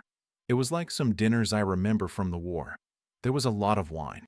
There was tension that no one talked about. And there was a feeling that something was coming, and you could not stop it. After enough wine, I lost the feeling of disgust. I felt happy. It seemed they were all such nice people. Chapter 14. I do not know what time I went to bed. I remember that I took off my clothes. I put on a bathrobe. Then I went out on the balcony and stood there. I knew I was very drunk. I came back into the room. I turned on the small light over the head of the bed. Then I started to read. I was reading a book by Turgenev. I was so drunk that I probably read the same 2 pages again and again. It was one story from a sportsman's sketches. I had read it before, but that night it felt new. While I read, the country in the story became very clear in my mind. The heavy pressure in my head seemed to get a little less. I was very drunk. I did not want to close my eyes, because I thought the room would start to spin and spin. I told myself that if I kept reading, the spinning feeling would go away. I heard Brett and Robert Cone come up the stairs. Outside my door, I heard Cone say goodnight. Then he went on to his own room. I heard Brett go into the room next to mine. Mike was already in bed. He had come in with me about an hour before. He woke up when she came in, and they talked. I heard them laugh. I turned off my light and tried to sleep. I did not need to read any more. Now I could close my eyes without the spinning feeling. But I still could not sleep. I thought, there is no reason that the dark should make you see things differently than the light. Then I thought, yes, there is. Of course there is. I had figured that out once. For 6 months, I never slept with the light off. That was another bright idea. It did not help. I lay there and I felt angry. I thought, to hell with women anyway. To hell with you, Brett Ashley. Women could be such good friends. Very good friends. But I thought there was a problem. I thought, first, you had to be in love with a woman to have a base for friendship. I had Brett as a friend. I was not thinking about her side. I was getting something for nothing. But nothing is really free. It only delays the bill. The bill always comes. That was one thing you could count on. I told myself I had paid for everything already. Not like a woman who pays and pays and pays, I thought. I told myself that I did it in a simple way. You give something and you get something. Or you work for something. You pay in some way for everything that is good. I told myself I had paid my way into enough things that I liked. So I had a good time. Sometimes you paid by learning. Sometimes you paid by experience. Sometimes you paid by taking chances. Sometimes you paid with money. Enjoying life, I thought, was learning to get your money's worth and knowing when you had it. You could get your money's worth. The world was a good place to buy in. It sounded like a fine idea. Then I thought, in 5 years this will sound as silly as all the other fine ideas I have had. Maybe that was not true, though. Maybe as you go on, you do learn something. I did not care what life was really about. I only wanted to know how to live in it. Maybe if you learn how to live in it, then you learn what it is about. I did not know. Then I thought about Mike and Cone. I wished Mike would not act so terribly toward Cone. Mike was a bad drunk. Brett was a good drunk. Bo was a good drunk. Cone was never drunk. Mike became unpleasant after he passed a certain point. Part of me liked to see Mike hurt Cone, but I also wished he would not do it, because later it made me feel sick about myself. I thought, maybe that sick feeling is morality. It is the feeling you get afterward. Then I thought, no, maybe that is immorality. Then I thought, what a big thing to say. What a lot of nonsense I can think up at night. I could almost hear Brett's voice in my head saying, what nonsense, what nonsense. When you spend time with English people, you start to use English expressions in your own thinking. I thought about English speech. The upper classes, anyway, seemed to use very few words. Sometimes it felt like they used one phrase to mean everything. Then I thought of the Eskimo and their words. But I knew I did not really know anything about the Eskimo. Maybe the Eskimo language was fine. Then I thought of the Cherokee. But I did not know anything about Cherokee either. I thought the English often talked with special phrases and a special tone. One phrase could mean many things. Still, I liked them. I liked the way they talked. I thought of Harris. But Harris was not really upper class. I turned on the light again and read more. I read Turgenev. I knew something. When I read like that, with a mind that felt too sensitive after too much brandy, I would remember it later. Later it would feel like it had really happened to me. I would always have it. That was another thing you paid for, and then you owned. Some time toward daylight, I fell asleep. The next 2 days in Pamplona were quiet. There were no more fights. The town was getting ready for the fiesta. Workmen put up gate posts. These posts were to close the side streets. They would close them when the bulls were let out from the corrals. In the morning, the bulls would run through the streets on the way to the bull ring. The workmen dug holes in the ground. They put big timbers into the holes. Each timber had a number. Each number showed its regular place. Outside the town, on the high ground beyond it, workers at the bull ring exercised the horses for the picadors. They made the horses gallop on the hard, sun-baked fields behind the ring. The horses ran with stiff legs. The big gate of the bull ring was open.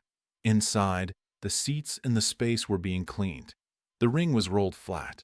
It was sprinkled with water. Carpenters replaced boards that were weak or cracked in the barrier. If you stood at the edge of the smooth sand, you could look up at the empty stands. You could see old women sweeping out the boxes. Outside, the fence that led from the last street of the town to the entrance of the bull ring was already in place. It made a long, narrow pen. On the morning of the first bullfight, the crowd would run down inside this pen, with the bulls behind them. Out across the plain, where the horse and cattle fair would be, some gypsies had camped under the trees. The sellers of wine and aguardiente were putting up their booths. One booth had a sign that said Anís del Toro.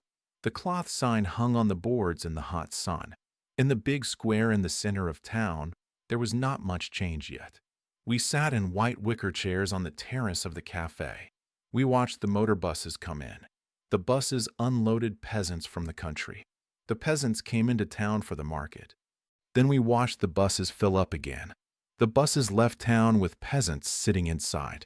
They had saddlebags full of things they had bought. The tall gray motor buses were the main life of the square. Other than that, there were pigeons. There was also a man with a hose.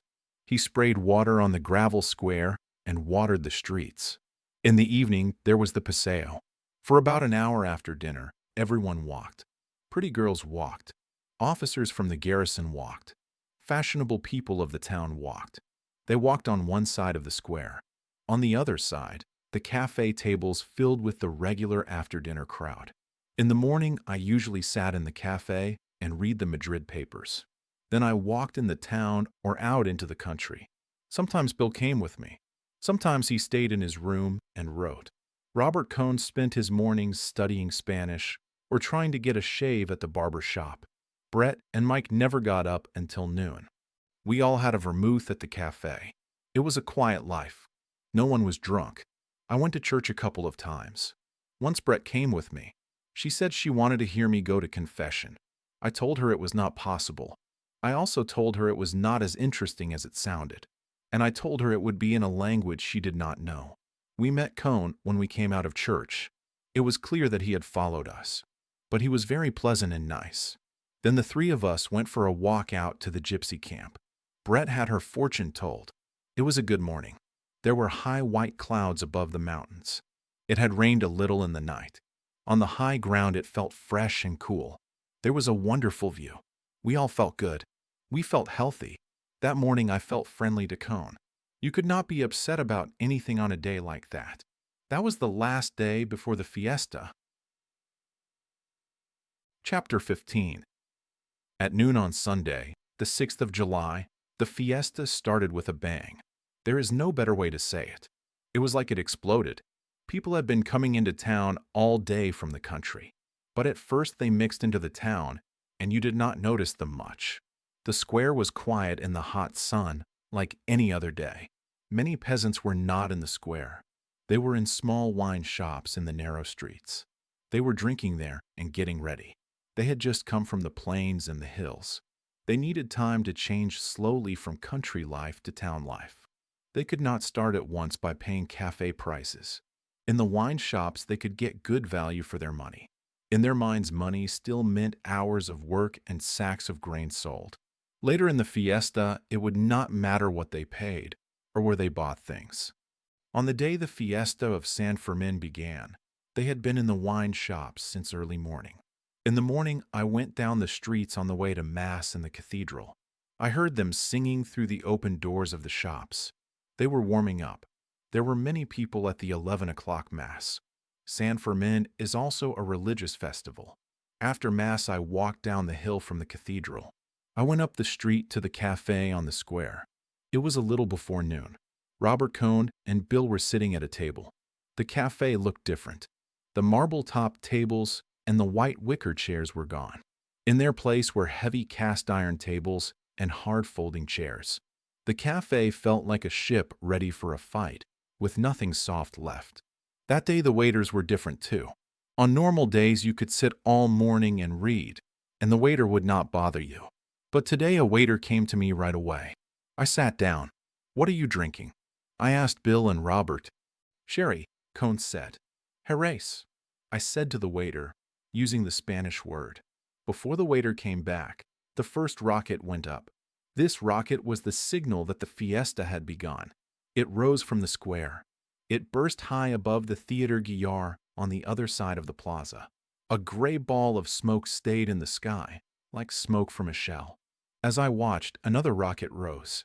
It left a thin line of smoke in the bright sunlight. Then it burst too. I saw a flash, and another small cloud of smoke appeared. When the second rocket burst, the arcade that had been empty a minute before was suddenly full. So many people came so fast that the waiter could hardly reach our table. He held the bottle of sherry high over his head to keep it safe, but he had to push through the crowd.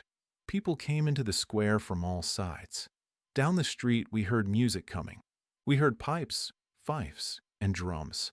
The pipes were very high and sharp. The drums hit hard and steady. They were playing the riau music. Behind the music came men and boys dancing. They danced in the street. When the fifers stopped, the dancers all crouched down at once. Then the reed pipes and the fifes started again, and the drums tapped the beat again, and the dancers jumped up together. In the crowd, you could only see heads and shoulders going up and down, up and down. In the square, a man was playing a reed pipe. He was bent over as he played. A crowd of children followed him.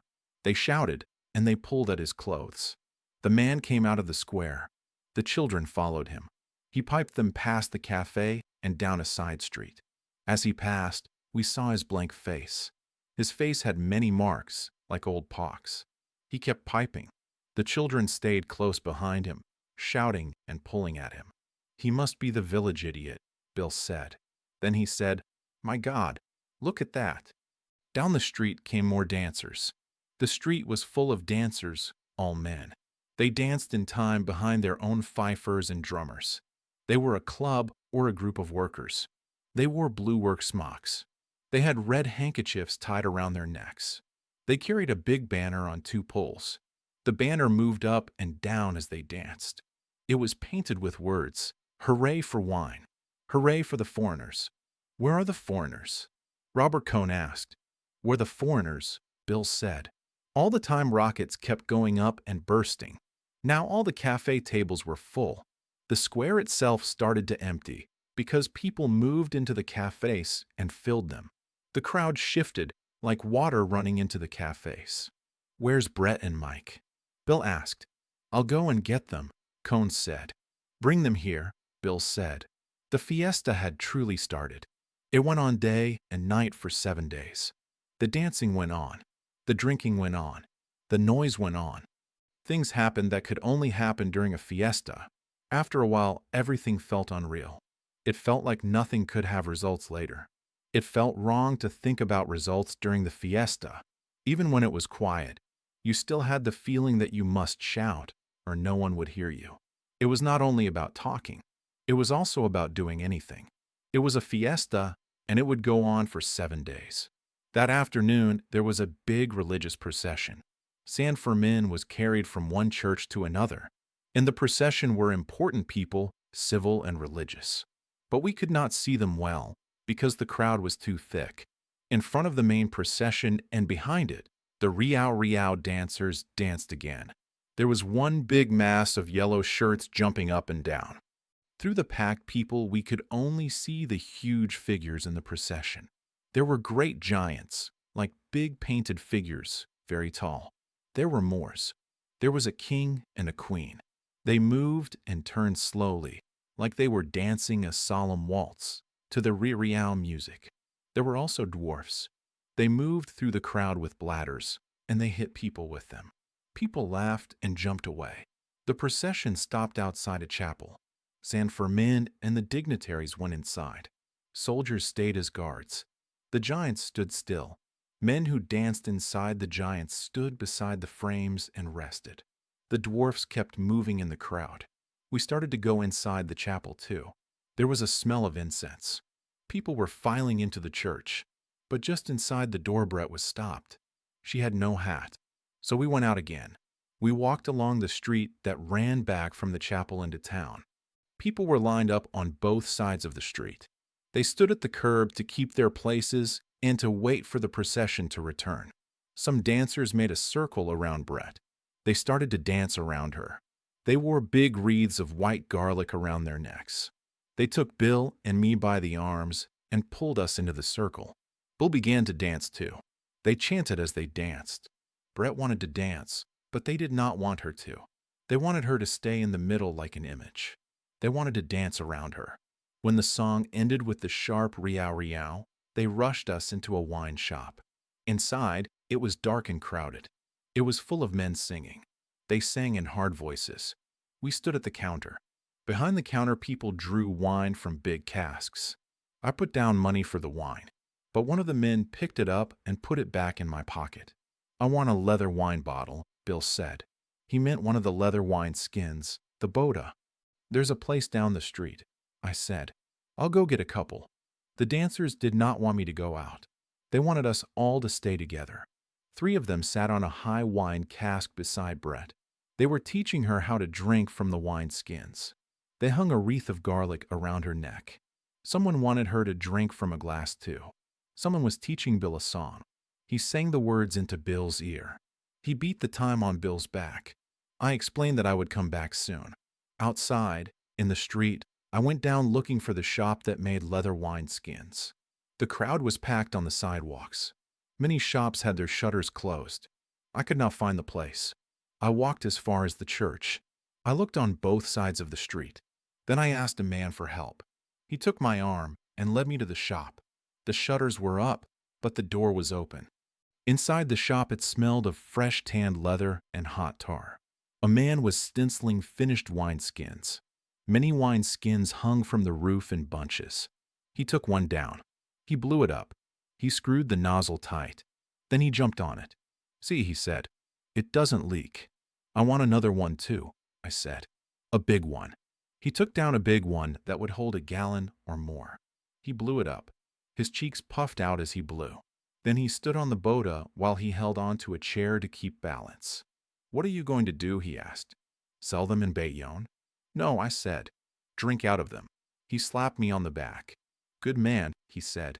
8 pesetas for the two. The lowest price. The man who was stenciling the new one stopped and looked up. "It's true," he said. 8 pesetas is cheap." I paid. Then I went out and walked back to the wine shop. Inside the wine shop, it was darker than before. It was very crowded. I did not see Brett and Bill. Someone said they were in the back room. At the counter, a girl filled the 2 wineskins for me. One held 2 liters. The other held 5 liters. To fill both cost 3 pesetas and 60 centimos. A man I had never seen before tried to pay for the wine. I did not let him. In the end, I paid for it myself. Then the man who wanted to pay bought me a drink. He would not let me buy one back for him, but he said he would take one quick rinse of his mouth from the new wine bag. He tipped the big 5-liter bag up. He squeezed it. The wine hissed against the back of his throat. "All right," he said. He gave the bag back to me. In the back room, Brett and Bill were sitting on barrels. Dancers were all around them. Everyone had arms over other people's shoulders. They were all singing. Mike was at a table with several men in their shirt sleeves. They were eating from a bowl. In the bowl was tuna fish with chopped onions and vinegar. They drank wine and used bread to soak up the oil and vinegar. "Hello, Jake." "Hello," Mike called. "Come here. I want you to meet my friends. We're all eating a little snack." I went to the table. I was introduced to the men. They said their names to Mike. Someone sent for a fork for me. "Stop eating their dinner, Michael." Brett shouted from the barrels. "I don't want to eat your meal," I said when someone handed me a fork. "Eat," the man said. "What do you think it's here for?" I unscrewed the nozzle of the big wineskin and handed it around. Everyone drank from it. They held it out at arm's length, tipped it up, and let the wine run into their mouths.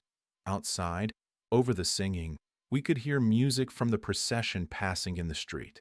"Isn't that the procession?" Mike asked. "Nada," someone said. "It's nothing. Drink up.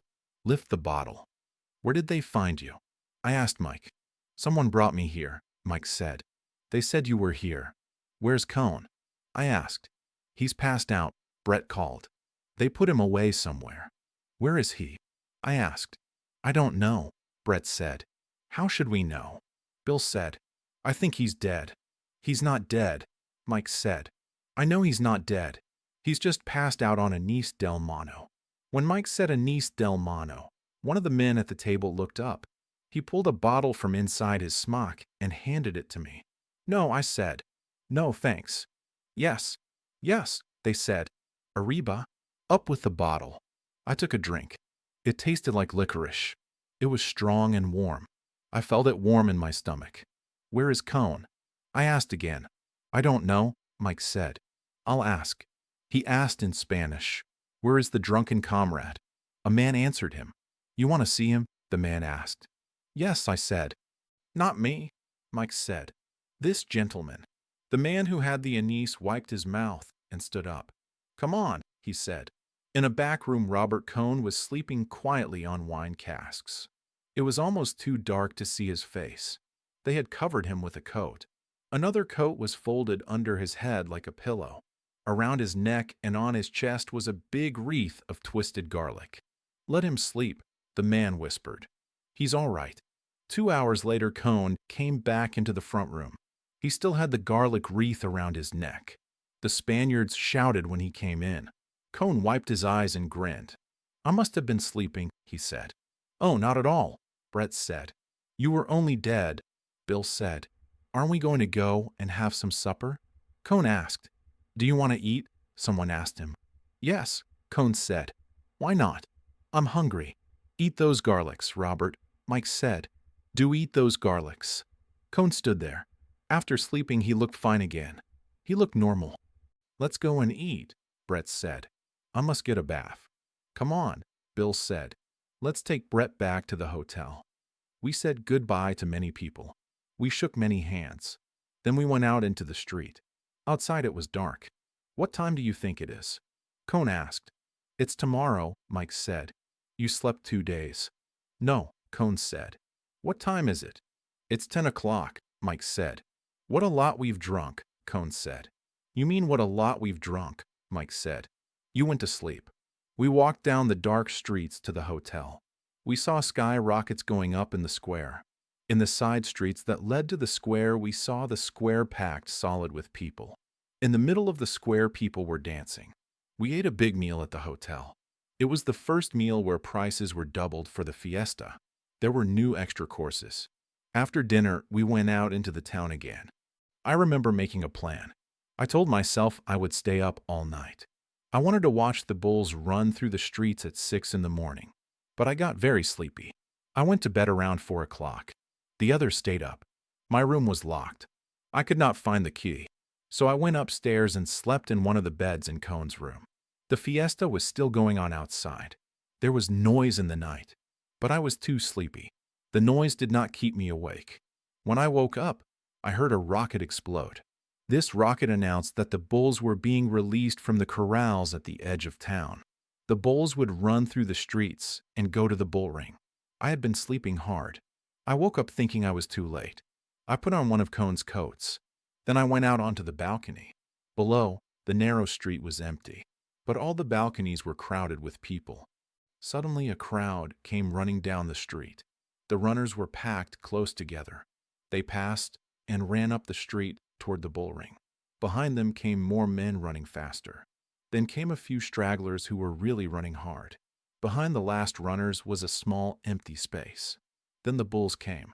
They galloped together. They tossed their heads up and down as they ran. They went out of sight around the corner. One man fell. He rolled to the gutter and lay still. But the bulls ran on. They did not notice him. They stayed together as a group. After the bulls went out of sight, a great roar came from the bull ring. The roar kept going. Then later there was the pop of another rocket. This rocket meant the bulls had made it through the people in the ring and into the corrals inside the bull ring. I went back into the room and got into bed again. I had been standing barefoot on the stone balcony. My feet were cold. I knew our group must have been at the bull ring, but I went back to sleep.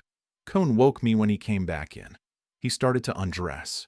Then he went to the window and closed it because people on a balcony across the street were looking in. Did you see it? I asked. Yes, Cone said. We were all there. Did anyone get hurt? I asked. One bull got into the crowd in the ring, Cone said. He tossed 6 or 8 people. How did Brett like it? I asked. It was so sudden, Cone said. There was no time for it to bother anyone. I wish I had been up, I said. We didn't know where you were, Cone said. We went to your room, but it was locked. Where did you stay up? I asked. We danced at some club, Cone said. I got sleepy, I said. My gosh, I'm sleepy now, Cone said. Does this thing ever stop? Not for a week, I said. Bill opened the door and put his head in. Where were you, Jake? Bill asked. I saw them run by from the balcony, I said. How was it? Grand, Bill said. Where are you going? I asked. To sleep, Bill said. No one got up before noon. We ate lunch at tables under the arcade. The town was full of people. We had to wait to get a table. After lunch, we went to the Irina Cafe. It was full. As the time for the bullfight came closer, it got even fuller. The tables were pushed closer together. There was a special sound in the cafe before a bullfight. It was a close, crowded hum. The cafe did not make that sound at other times, even when it was crowded. This hum went on. We were inside it and part of it. I had tickets for 6 seats for all the bullfights. 3 seats were Barrera seats. They were the first row near the ring. 3 seats were higher seats with wooden backs, about halfway up. Mike thought Brett should sit high up for her first time. Cone wanted to sit with Mike and Brett. Bill and I were going to sit in the Barrera seats. I gave the extra ticket to a waiter to sell. We'll talk to Cone about what to do and how to look, so he would not mind the horses.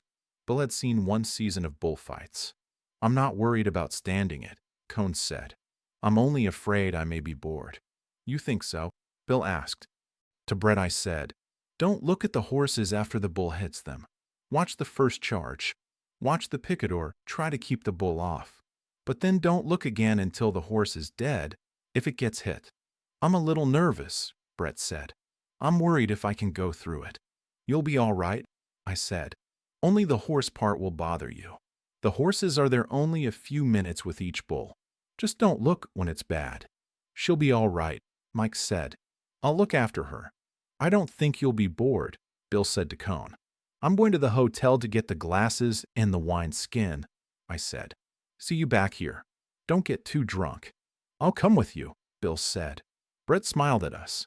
Bill and I walked under the arcade to stay out of the heat of the square. That Cone gets me, Bill said. He thinks the only feeling he will have is boredom. We'll watch him with the glasses, I said. Oh, to hell with him, Bill said. At the hotel, on the stairs, we met Montoya. Come on, Montoya said. Do you want to meet Pedro Romero? Fine, Bill said. Let's go see him. We followed Montoya up a flight and down the corridor. He's in room number 8, Montoya said. He's getting dressed for the bullfight. Montoya knocked and opened the door. The room was gloomy. Only a little light came in from the window. The window looked onto a narrow street. The electric light was on. Pedro Romero stood very straight. He did not smile. He wore his bullfighting clothes. His jacket hung over the back of a chair. They were finishing winding his sash. He wore a white linen shirt. His black hair shone under the electric light. The sword handler finished the sash, stood up, and stepped back. Pedro Romero nodded when we shook hands. He seemed far away and proud and calm. Montoya said something about how we were great fans of bullfighting and we wanted to wish Romero luck. Romero listened seriously. Then Romero turned to me. He was the best-looking boy I had ever seen. You go to the bullfight, he said in English. You know English, I said. I felt stupid as I said it. No, he said, and he smiled. One of 3 men sitting on the beds came up.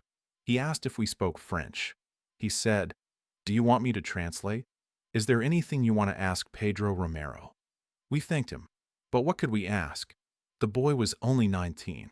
He was alone, except for his sword handler and these men.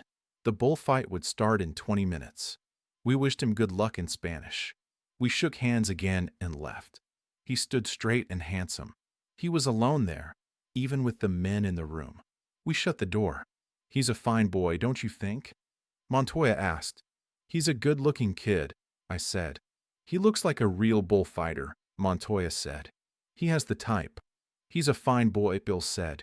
We'll see how he is in the ring, Montoya said. In my room, we found the big leather wine skin leaning against the wall. We took it and the field glasses. We locked the door and went downstairs. It was a good bullfight. Bill and I were excited about Pedro Romero. Montoya sat about 10 seats away from us. After Romero killed his first bull, Montoya caught my eye and nodded. He meant, this one is real. There had not been a real one for a long time. 2 other matadors fought that day. One was fair. The other was passable. But there was no comparison with Romero. Even so, neither of Romero's bulls was very good. But Romero was still far above the others. Several times I looked up with the glasses at Mike and Brett and Cone. They looked all right. Brett did not look upset. All 3 leaned forward on the concrete rail in front of them. Let me take the glasses, Bill said. Does Cone look bored? I asked. Bill swore about him in anger, using a nasty word. He was very angry. After the bullfight, outside the ring, the crowd was so thick you could not move. We could not push our way through. We had to move with the crowd, slowly, like ice moving. We drifted back toward town. We had that disturbed feeling you often get after a bullfight. We also had the happy feeling you get after a good bullfight. The fiesta was still going. Drums pounded. Pipe music was sharp and high. Everywhere the crowd flowed. but the flow broke into patches of dancers. The dancers were inside crowds, so you could not see their feet well. You only saw heads and shoulders going up and down, up and down. At last we got out of the worst crowd and reached the cafe. The waiter had saved chairs for the others. Bill and I each ordered an absinthe. We sat and watched the crowd in the square and watched the dancers. "What do you think that dance is?" Bill asked. "It's a sort of hoda," I said. "They're not all the same," Bill said. "They dance in different ways for different tunes." "It's great dancing," I said. In front of us, in a clear space in the street, a group of boys danced. Their steps were hard and exact. Their faces were serious. They all looked down while they danced. Their rope shoes tapped on the stones. The toes touched. The heels touched. The balls of the feet touched. Then the music broke wild. The step ended. The boys ran off dancing up the street. "Here come the gentry," Bill said. They were crossing the street toward us. "Hello, men," I said. "Hello, gents." Brett said, "You saved us seats?" "How nice." "I say," Mike said, "that Romero, what's his name, is somebody. Am I wrong?" "Oh, isn't he lovely?" Brett said. "And those green trousers." Brett never took her eyes off him. I said, "I say, I must borrow your glasses tomorrow," Mike said. "How did it go?" Bill asked. "Wonderful," Brett said. "Simply perfect. It is a spectacle. How about the horses?" I asked. "I couldn't help looking," Brett said. "She couldn't take her eyes off them," Mike said. "She's an extraordinary girl." "They do have awful things happen to them," Brett said. I couldn't look away. "Did you feel all right?" I asked. "I didn't feel bad at all," Brett said. "Robert Cohn did," Mike said. "You were quite green, Robert." "The first horse bothered me," Cohn said. "You weren't bored, were you?" Bill asked. Cohn laughed. "No," Cohn said. "I wasn't bored. I hope you forgive me." "It's all right," Bill said, "as long as you weren't bored." "He didn't look bored," Mike said. "I thought he would be sick." "I never felt that bad," Cohn said. "It was only a minute." "You weren't bored, were you, Robert?" Mike said again. "Stop it, Mike," Cohn said. "I said I was sorry." "He was green," Mike said. "Oh, stop, Michael," Brett said. Mike said something else. He said Cohn had called Brett cruel because she watched the horses. Mike said Brett was not cruel. He said she was strong and healthy. "Are you cruel, Brett?" I asked. "I hope not," she said. The waiter brought the absinthe. "Did you really like it?" Bill asked Cohn. "I can't say I liked it," Cohn said. "But it's a wonderful show." "Yes," Brett said. "What a spectacle." "I wish they didn't have the horse part," Cohn said. "They're not important," Bill said. "After a while you stop noticing the ugly things." "It's strong at the start," Brett said. "For me there's a dreadful moment when the bull starts for the horse." "The bulls were fine," Cohn said. "They were very good," Mike said. "I want to sit down below next time," Brett said. "She wants to see the bullfighters close," Mike said. "They are something," Brett said. "That Romero lad is just a child." "He's a very good-looking boy," I said. "When we were in his room, I never saw a better-looking kid." "How old is he?" Brett asked. 19 or 20, I said. "Just imagine it," Brett said. The second day's bullfight was much better than the first. This time Brett sat between Mike and me in the Barrera seats. Bill and Cohn sat higher up. Romero was the whole show. I do not think Brett watched any other bullfighter.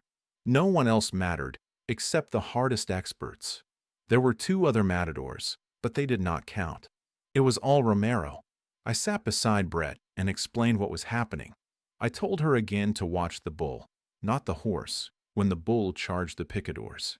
I helped her watch how the picador placed the point of his lance. Then she could see there was a clear purpose, not only horror. I had her watch how Romero used his cape to pull the bull away from a fallen horse. She watched how Romero held the bull with the cape and turned him. He moved smoothly and calmly. He did not waste the bull's strength. She watched how Romero avoided rough movements. He saved his bull for the end, so it was not wild and broken, but tired in a steady way. She saw how close Romero worked to the bull. I pointed out the tricks other bullfighters used. They tried to look close when they were really safer and farther away. Brett began to see why she liked Romero's cape work and why she did not like the others. Romero never twisted his body into strange shapes. His movement was straight, clean, and natural. The others twisted like screws. They raised their elbows and leaned on the bull's side after the horns passed. They tried to look in danger, but it was fake. After a while, that fake style felt bad to watch. It left an unpleasant feeling. Romero's bullfighting gave real feeling. He kept a pure line in his movement. Each time he calmly let the horns pass close. He did not need to show off how close they were. Brett saw that something beautiful done close to the bull looked silly if it was done far away. I told her how, after the death of Joselito, many bullfighters developed a technique to copy danger. They tried to give a false, strong feeling while staying safe. Romero had the old thing. He kept pure line with the most risk. He made the bull understand he could not reach him.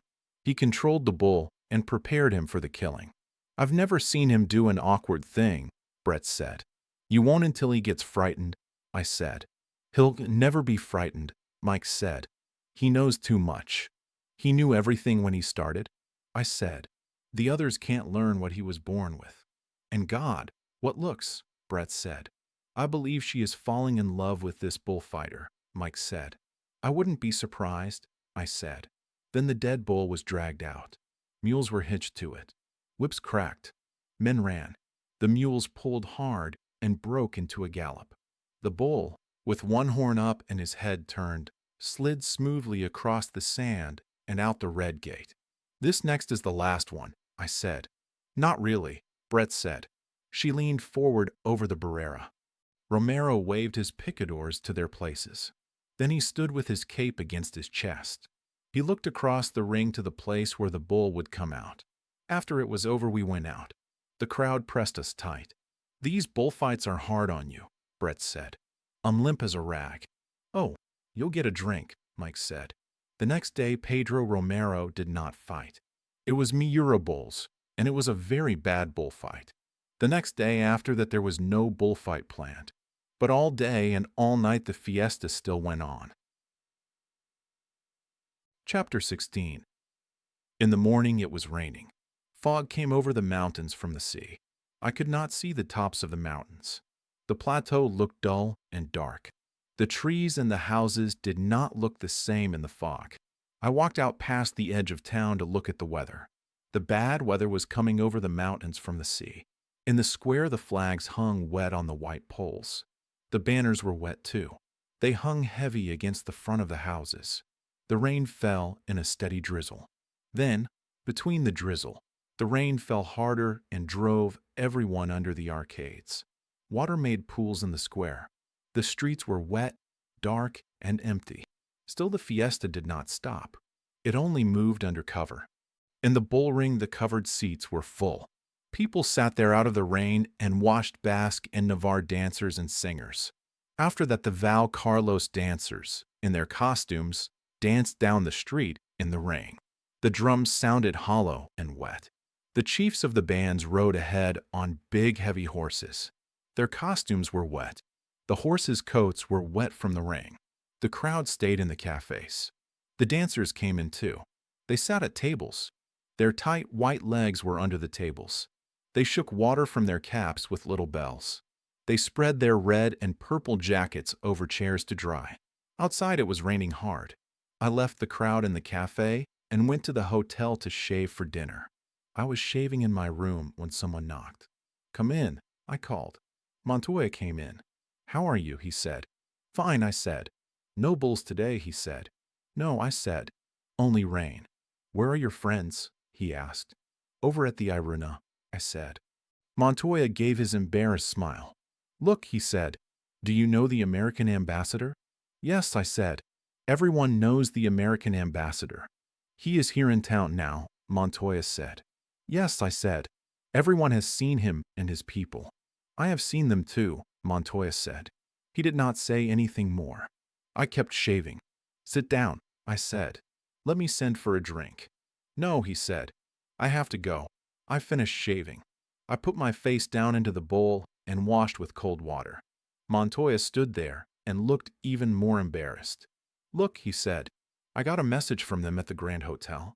They want Pedro Romero and Marcial Lalanda to come over for coffee tonight after dinner." "Well," I said, "that can't hurt Marcial." "Marcial has been in San Sebastian all day," Montoya said. "He drove over this morning with Marquez. I don't think they will be back tonight." He stood there. He wanted me to say something. "Don't give Romero the message," I said. "You think so?" he asked. "Absolutely," I said. Montoya looked very pleased. "I wanted to ask you because you are an American," he said. "That is what I would do," I said. "Look," Montoya said, "people take a boy like that. They do not know what he is worth. They do not know what he means. Any foreigner can flatter him. They start this grand hotel business, and in 1 year they are finished." "Like Alguabino," I said. "Yes," he said, "like Alguabino. They are a fine lot," I said. "There is an American woman here now who collects bullfighters." "I know," Montoya said. "They only want the young ones." "Yes," I said. "The old ones get fat. Or crazy like Gallo," Montoya said. "Well," I said, "it is easy. Just do not give him the message." "He is such a fine boy," Montoya said. "He should stay with his own people. He should not mix in that stuff. Won't you have a drink?"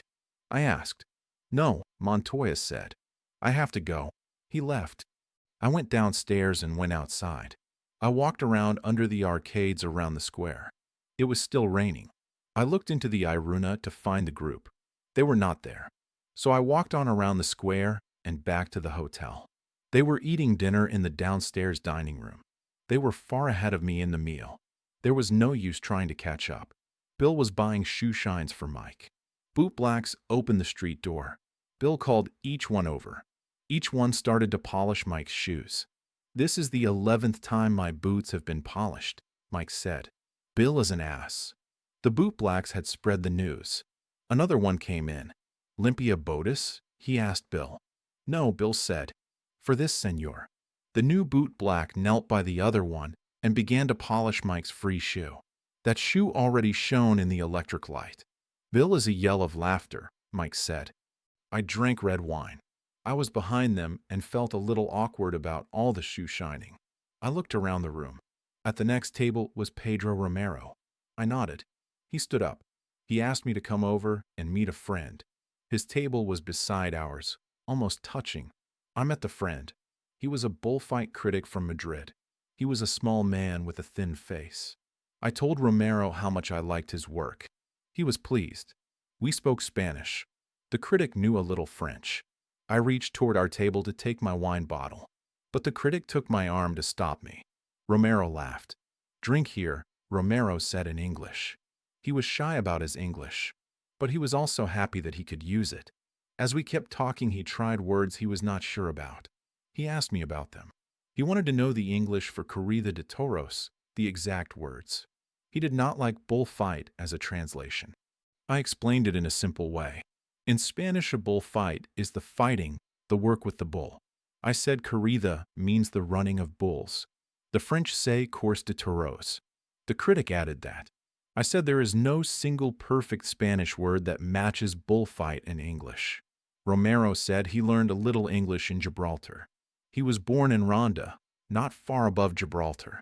He started bullfighting in Malaga, in the bullfighting school there. He had only been fighting for 3 years. The critic teased him about how many Malaga expressions he used. Romero said he was 19 years old. His older brother was with him as a banderillero, but his brother did not live in our hotel. He stayed in a smaller hotel with the other men who worked for Romero. Romero asked me how many times I had seen him in the ring. I told him 3. It was really only 2, but I did not want to explain after I made the mistake. "Where did you see me the other time?" he asked. "In Madrid." Yes, I lied. I had read about his 2 fights in Madrid in the bullfight papers, so I could talk as if I knew. "The first or the second time?" he asked. "The first," I said. "I was very bad," Romero said. "The second time I was better. You remember?" He turned to the critic. He was not embarrassed. He spoke of his work as if it was separate from him. He did not sound proud in a bad way. He did not brag. I like it very much that you like my work, he said. But you have not seen it yet. Tomorrow, if I get a good bull, I will try to show it to you. He smiled when he said it. He did not want the critic or me to think he was showing off. I want to see it, the critic said. I want to be convinced. He does not like my work much, Romero said to me. He looked serious. The critic explained that he liked it, but so far it felt incomplete. Wait till tomorrow, Romero said, if a good bull comes out. Have you seen the bulls for tomorrow? The critic asked me. Yes, I said. I saw them unloaded. Romero leaned forward. What did you think of them? He asked. Very nice, I said. About 26 arrobas. Very short horns. Have you not seen them? Oh, yes, Romero said. They will not weigh 26 arrobas, the critic said. No, Romero said. They have bananas for horns, the critic said, meaning the horns were too short. You call them bananas? Romero asked. He turned to me and smiled. You would not call them bananas, would you? No, I said. They are horns, all right. They are very short, Romero said. Very, very short. But they are not bananas. I say, Jake, Brett called from our table. You have deserted us. Only for a little while, I said. We are talking about bulls. You are superior, she said. Tell him that bulls have no balls, Mike shouted. He was drunk. Romero looked at me, not understanding. He is drunk, I said. Borracho. Muy borracho. You should introduce your friends, Brett said. She had not stopped looking at Romero. I asked Romero and the critic if they would like coffee with us. They both stood up. Romero's face was very brown from the sun. He had good manners. We tried to sit down, but there was not enough room. So we all moved to a bigger table by the wall for coffee. Mike ordered a bottle of Fundador and glasses for everyone. Then there was a lot of loud drunk talk. Tell him I think writing is lousy, Bill said to me. Tell him I am ashamed to be a writer. Romero sat beside Brett and listened to her. Go on. Tell him, Bill said. Romero looked up and smiled. This gentleman is a writer, I said, pointing at Bill. Romero looked impressed. This other one is a writer too, I said, pointing at Cone. He looks like Villalta, Romero said, looking at Bill. He said to the critic, Does he not look like Villalta? I can't see it, the critic said. Really, Romero said. He looks a lot like Villalta. Then Romero asked, What does the drunk one do? He meant Mike. Nothing, I said. Is that why he drinks? Romero asked. No, I said. He is waiting to marry this lady. I meant Brett. Tell him bulls have no balls. Mike shouted again from the far end of the table. What does he say? Romero asked me. He is drunk, I said. Jake, Mike called. Tell him bulls have no balls. You understand? I asked Romero. Yes, Romero said. I was sure he did not really understand, but it did not matter. Tell him Brett wants to see him put on those green pants. Mike shouted. Be quiet, Mike, I said. Tell him Brett wants to know how he gets into those pants. Mike shouted. Be quiet, I said again. While this happened, Romero held his glass and talked with Brett. Brett spoke French. Romero spoke Spanish and a little English. They laughed together. Bill kept filling the glasses. Mike started to shout another rude sentence. Oh, be quiet, Mike, please, I said. Romero looked up and smiled. Be quiet. I know that, Romero said in English. He had learned that phrase. Just then Montoya came into the room. He started to smile at me, like he usually did. Then he saw Romero sitting there with a big glass of cognac. Romero was laughing between me and a woman with bare shoulders. The table was full of drunks. Montoya did not nod to me. He did not greet me at all. He turned and left the room. Mike stood up and started a toast. Let's all drink to, he began. Pedro Romero, I said quickly. Everyone stood up. Romero took it seriously. We touched glasses and drank. I rushed it a little because Mike was trying to say something else for his toast. But it ended fine. Romero shook hands with everyone. Then he and the critic left together. My God, he is a lovely boy, Brett said. And I would love to see him get into those clothes. He must use a shoehorn. I started to tell him something, Mike said. And Jake kept stopping me. Why do you stop me? Do you think you speak Spanish better than I do? Oh, shut up, Mike, Brett said. Nobody stopped you. No, Mike said. I want this settled. He turned away from me and faced Cone. Do you think you belong here with us? Mike said, people who want to have a good time. Then he shouted at Cone to stop being noisy. Oh, stop it, Mike, Cone said. Mike leaned on the table.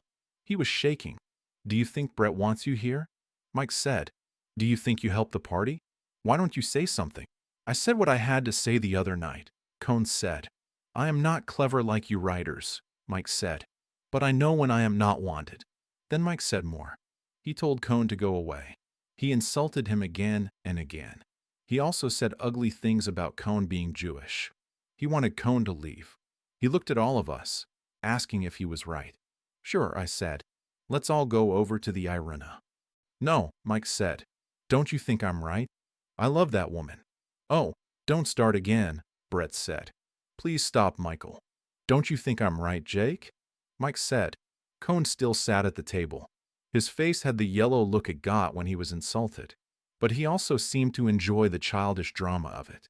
He had been with Brett, and he liked the idea of fighting for her. Jake, Mike said. He was almost crying. Then he turned to Cone and shouted again. Go away now. But I won't go, Mike, Cone said.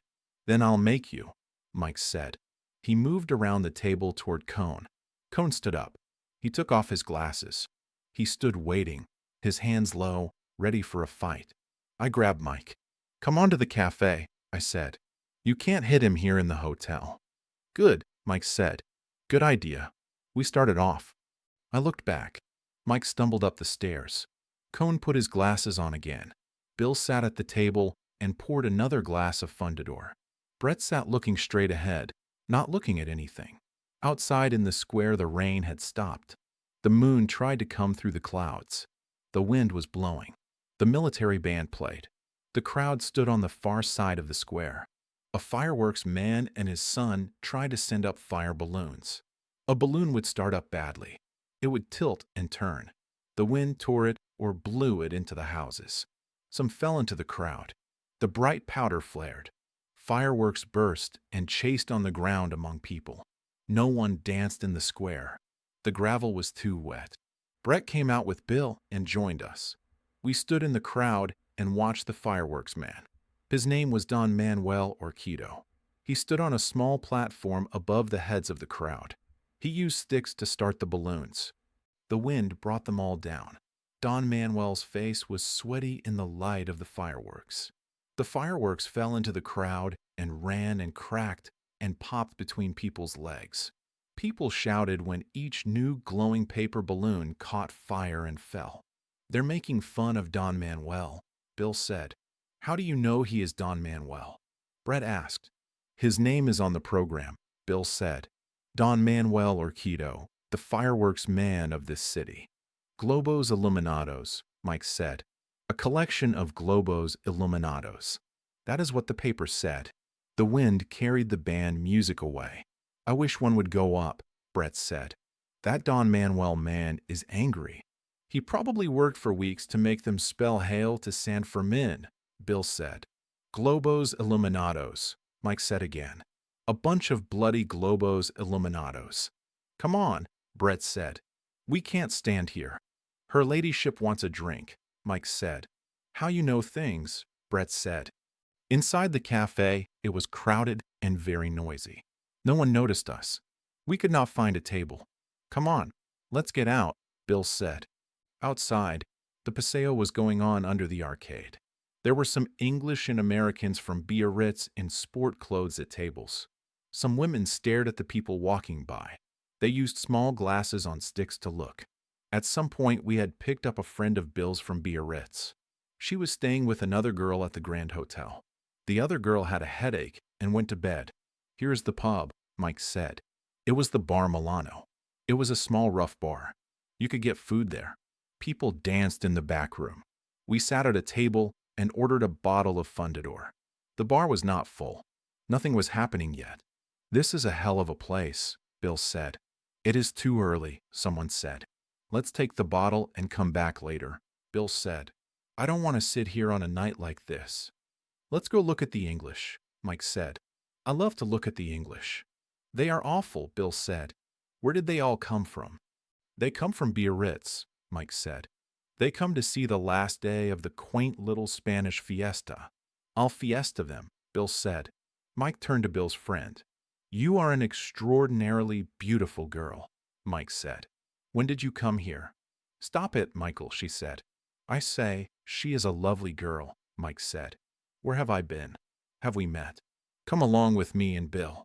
We're going to festa the English. I'll fiesta them, Bill said.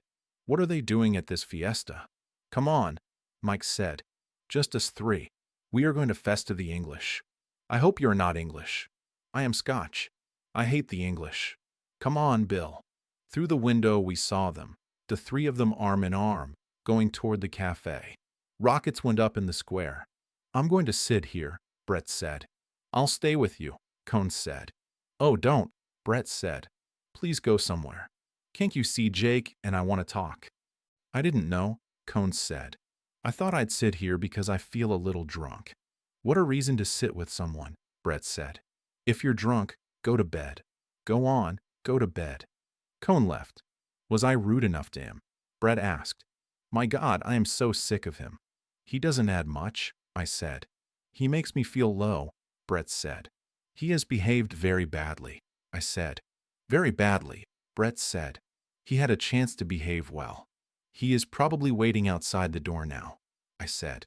Yes, Brett said. He would. You know, I know how he feels. He can't believe it meant nothing. I know, I said. Nobody else would behave so badly, Brett said. And Michael has been lovely too. It has been hard on Mike, I said. Yes, Brett said. But he didn't need to be so nasty. Everybody behaves badly, I said, if they get the right chance. You wouldn't behave badly, Brett said. She looked at me. I'd be as big an ass as Cone, I said. Darling, don't talk nonsense, Brett said. All right, I said. Talk about anything you like. Don't be difficult, she said. You're the only person I've got, and I feel awful tonight. You've got Mike, I said. Yes, Mike, Brett said. Hasn't he been pretty? Well, I said, it has been hard on Mike, having Cone around and seeing him with you. Don't I know it? Brett said, please don't make me feel worse. Brett looked nervous. I had never seen her like that. She kept looking away from me. She looked ahead at the wall. Do you want to go for a walk? I asked. Yes, she said. Come on. I corked the Fundador bottle and gave it to the bartender. Let's have one more drink of that, Brett said. My nerves are rotten. We each drank a glass of the smooth brandy. Come on, Brett said. As we came out, I saw Cone step out from under the arcade. He was there, Brett said. He can't stay away from you, I said. Poor devil, Brett said. I'm not sorry for him, I said. I hate him. I hate him too, Brett said. She shivered. I hate his suffering. We walked arm in arm down a side street away from the lights and the crowd. The street was dark and wet. We walked to the fortifications at the edge of town. We passed wine shops. Light came from their doors onto the wet street. Sometimes music burst out. Want to go in? I asked. No, Brett said. We walked across wet grass and climbed onto the stone wall of the fortifications. I spread a newspaper on the stone and Brett sat down. Out on the plain it was dark. We could see the mountains. The wind was high. Clouds moved across the moon. Below us were the dark pits of the old fort. Behind us were trees and the shadow of the cathedral. The town was black against the moon. Don't feel bad, I said. I feel like hell, Brett said. Don't talk. We looked out at the plain. Lines of trees were dark in the moonlight. We saw the lights of a car on the road climbing the mountain. On the top of the mountain, we saw the lights of the fort. Below to the left, we saw the river. It was high from rain. It looked black and smooth. Trees were dark along the banks. We sat and looked.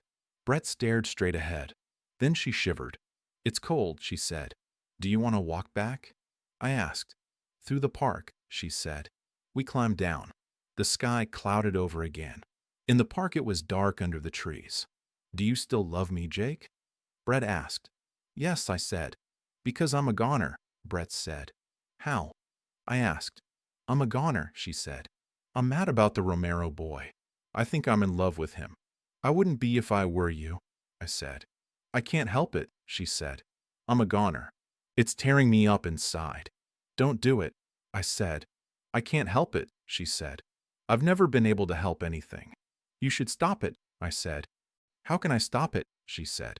I can't stop things. Feel that. She held out her hand. Her hand shook. I'm like that all through, she said. You shouldn't do it, I said. I can't help it, she said. I'm a goner now anyway. Don't you see the difference?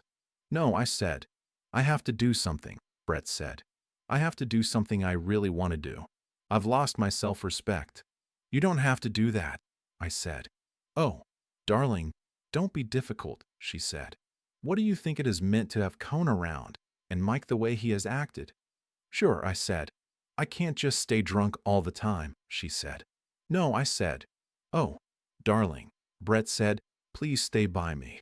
Please stay by me and see me through this. Sure, I said. I don't say it's right, she said, but it feels right for me. God knows, I've never felt like such a bitch. What do you want me to do? I asked. Come on, Brett said. Let's go and find him. We walked down the gravel path in the park in the dark. We went under the trees. Then we came out from under the trees. We passed the gate and went into the street that led back into town. Pedro Romero was in the cafe.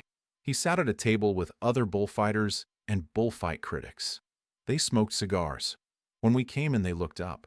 Romero smiled and bowed. We sat at a table halfway down the room. Ask him to come over and have a drink, Brett said. Not yet, I said. He'll come over. I can't look at him, Brett said. He's nice to look at, I said. I've always done what I wanted, Brett said. I know, I said. I feel like such a bitch, she said. Well, I said. My God, Brett said. The things a woman goes through. Yes, I said. Oh, I do feel like such a bitch, she said again. I looked at Romero's table. Romero smiled. He said something to the others. He stood up and came over. I stood up too. We shook hands. Won't you have a drink? I asked. You must have a drink with me, Romero said. He sat down. He did it politely, as if he asked Brett without words. He had good manners. But he kept smoking his cigar. It suited his face. You like cigars? I asked. Oh yes, Romero said. I always smoke cigars. It was part of how he looked sure of himself. It made him seem older. I noticed his skin. It was clear, smooth, and very brown. He had a small triangle scar on his cheekbone. I saw he watched Brett. He felt something between them. He must have felt it when Brett gave him her hand. He was careful. I think he felt sure, but he did not want to make a mistake. You fight tomorrow? I asked. Yes, he said. Al Gabino was hurt today in Madrid. Did you hear? No, I said. Badly. He shook his head. Nothing, he said. He showed his hand to explain. Brett took his hand and spread his fingers. Oh, Romero said in English. You tell fortunes? Sometimes, Brett said. Do you mind? No, he said. I like it. He put his hand flat on the table. Tell me I live forever, he said, and be a millionaire. He was still polite, but he felt more sure now. Look, he said. Do you see any bulls in my hand? He laughed. His hand was fine. His wrist was small. There are thousands of bulls, Brett said. She was not nervous now. She looked beautiful. Good, Romero laughed. At 1,000 duros each, he said in Spanish, then looked at me. Tell me more. It's a good hand, Brett said. I think he will live a long time. Say it to me, Romero said. Not to your friend. I said you will live a long time, Brett said. I know it, Romero said. I'm never going to die. I tapped the table with my fingertips. Romero saw it and shook his head. No, he said. Don't do that. The bulls are my best friends. I told Brett what he said. You kill your friends? Brett asked. Always, Romero said in English and laughed. So they don't kill me. He looked at her across the table. You know English well? Brett said. Yes, Romero said. Sometimes. But I must not let people know. It would be bad, A bullfighter who speaks English. Why? Brett asked. It would be bad, he said. People would not like it. Not yet. Why not? She asked. They would not like it, Romero said. Bullfighters are not like that. What are bullfighters like? Brett asked. Romero laughed. He tipped his hat down over his eyes. He changed his face and the angle of his cigar. He copied the look of another bullfighter at his table. Like at the table, he said. I glanced over and saw he copied the man exactly. Then he smiled again. Normal. No, he said. I must forget English. Don't forget it yet, Brett said. No, he asked. No, she said. All right, he said and laughed. I would like a hat like that, Brett said. Good, Romero said. I'll get you one. Right, Brett said. See that you do. I will, Romero said. I'll get you one tonight. I stood up. Romero stood up too. Sit down, I said. I must go and find our friends and bring them here. Romero looked at me. It was a last look, to ask if everything was understood. It was understood. Sit down, Brett said to him. You must teach me Spanish. Romero sat. He looked at her across the table. I went out. The hard-eyed people at the bullfighter table watched me go. It did not feel good. About 20 minutes later I came back and looked into the cafe. Brett and Pedro Romero were gone. On the table were the coffee glasses and our 3 empty cognac glasses. A waiter came with a cloth. He picked up the glasses and wiped the table. Chapter 17. Outside the bar Milano, I found Bill and Mike and Edna. Edna was the girl's name. We've been thrown out, Edna said. By the police, Mike said. There are people in there who don't like me. I've kept them out of 4 fights, Edna said. You've got to help me. Bill's face was red. Come back in, Edna, Bill said. Go on in and dance with Mike. It's silly, Edna said. There will just be another row. Those Biarritz swine, Bill said. Come on, Mike said. It's a pub. They can't take the whole pub. Good old Mike, Bill said. English swine come here and insult Mike and try to spoil the fiesta. They're so bloody, Mike said. I hate the English. They can't insult Mike, Bill said. Mike is a swell fellow. They can't insult Mike. I won't stand it. Who cares if he's a bankrupt? His voice broke. Who cares? Mike said. I don't care. Jake doesn't care. Do you care? No, Edna said. Are you a bankrupt? Of course, Mike said. You don't care, do you, Bill? Bill put his arm around Mike.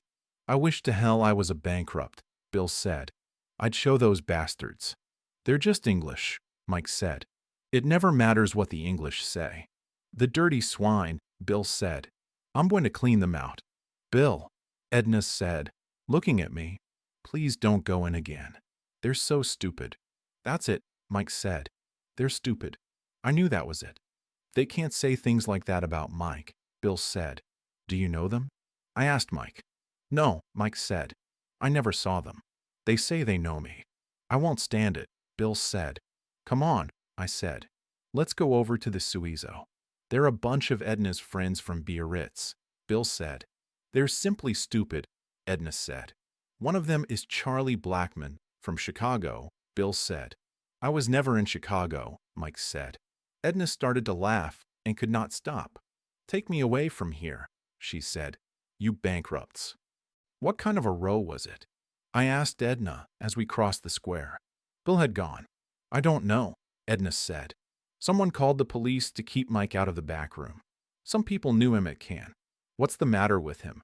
Probably he owes them money, I said. In front of the ticket booths in the square there were 2 long lines. People sat on chairs or crouched on the ground. They had blankets and newspapers around them. They were waiting for the booths to open in the morning to buy bullfight tickets. The night was clearing and the moon was out. Some people in line were asleep. At the Café Suizo we sat down and ordered Fundador. Then Robert Cohn came up. Where's Brett? He asked. I don't know, I said. She was with you, he said. She must have gone to bed, I said. She's not, he said. I don't know where she is, I said. His face looked yellow under the light. He stood over us. Tell me where she is, he said. Sit down, I said. I don't know. The hell you don't, he said. You can shut your face, I said. Tell me where Brett is, he said. I won't tell you a damn thing, I said. You know where she is, he said. If I did, I wouldn't tell you, I said. Oh, go to hell, Cone, Mike called. Brett's gone off with the bullfighter. They're on their honeymoon. You shut up, Cone said. Oh, go to hell, Mike said. Cone turned to me. Is that where she is? He asked. Go to hell, I said. She was with you, he said. Is that where she is? Go to hell, I said again. I'll make you tell me, he said, stepping forward. You damned pimp. I swung at him. He ducked. He hit me, and I sat down hard on the pavement. When I tried to get up, he hit me again and again. I went down under a table. I tried to rise, but my legs felt gone. I knew I had to stand and hit him, but I couldn't. Mike helped me up. Someone poured water over my head. Mike put an arm around me, and I found I was sitting on a chair. Mike pulled at my ears. I say you were cold, he said. Where the hell were you? I asked. Oh, I was around, he said. You didn't want to mix in it? I said. He knocked Mike down too, Edna said. He didn't knock me out, Mike said. I just lay there. Does this happen every night here? Edna asked. Wasn't that Mr. Cone? I'm all right, I said. My head's a little wobbly. Waiters and people stood around us. Via, Mike said. Go away. Go on. The waiters moved the people back. It was quite a thing, Edna said. He must be a boxer. He is, I said. I wish Bill had been here, Edna said. I wanted to see Bill knocked down too. He's so big. I was hoping Cone would knock down a waiter and get arrested, Mike said. I'd like to see Mr. Robert Cone in jail. No, I said. Oh no, Edna said. You don't mean that. I do, Mike said. I don't like being knocked about. Mike drank. I never liked hunting, he said. A horse might fall on you. How do you feel, Jake? All right, I said. You're nice, Edna said to Mike. Are you really a bankrupt? I'm a tremendous bankrupt, Mike said. I owe money to everybody. Don't you owe money? Tons, Edna said. I owe everybody money, Mike said. I borrowed 100 pesetas from Montoya tonight. The hell you did, I said. I'll pay it back, Mike said. I always pay everything back. That's why you're a bankrupt, Edna said. I stood up. Their voices seemed far away, like a bad play. I'm going over to the hotel, I said. I heard them talk about me. Is he all right? Edna asked. We'd better walk with him, Mike said. I'm all right, I said. Don't come. I'll see you later. I walked away from the cafe. They sat at the table. I looked back and saw empty tables too. A waiter sat with his head in his hands. Crossing the square to the hotel, everything looked new and strange. I noticed trees and flagpoles and the theater front as if I had never seen them. My feet felt far away. I could hear my steps as if they came from far off. It felt like a time long ago when I had been hit in the head in a football game and the town looked new. Going up the hotel stairs took a long time. I felt like I was carrying a suitcase, though I had none. There was a light in the hall. Bill came out and met me. Go up and see Cone, Bill said. He's in a jam. He's asking for you. The hell with him, I said. Go on, Bill said. He's in bad shape. I did not want to climb more stairs. Why are you looking at me that way? I asked. I'm not, Bill said. Go see him. He wants you. You were drunk, I said. I'm drunk now, Bill said. But go see him. All right, I said. It was only more stairs. I went up, still feeling that suitcase. I walked to Cone's room and knocked. Who is it? He asked. Barnes, I said. Come in, he said. I went in and set down my suitcase. The room was dark. Cone lay face down on the bed. Hello, he said. Don't call me Jake, I said. I stood by the door. I wanted a deep hot bath. Where's the bathroom? I asked. Cone was crying. He lay there in the dark, crying. He wore a white polo shirt. I'm sorry, he said. Please forgive me. Forgive you, hell, I said. Please forgive me, he said. I didn't answer. I was crazy, he said. You must see. Oh, that's all right, I said. I couldn't stand it about Brett, he said. You called me a pimp, I said. I didn't really care. I only wanted the bath. I know, he said. Please Please don't remember it. I was crazy. That's all right, I said. He cried without noise. I'm going away in the morning, he said. I couldn't stand it about bread, he said. I've been through hell. When I met her here, she treated me like a stranger. We lived together at San Sebastian. I suppose you know. He lay there. Well, I said, I'm going to take a bath. You were the only friend I had, he said. And I loved Brett so. Well, I said, so long. I guess it isn't any use, he said. I guess it isn't any damn use. What? I asked. Everything, he said. Please say you forgive me. Sure, I said. It's all right. I've been through such hell, he said. Now everything's gone. Well, I said, so long. I have to go. He rolled over and sat up. Then he stood. So long, he said. You'll shake hands, won't you? Sure, I said. We shook hands in the dark. See you in the morning, I said. I'm going away in the morning, he said. Oh, yes, I said. I went out. He stood in the doorway. Are you all right? He asked. Oh, yes, I said. I'm all right. I could not find a bathroom for a long time. When I found it, there was a deep stone tub. I turned on the taps, but no water came out. I sat on the edge of the tub. When I stood up, I saw I had taken off my shoes. I found them and carried them downstairs. I found my room, undressed, and got into bed. In the morning, I woke with a headache and the sound of bands in the street. I remembered I had promised to take Edna to see the bulls run to the ring. I dressed and went out into the cold, early morning. People hurried across the square toward the bull ring. In front of the ticket booths, the lines were still there. Men waited for the tickets to go on sale at 7. I ran to the cafe. The waiter told me my friends had come and gone. How many? I asked. 2 gentlemen and a lady, he said. That was fine. Bill and Mike were with Edna. She had feared they would pass out, so I was to take her. I drank coffee and hurried with the others toward the bull ring. I felt clearer now, but my head still hurt. The town smelled like early morning. The ground from the edge of town to the bull ring was muddy. A crowd stood all along the fence. Balconies and the top of the bull ring were packed with people. I heard the rocket. I knew I could not get into the ring in time, so I pushed to the fence. I was pressed against the boards. Between the 2 fences, the police cleared the runway. Then the runners came. A drunk slipped and fell. 2 policemen grabbed him and pushed him to the fence. The crowd ran fast now. There was a great shout. I put my head between the boards and saw the bulls coming into the pen. They ran fast and gained on the crowd. Another drunk ran out with a shirt in his hands. He wanted to wave it at the bulls.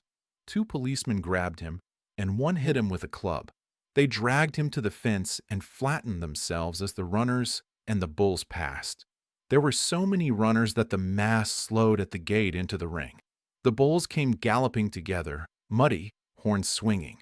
One bull shot ahead and caught a man in the back. The bull lifted him and dropped him. The man fell face down in the mud. The crowd poured into the ring with the bulls behind them. The red gate shut. From inside came loud shouts.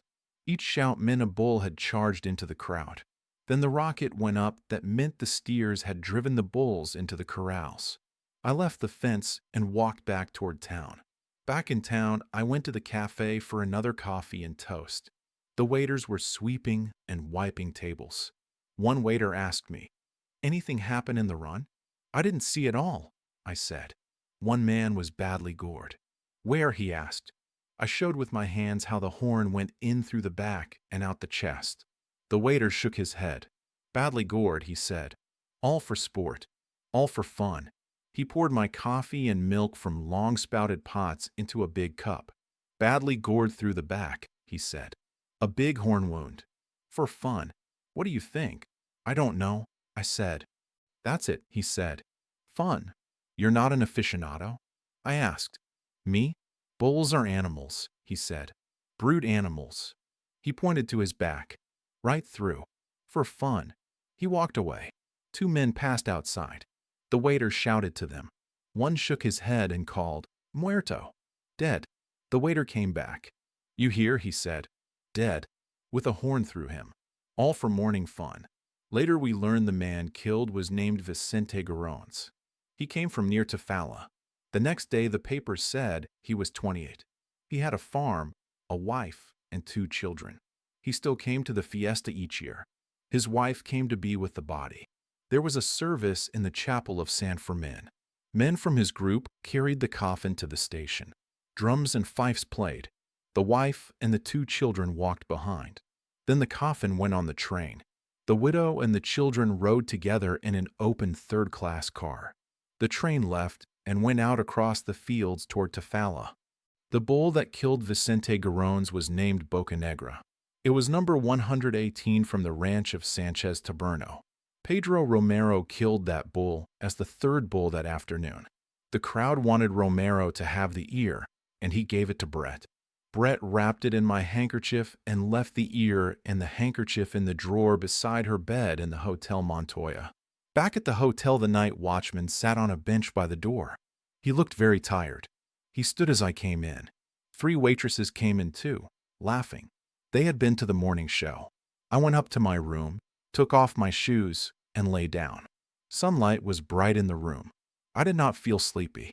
My jaw was sore. I touched it. I thought about Cone. He should have fought the first time and then left. He stayed because he believed Brett loved him. Someone knocked. "Come in," I said. It was Bill and Mike. They sat on the bed. "Some run," Bill said. "I say, weren't you there?" Mike asked. "Ring for some beer, Bill." "What a morning," Bill said. "And here's old Jake, the punching bag." "What happened inside?" I asked. Mike and Bill told how the runners fell, how the bulls came over them, how people waved shirts, and how many were taken to the infirmary. They argued about how long it took. "Where's that beer?" Mike asked. "We took Edna home," Bill said. "She went to bed." "How did she like it?" I asked. "Fine," Bill said. "We told her it's like that every morning." "She wanted us to run too," Bill said. "She likes action." I said it wouldn't be fair to my creditors, Mike said. "My jaw is sore," I said. Bill laughed. "Why didn't you hit him with a chair?" Mike said Cone would have knocked Bill down too. Then I asked, "Where did Cone go after he hit me?" Bill and Mike said Cone went to Romero's room, found Brett there, and beat Romero badly. Brett told Cone off. Romero kept getting up and getting knocked down. Cone cried and wanted to shake hands. Romero hit Cone back at the end. Mike said he heard it from Brett that morning. Brett was looking after Romero. Mike drank beer and said he would stay drunk. He said it was funny, but not pleasant. He also said Brett had not had an easy life, and that it was a shame because she enjoyed things. Mike stood up, shaky. "I'm going to sleep," he said. "No sleep makes you nervy." "We'll see you at noon at the Iruna," Bill said. Mike went out. We heard him ask the maid for more beer and a bottle of Fundador. Bill said he was going to bed too. He said there had been a bad fight about Mike at the Milano. Someone who had helped pay Mike out of can had said nasty things. "Was anyone killed in the ring?" Bill asked. "Not in the ring," I said. "A man was killed outside." Chapter 18. At noon, we were all at the cafe. It was very crowded. We ate shrimps and we drank beer. The town was crowded too. Every street was full of people. Big motor cars came from Biarritz and from San Sebastian. They kept driving up and they parked around the square. They brought people for the bullfight. Sightseeing cars came too. One car had 25 English women in it.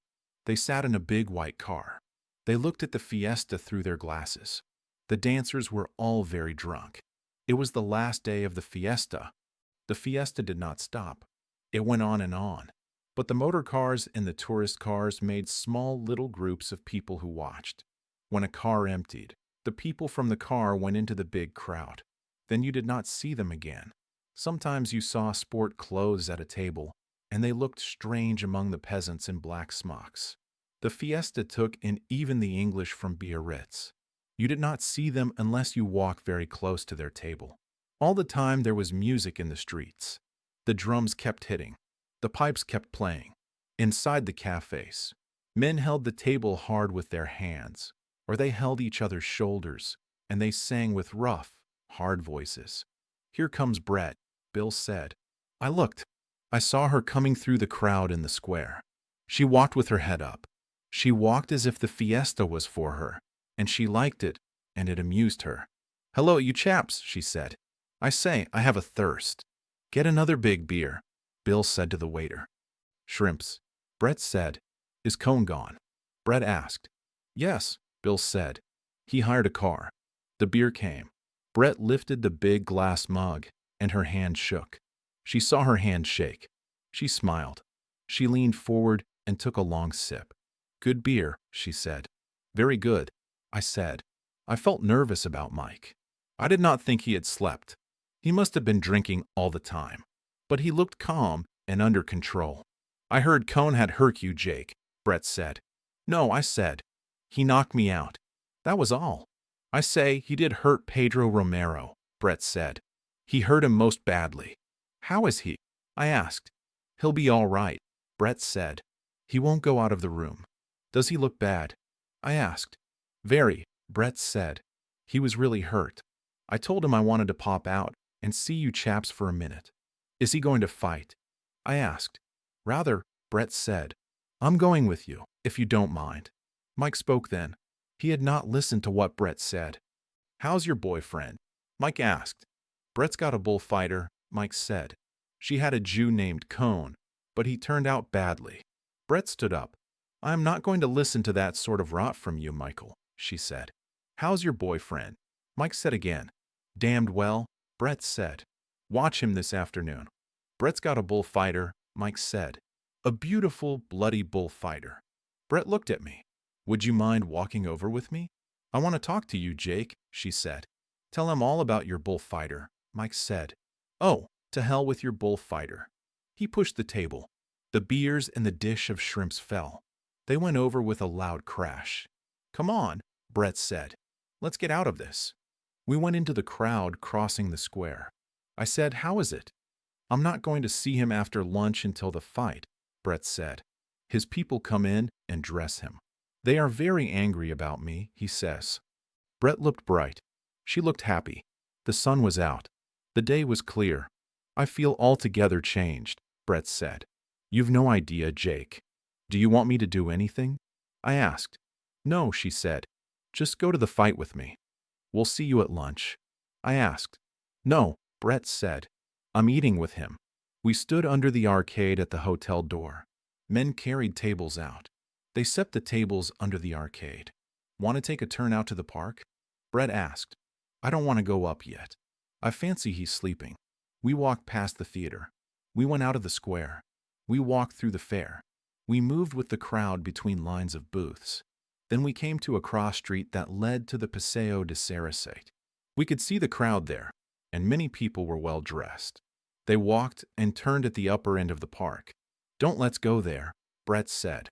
"I don't want staring at just now." We stood in the sun. It was hot. It felt good after the rain and the sea clouds. "I hope the wind goes down," Brett said. "It's very bad for him." "So do I said. "He says the bulls are all right," she said. "They're good," I said. "Is that Sanfermin's?" Brett asked. She looked at the yellow wall of the chapel. "Yes," I said. "That is where the show started on Sunday." "Let's go in," Brett said. "Do you mind? I'd rather like to pray a little for him or something." We went in through a heavy leather door. The door moved very lightly. Inside it was dark. Many people were praying. When my eyes got used to the dim light, I could see them. We knelt at one of the long wooden benches. After a little time, I felt Brett get stiff beside me. I saw she looked straight ahead. "Come on," she whispered in a rough, low voice. "Let's get out of here. It makes me damn nervous." Outside, in the hot, bright street, Brett looked up at the treetops in the wind. The praying did not help much. "Don't know why I get so nervy in church," Brett said. "It never does me any good." We walked on. "I'm damned bad for a religious atmosphere," Brett said. "I've the wrong type of face." Then she said, "You know, I'm not worried about him at all. I just feel happy about him." "Good," I said. "I wish the wind would drop, though," she said. "It can go down by 5 o'clock," I said. "Let's hope," she said. "You might pray." I laughed. "Never does me any good," she said. "I've never gotten anything I prayed for." "Have you?" "Oh, yes," I said. "Oh, rot," Brett said. Maybe it works for some people, though. You don't look very religious, Jake. I'm pretty religious, I said. Oh, rot, Brett said. Don't start proselyting today. Today's going to be bad enough as it is. It was the first time I had seen her in the old, happy, careless way since before she went off with Cone. We came back in front of the hotel. All the tables were set now. Some tables already had people eating. Do look after Mike, Brett said. Don't let him get too bad. The German maitre d' spoke in English. He listened to people all the time. Your friend's half gone upstairs, he said.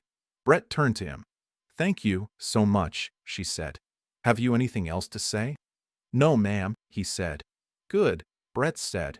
Save us a table for 3, I said to the German. He smiled his dirty little pink and white smile. ISS madam eating here? He asked. No, Brett said. Then I think a table for 2 will be enough, he said. Don't talk to him, Brett said. She started up the stairs. Mike must have been in bad shape, she said. We passed Montoya on the stairs.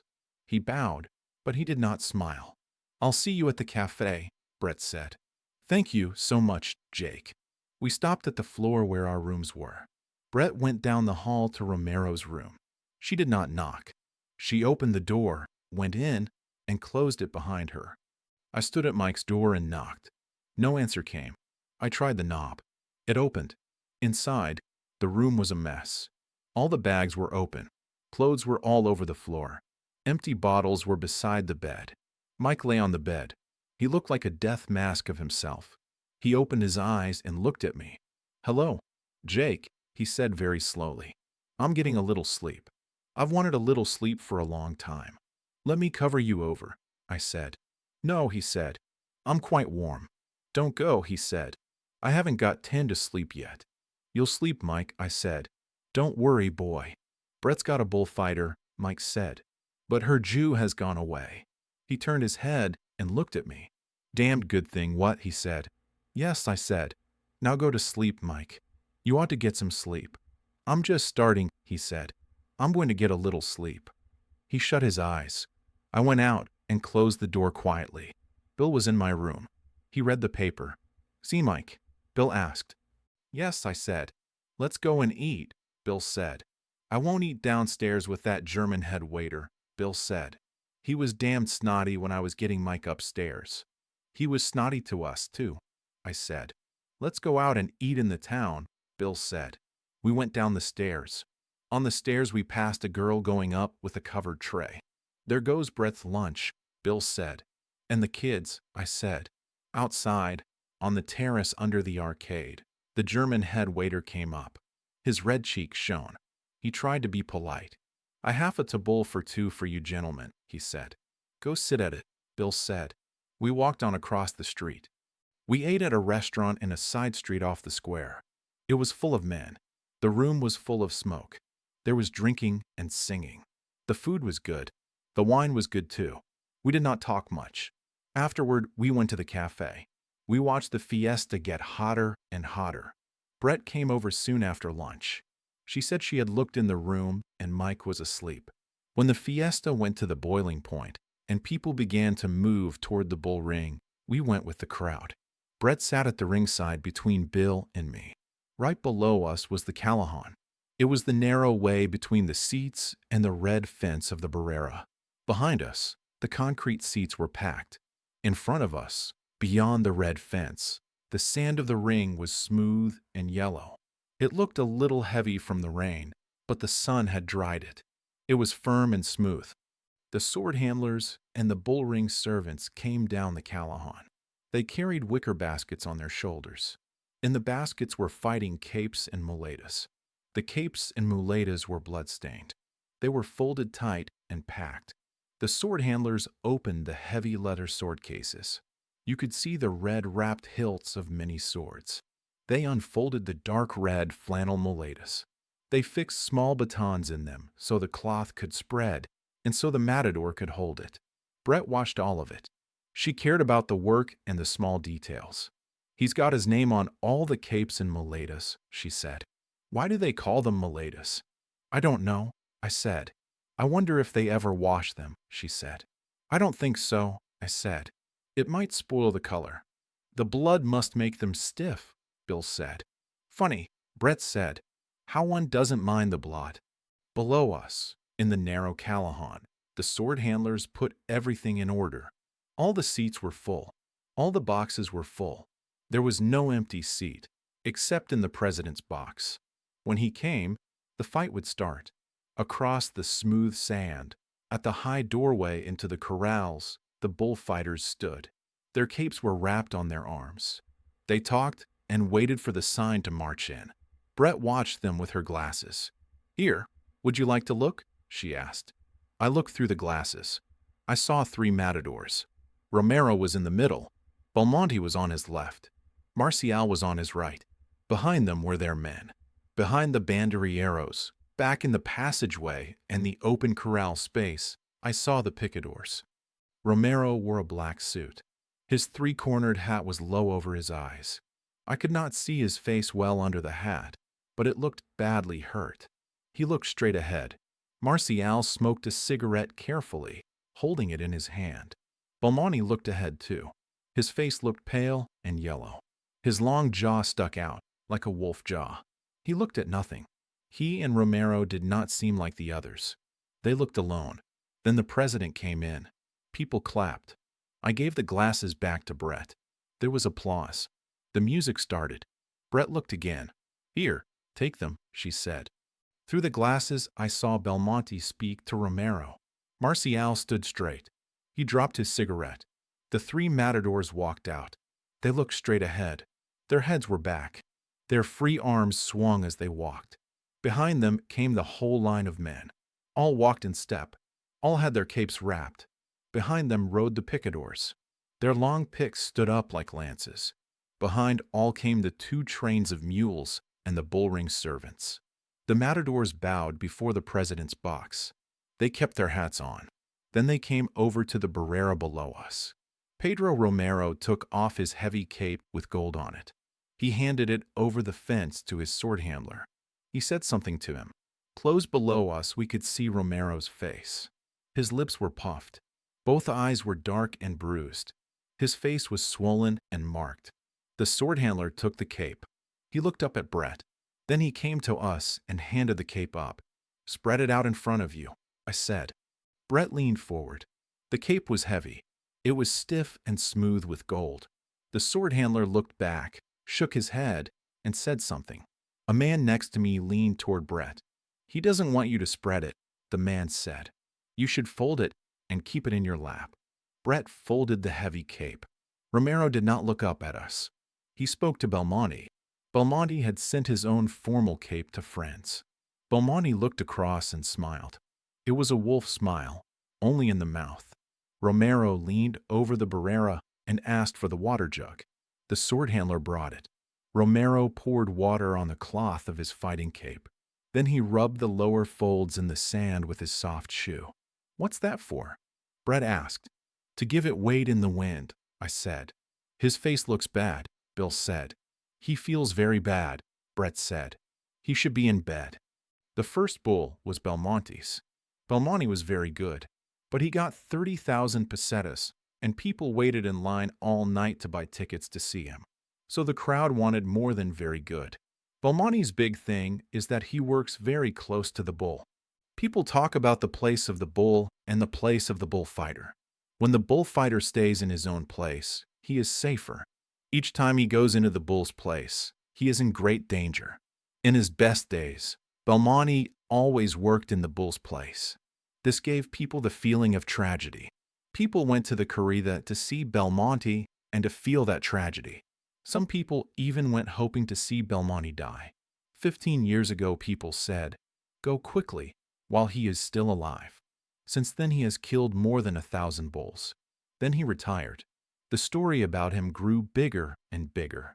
When he came back, the public felt let down because no real man could do what the story said. Not even Belmonte could do it the same way. Belmonte also made rules. He said his bulls must not be too big. He said their horns must not be too dangerous. So the danger that gives the feeling of tragedy was not there. The public wanted 3 times as much from Belmonte as he could give. He was sick with a fistula. The crowd felt cheated. His jaw pushed out more in contempt. His face got more yellow. He moved with more pain. Finally, the crowd turned against him. He did not care. He had wanted a great afternoon. Instead, he got sneers and shouted insults. Then people threw cushions and pieces of bread and vegetables down at him in the plaza where he had once had great success. His jaw pushed out more. Sometimes he turned and smiled that long, toothy smile when someone shouted something very nasty. All the time his pain got worse. His face turned a dry yellow, like parchment. After his second bull was dead and the throwing stopped, he saluted the president with the same wolf-jawed smile and hard eyes. He handed his sword over the Barrera to be wiped and put away. Then he went into the Callahan. He leaned on the Barrera below us, his head on his arms. He did not see or hear anything. He only felt pain. When he looked up at last, he asked for water. He swallowed a little, rinsed his mouth, and spat the water out. He took his cape and went back into the ring. Because the public were against Belmonte, they were for Romero.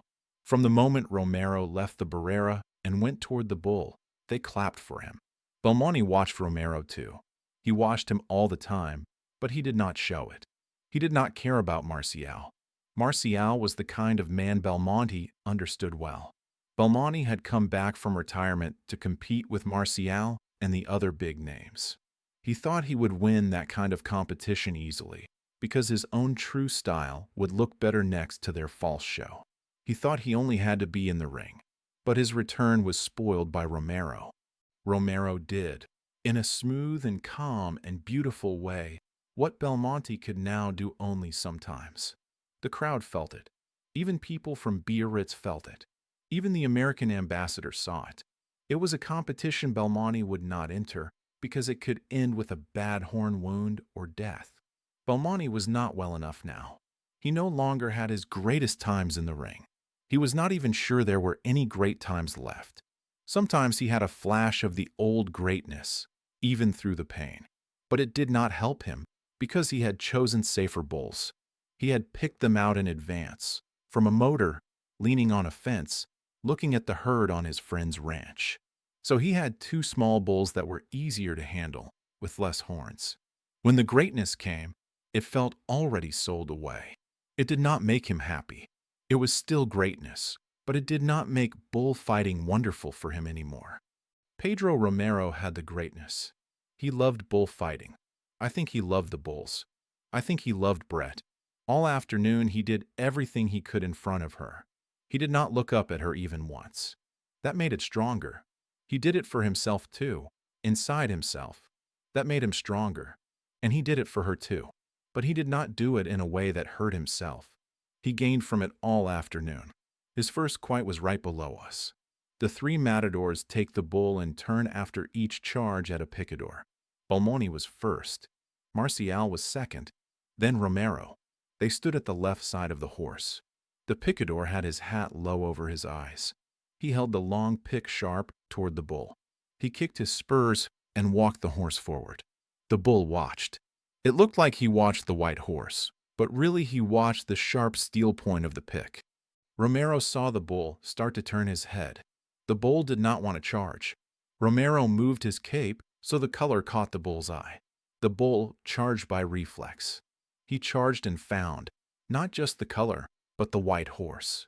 The picador leaned far over. He drove the steel point into the hump of muscle on the bull's shoulder. Then he pulled the horse sideways. The pick turned in the wound and made it larger. The bull began to bleed for Belmonte.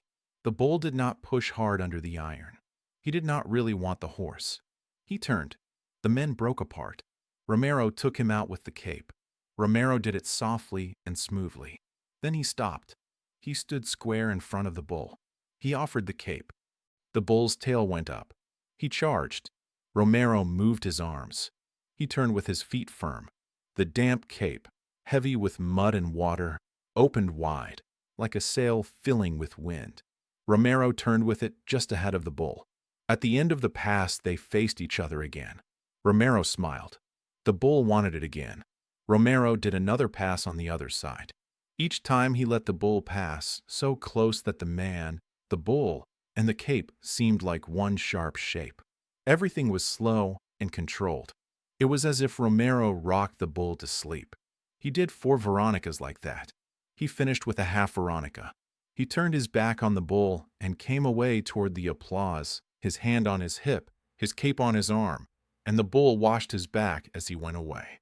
With his own bulls, he was perfect. His first bull did not see well. After the first 2 passes, Romero knew exactly how bad the bull's sight was. He worked in the right way for it. It was not showy. It was only perfect. The crowd wanted the bull changed. They made a big shoom and shouted. Nothing very fine could happen with a bull that could not see the lures well. But the president would not order a change. Why don't they change him? Brett asked. They paid for him, I said. They don't want to lose money. It's hardly fair to Romero, Brett said. Watch how he handles a bull that can't see the color, I said.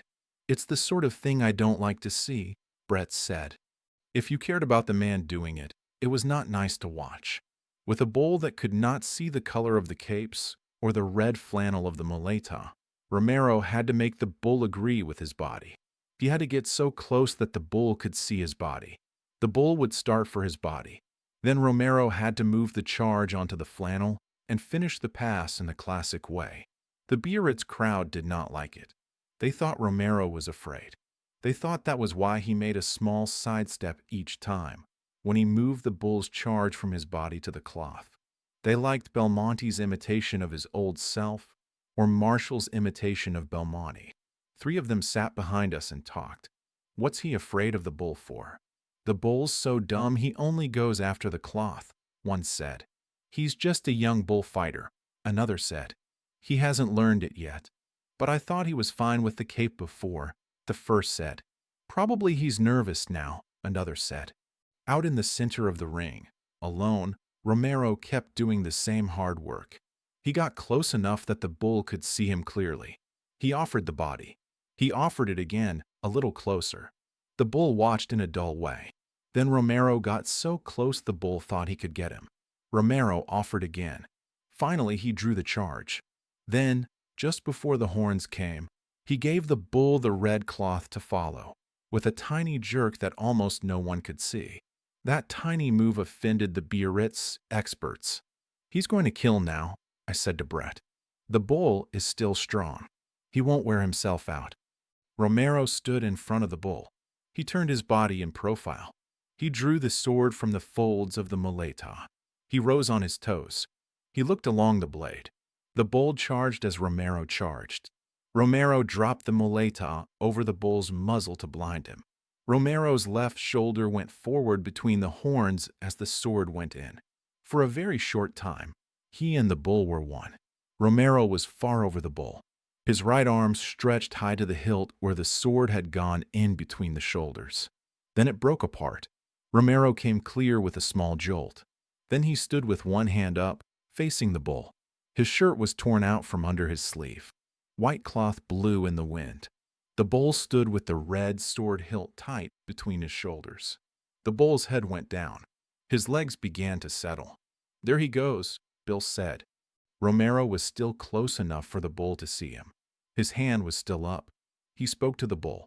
The bull gathered himself, then moved forward and fell slowly. And then suddenly he went over, with his feet in the air. They handed the sword back to Romero. He carried it blade down. The muleta was in his other hand. He walked to the president's box. He bowed, then straightened. Then he came to the barrera and handed the sword and muleta over. Bad one, said the sword handler. He made me sweat, Romero said. He wiped his face. The sword handler gave him the water jug. Romero wiped his lips. It hurt him to drink from the jug. He did not look up at us. Marcial had a big day too. People were still clapping for him when Romero's last bull came in. This was the bull that had sprinted out in the morning running and had killed a man. During Romero's first bull, his hurt face was easy to see. Everything he did showed it. The hard, careful work with the bull that could not see well made it stand out more. The fight with Cohn had not broken his spirit, but it had smashed his face and hurt his body. Now he was wiping it away. Each thing he did with this new bull wiped it away a little more. It was a good bull. It was a big bull. It had horns. It turned and came again fast and sure. It was what Romero wanted. When Romero had finished his work with the muleta and was ready to kill, the crowd made him go on. They did not want the bull killed yet. They did not want it to end. Romero went on. It was like a lesson in bullfighting. He linked all the passes together. Each pass was complete. Each one was slow and smooth and steady. There were no tricks. There was no magic show. There was no rough hurry. And each pass, when it reached the top moment, gave you a sudden ache inside. The crowd did not want it to ever end. At last, the bull stood square on all 4 feet, ready to be killed. Romero killed directly below us. This time he killed as he wanted, not as he had been forced to before. He stood in profile in front of the bull. He drew the sword from the muleta and looked along the blade. The bull watched him. Romero spoke to the bull and tapped one of his own feet. The bull charged. Romero waited. The muleta was held low. Romero's feet were firm. Then, without stepping forward, he became one with the bull. The sword went in high between the shoulders. The bull followed the low cloth. Then the cloth disappeared as Romero lurched clear to the left. It was over. The bull tried to go forward. His legs began to sink. He swung side to side. He hesitated. Then he went down on his knees. Romero's older brother leaned forward behind him and drove a short knife into the bull's neck at the base of the horns. The first time he missed.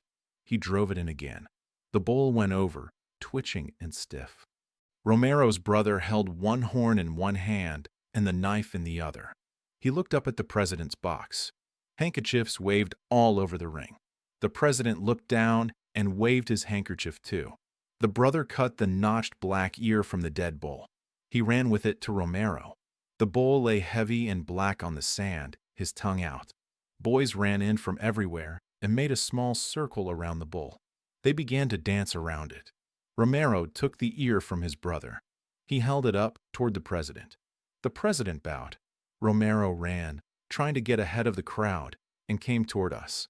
He leaned up on the barrera and gave the ear to Brett. He nodded and smiled. The crowd pressed around him. Brett held down the cape. "You liked it?" Romero called. Brett did not answer. They looked at each other and smiled.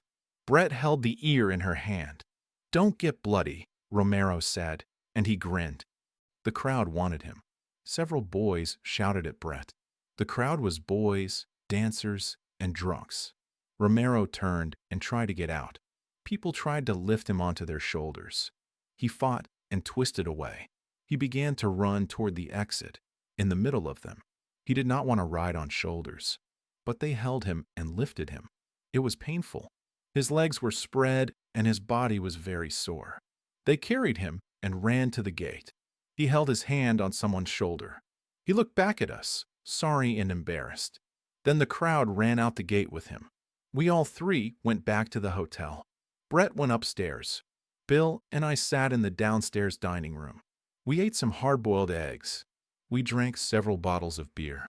Belmonte came down in street clothes with his manager and 2 other men. They sat at the next table and ate. Belmonte ate very little. They were leaving on the 7 o'clock train for Barcelona.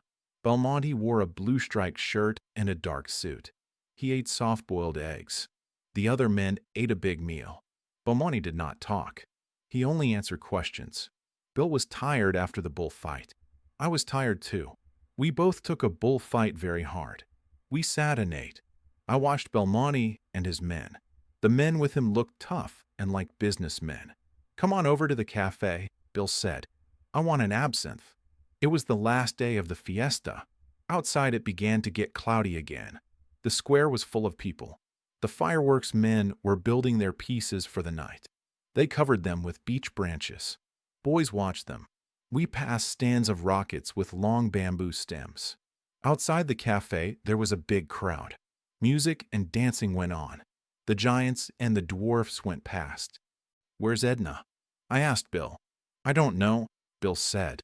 We watched the evening begin, the last night of the fiesta. The absinthe made everything seem better. I drank it without sugar in the dripping glass, and it tasted bitter but nice. "I feel sorry about Cone," Bill said. He had an awful time. Oh, to hell with Cone, I said. Where do you suppose he went? Bill asked. Up to Paris, I said. What do you suppose he'll do? Bill asked. Oh, to hell with him, I said. What do you suppose he'll do? Bill asked again. Pick up with his old girl, probably, I said. Who was his old girl? Bill asked. Somebody named Frances, I said. We had another absinthe. When do you go back? I asked. Tomorrow, Bill said. After a little while, Bill said, Well, it was a swell fiesta. Yes, I said. Something doing all the time. You wouldn't believe it, Bill said. It's like a wonderful nightmare. Sure, I said. I believe anything, including nightmares. What's the matter? Bill asked. Feel low. Low as hell, I said. Have another absinthe, Bill said. Here, waiter. Another absinthe for this, senor. I feel like hell, I said. Drink that, Bill said. Drink it slow. It began to get dark. The fiesta went on. I began to feel drunk, but I did not feel better. How do you feel? Bill asked. I feel like hell, I said. Have another? Bill asked. It won't do any good, I said. Try it, Bill said. You can't tell. Maybe this is the one that gets it. Hey, waiter. Another absinthe for this, senor. I poured the water straight into it. I stirred it, instead of letting it drip. We'll put in a lump of ice. I stirred the ice with a spoon in the brown, cloudy drink. How is it? Bill asked. Fine, I said. Don't drink it fast like that, Bill said. It will make you sick. I put the glass down. I had not meant to drink fast. I feel tight, I said. You ought to, Bill said. That's what you wanted, wasn't it? I said. Sure, Bill said. Get tight. Get over your damn depression. Well, I'm tight, I said. Is that what you want? Sit down, Bill said. I won't sit down, I said. I'm going over to the hotel. I was very drunk. I was drunker than I ever remembered. At the hotel, I went upstairs. Brett's door was open. I put my head into the room. Mike sat on the bed. He waved a bottle. Jake, he said. Come in, Jake. I went in and sat down. The room moved and felt unsafe, unless I stared at one fixed thing. Brett, you know, Mike said. She's gone off with the bullfighter chap. No, I said. Yes, Mike said. She looked for you to say goodbye. They went on the 7 o'clock train. Did they? I said. Bad thing to do, Mike said. She shouldn't have done it. No, I said. Have a drink. Mike said. Wait while I ring for some beer. I'm drunk, I said. I'm going in and lie down. Are you blind? Mike said. I was blind myself. Yes, I said. I'm blind. Well, bungo, Mike said. Get some sleep, old Jake. I went out into the hall and into my own room. I lay down on the bed. Chapter 19.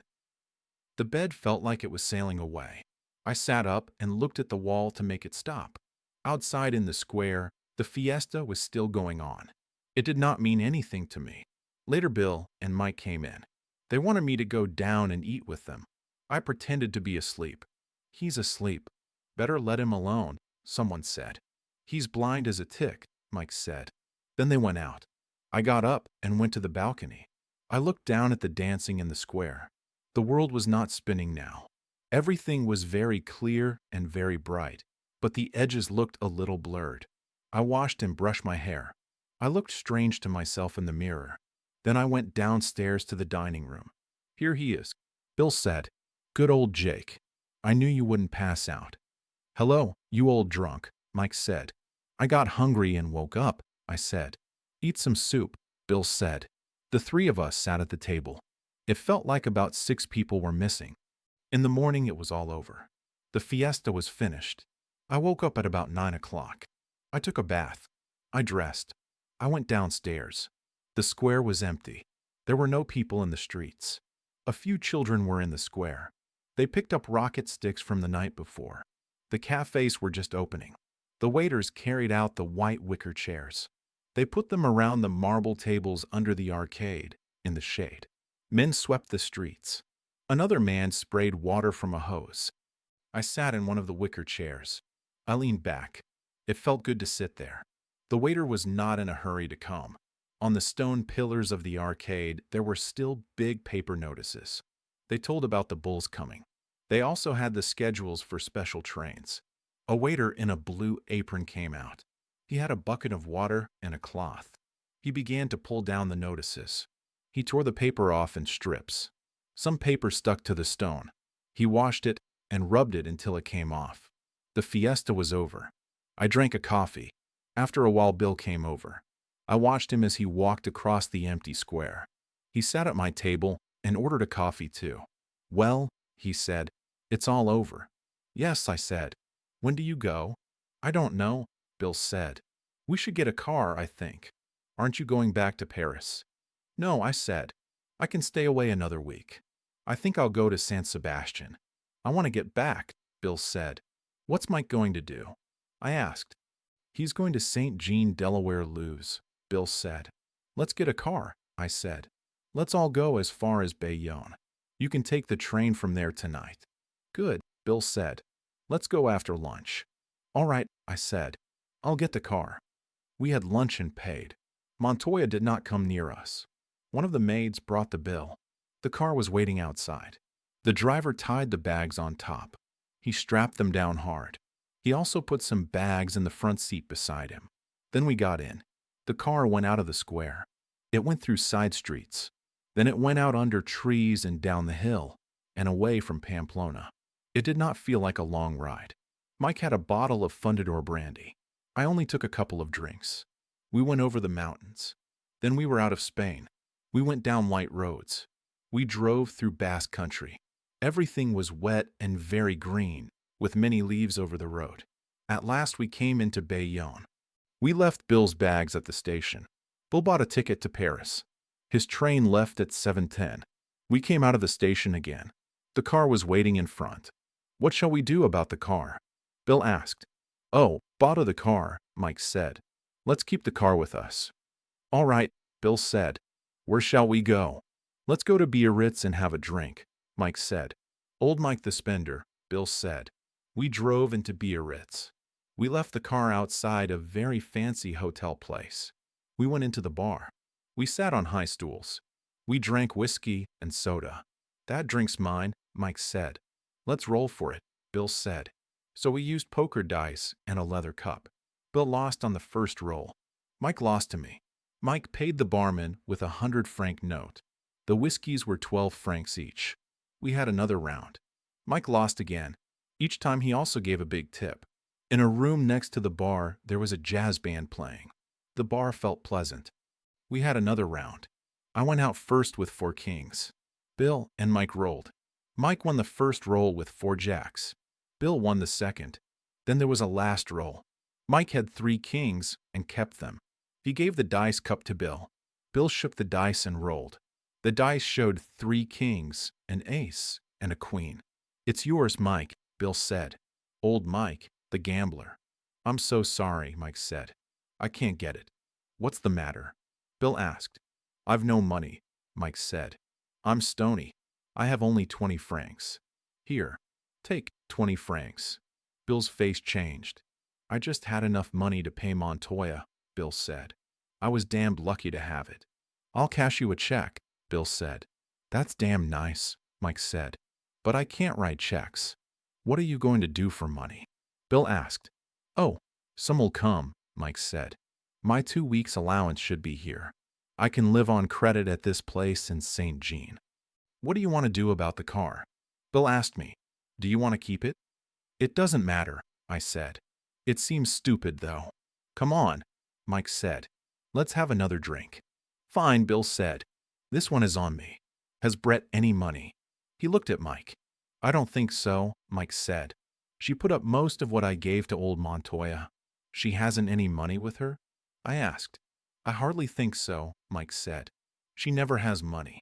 She gets £500 a year and pays 350 of it in interest to Jews." "I suppose they take it at the source," Bill said. "Quite," Mike said. "They are not really Jews. We just call them Jews. They're Scotsmen, I believe." "Hasn't she any money at all?" I asked. "I don't think so," Mike said. "She gave it all to me when she left." "Well," Bill said, We might as well have another drink. Damn good idea, Mike said. One never gets anywhere by talking about money. Bill and I rolled for the next 2 rounds. Bill lost and paid. Then we went out to the car. Anywhere you'd like to go, Mike? Bill asked. Let's take a drive, Mike said. It might help my credit. Let's drive around a bit. Fine, Bill said. I want to see the coast. Let's drive down toward Henday. I haven't any credit along the coast, Mike said. You never know, Bill said. We drove out on the coast road. The headlands were green. There were white villas with red roofs. There were patches of forest. The ocean was very blue. The tide was out. The water curled far out along the beach. We drove through St. Jean, Delaware Loos. We passed more villages along the coast. Behind the rolling country, we could see the mountains we had crossed from Pamplona. The road went on ahead. Bill looked at his watch. It was time to go back. He knocked on the glass and told the driver to turn around. The driver backed the car into grass to turn it. Behind us were woods. Below was a strip of meadow. After that was the sea.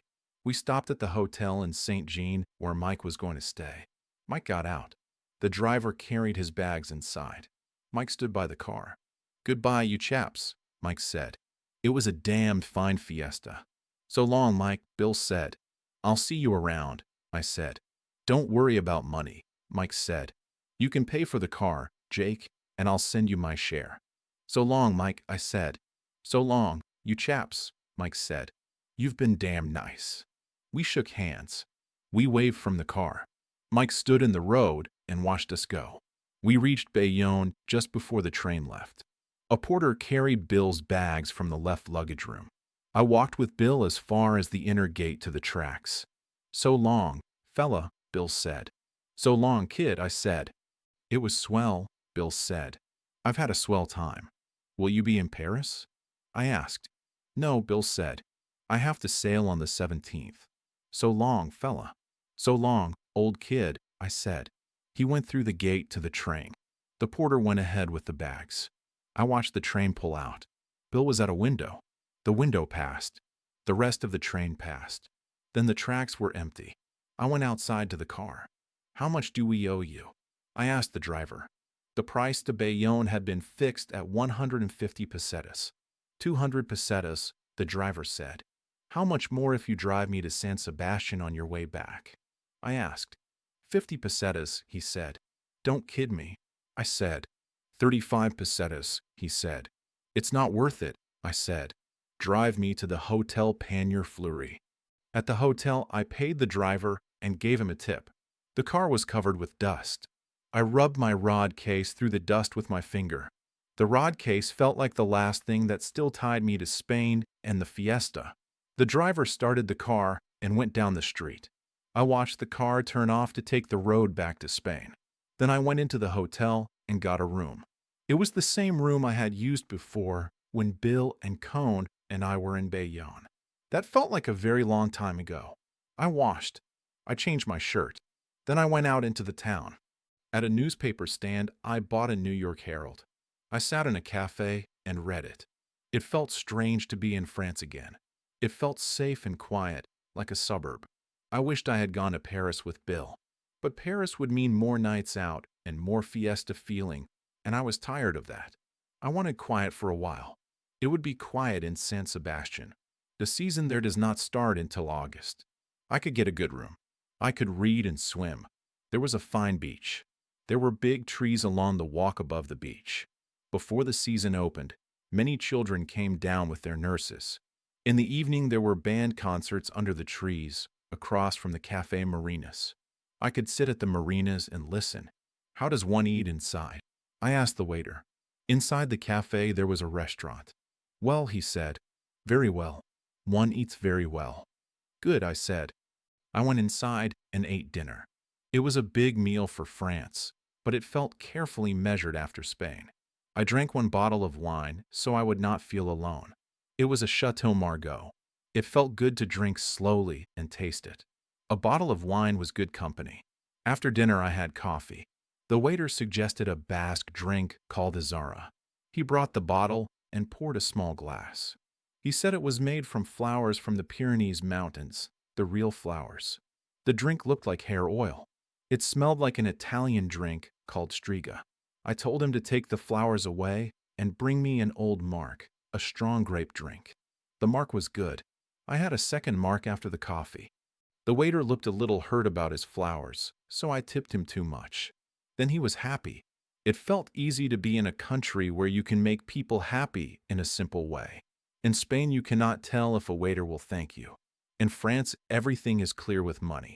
France is the easiest country to live in. No one makes things hard by becoming your friend for a secret reason. If you want people to like you, you only need to spend a little money.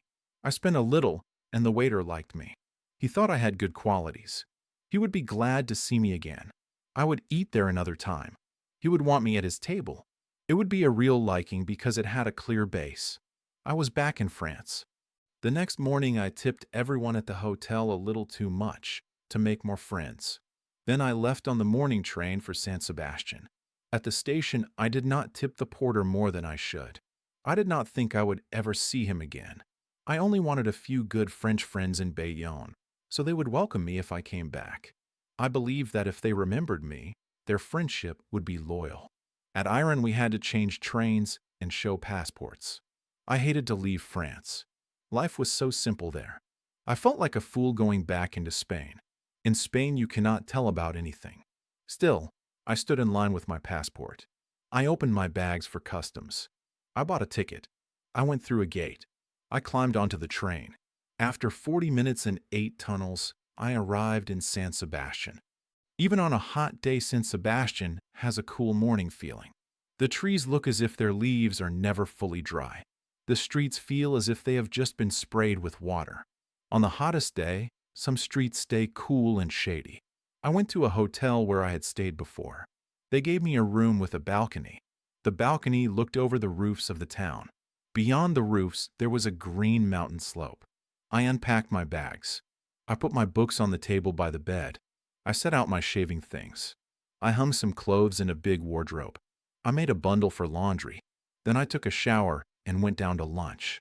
Spain had not changed to summertime, so I was early. I set my watch again. By coming to San Sebastian, I got back 1 hour. As I entered the dining room, the hotel man brought me a police form to fill in. I signed it.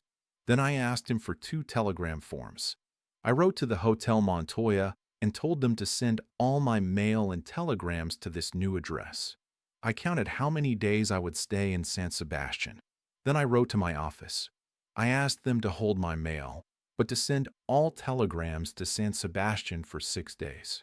Then I went in and ate lunch. After lunch, I went up to my room. I read for a while. Then I slept. When I woke, it was 4:30. I found my swimsuit.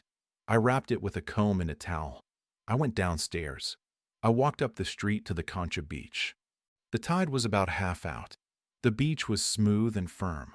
The sand was yellow. I went into a bathing cabin. I undressed. I put on my suit. I walked across the smooth sand to the sea. The sand was warm under my bare feet. There were many people on the beach and in the water. Far out, where the 2 headlands almost met and made a harbor, there was a white line of waves, and beyond that was the open sea. The tide was going out, but slow waves still came in. They came like long moving lines. They gathered water and weight. Then they broke smoothly on the warm sand. I walked into the water. It was cold. When a wave came, I dove. I swam underwater. I came up, and the cold feeling was gone. I swam out to a raft. I pulled myself up. I lay on the hot boards. At the other end of the raft, a boy and a girl were there.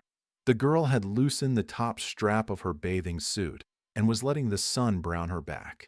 The boy lay on his stomach and talked to her. She laughed and turned her brown back in the sun. I lay in the sun until I was dry. Then I tried several dives. One time I dove very deep. I swam down to the bottom. I swam with my eyes open. The water was green and dark. The raft made a dark shadow above. I came up beside the raft. I pulled up again. I dove once more and held my breath for a long time. Then I swam back to shore. I lay on the beach until I was dry. Then I went into the bathing cabin. I took off my suit. I poured fresh water over myself. I rubbed dry. I walked around the harbor under the trees to the casino. Then I went up a cool street to the Café Marinas. An orchestra was playing inside. I sat on the terrace outside. The day was hot, but the air there felt cool and fresh. I drank lemon juice with shaved ice. Then I had a long whiskey and soda. I sat there a long time. I read. I watched people. I listened to the music. Later, when it began to get dark, I walked around the harbor. I walked along the sea walk, and then back to the hotel for supper.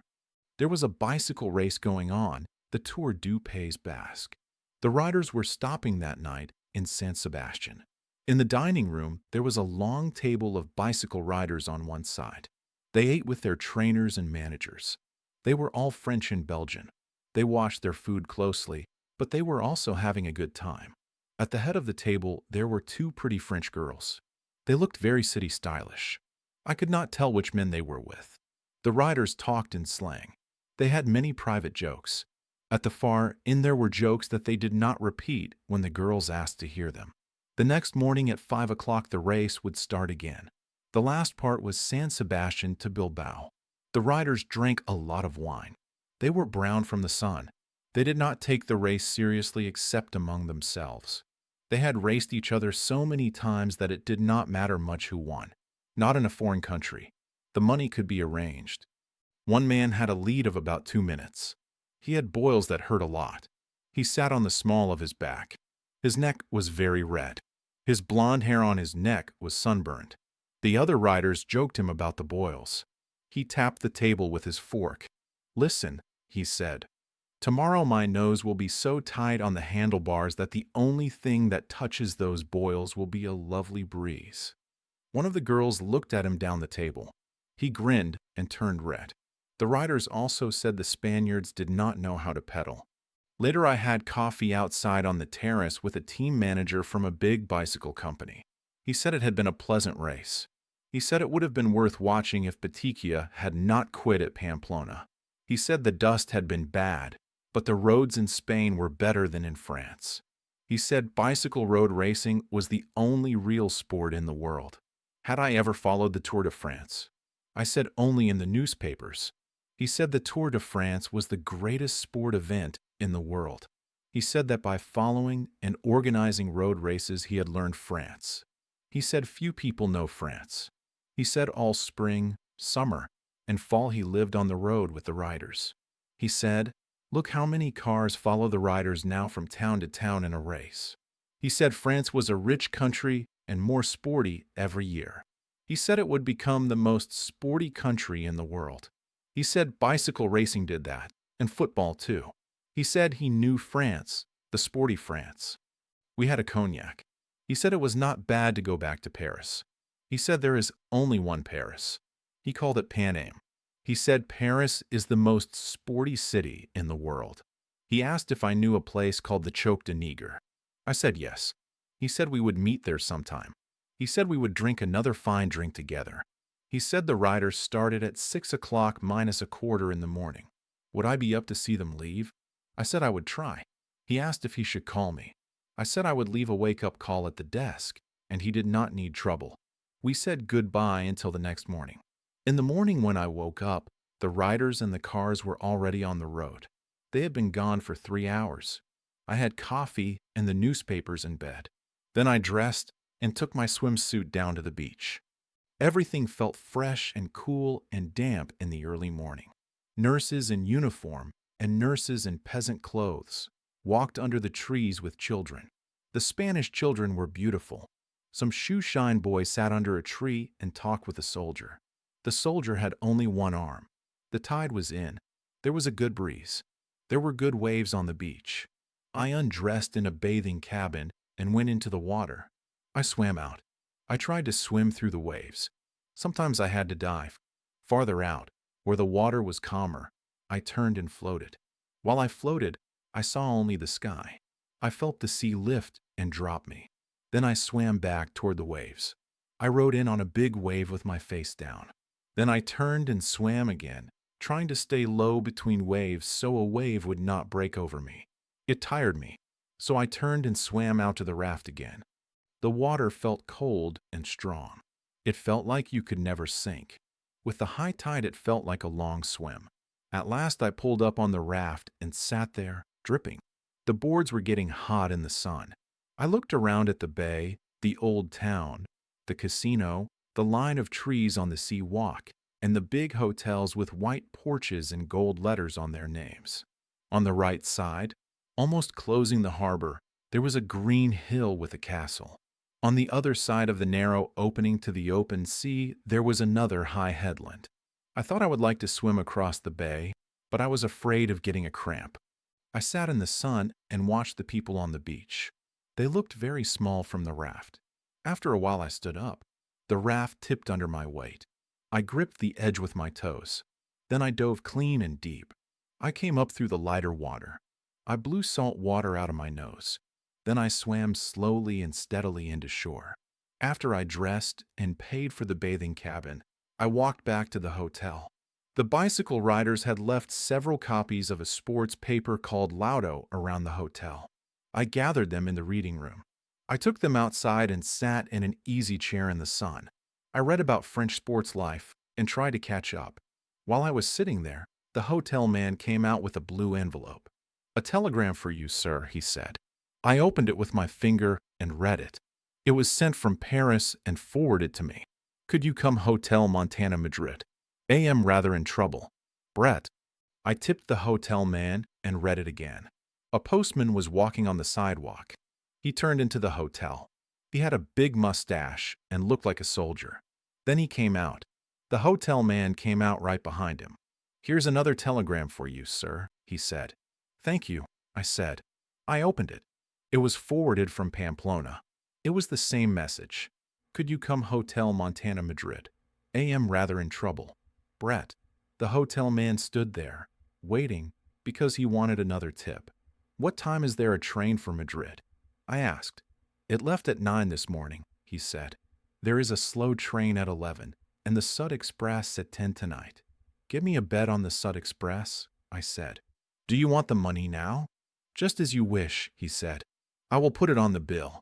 "Do that," I said. So that meant San Sebastian was finished for me. I suppose I had half expected something like this. I saw the hotel man standing in the doorway. "Bring me a telegram form, please," I said. He brought it.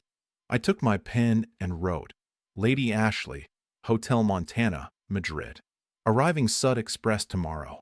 Love, Jake." That was all. Send a girl away with one man. Introduce her to another man so she goes away with him. Then go and bring her back. And sign the telegram with love. That was it. Then I went into lunch. That night on the Sud Express, I did not sleep much. In the morning, I ate breakfast in the dining car. I watched the rock and pine country between Avila and Escorial. I saw the Escorial building out the window, gray and long and cold in the sun. I did not care about it. I saw Madrid in the distance. It came up over the plain, a tight white skyline on top of a small cliff, far away across the dry land. The Norte station in Madrid is the end of the line. Trains finish there. Outside, there were cabs and taxis and hotel runners. It felt like a country town. I took a taxi. We went up through gardens, past the empty palace and an unfinished church on the edge of the cliff. We went up into the high, hot, modern town. The taxi went down a smooth street to the Puerta del Sol. Then it went through traffic and into the Carrera San Geronimo. Shops had awnings down against the heat. Windows on the sunny side were shut. The taxi stopped. I saw the sign Hotel Montana on the second floor. The taxi driver carried my bags inside and left them by the lift. I could not make the lift work, so I walked up. On the second floor there was a brass sign, Hotel Montana. I rang the bell and no one came. I rang again. A maid with a sullen face opened the door. "Is Lady Ashley here?" I asked. She looked at me without much interest. "Is an Englishwoman here?" I asked. She turned and called someone inside. A very fat woman came to the door. Her hair was gray. It was oiled and fixed in stiff waves around her face. She was short and looked like she was in charge. "Muy buenas," I said. "Is there an Englishwoman here? I would like to see this English lady." "Muy buenas," the woman said. "Yes." There is an Englishwoman. You can see her if she wishes to see you. She wishes to see me, I said. The girl will ask her. The woman said. It is very hot, I said. It is very hot in summer in Madrid, she said. And very cold in winter, I said. Yes, she said. Very cold in winter. Then she asked if I wanted to stay at the Hotel Montana myself. I said I was not sure yet, but I wanted my bags brought up so they would not be stolen. The woman said nothing is ever stolen in the Hotel Montana. In other places, yes, but not here. She said they choose their guests carefully. I said I was happy to hear it. Still, I asked again that my bags be brought up. The maid came back and said the English lady wanted to see the English man now, at once. Good, I said. You see, it is as I said. Clearly, the fat woman said. I followed the maid down a long dark hall. At the end she knocked on a door. Hello, Brett said. Is it you, Jake? It's me, I said. Come in, she said. Come in. I opened the door. The maid closed it behind me. Brett was in bed. She had been brushing her hair. She still held the brush. The room was in a special kind of mess, the kind only people have when servants always clean for them. Darling, Brett said. I went to the bed and put my arms around her. She kissed me. While she kissed me, I felt she was thinking about something else. She was trembling in my arms. She felt very small. Darling, she said, I've had such a hell of a time. Tell me, I said. There is nothing to tell, she said. He only left yesterday. I made him go. Why didn't you keep him? I asked. I don't know, she said. It isn't the kind of thing one does. I don't think I hurt him. You were probably damn good for him, I said. He should not live with anyone, she said. I saw that right away. No, I said. Oh, hell, she said. Let's not talk about it. Let's never talk about it. All right, I said. It was a shock, she said. He was ashamed of me for a while. No, I said. Oh, yes, she said. They teased him about me at the cafe, I think. He wanted me to grow my hair long. Me, with long hair. I would look awful. It's funny, I said. He said it would make me more womanly, she said. I'd look a fright. What happened? I asked. Oh, he got over it, she said. He was not ashamed long. What was the trouble you wrote about? I asked. I did not know if I could make him go, she said. And I had no money to leave and go away. He tried to give me a lot of money. I told him I had plenty. He knew it was a lie. I could not take his money. No, I said. Oh, let's not talk about it, she said. There were some funny things, though. Give me a cigarette. I gave her a cigarette and lit it. He learned English as a waiter in Gib, she said. Yes, I said. He wanted to marry me. In the end, she said. Really? I said. Of course, she said. I can't even marry Mike. Maybe he thought it would make him Lord Ashley, I said. No, she said. It wasn't that. He really wanted to marry me. He said he wanted to make it sure I could never go away from him. After I got more womanly, of course. You should feel proud, I said. I do, she said. I'm all right again. He has wiped out that damned cone. Good, I said. You know I would have lived with him, she said. But I saw it was bad for him. We got on damned well. Except about your looks, I said. Oh, you would have got used to that, she said. She put out the cigarette. I'm 34, she said. I'm not going to be one of those bitches who ruins children. No, I said. I'm not going to do that, she said. I feel rather good. I feel set up. Good, I said. She looked away. I thought she wanted another cigarette. Then I saw she was crying. I could feel it. She was shaking and crying, and she would not look up. I put my arms around her. Please, she said, don't let's ever talk about it. Please don't let's ever talk about it. Dear Brett, I said. I'm going back to Mike, she said.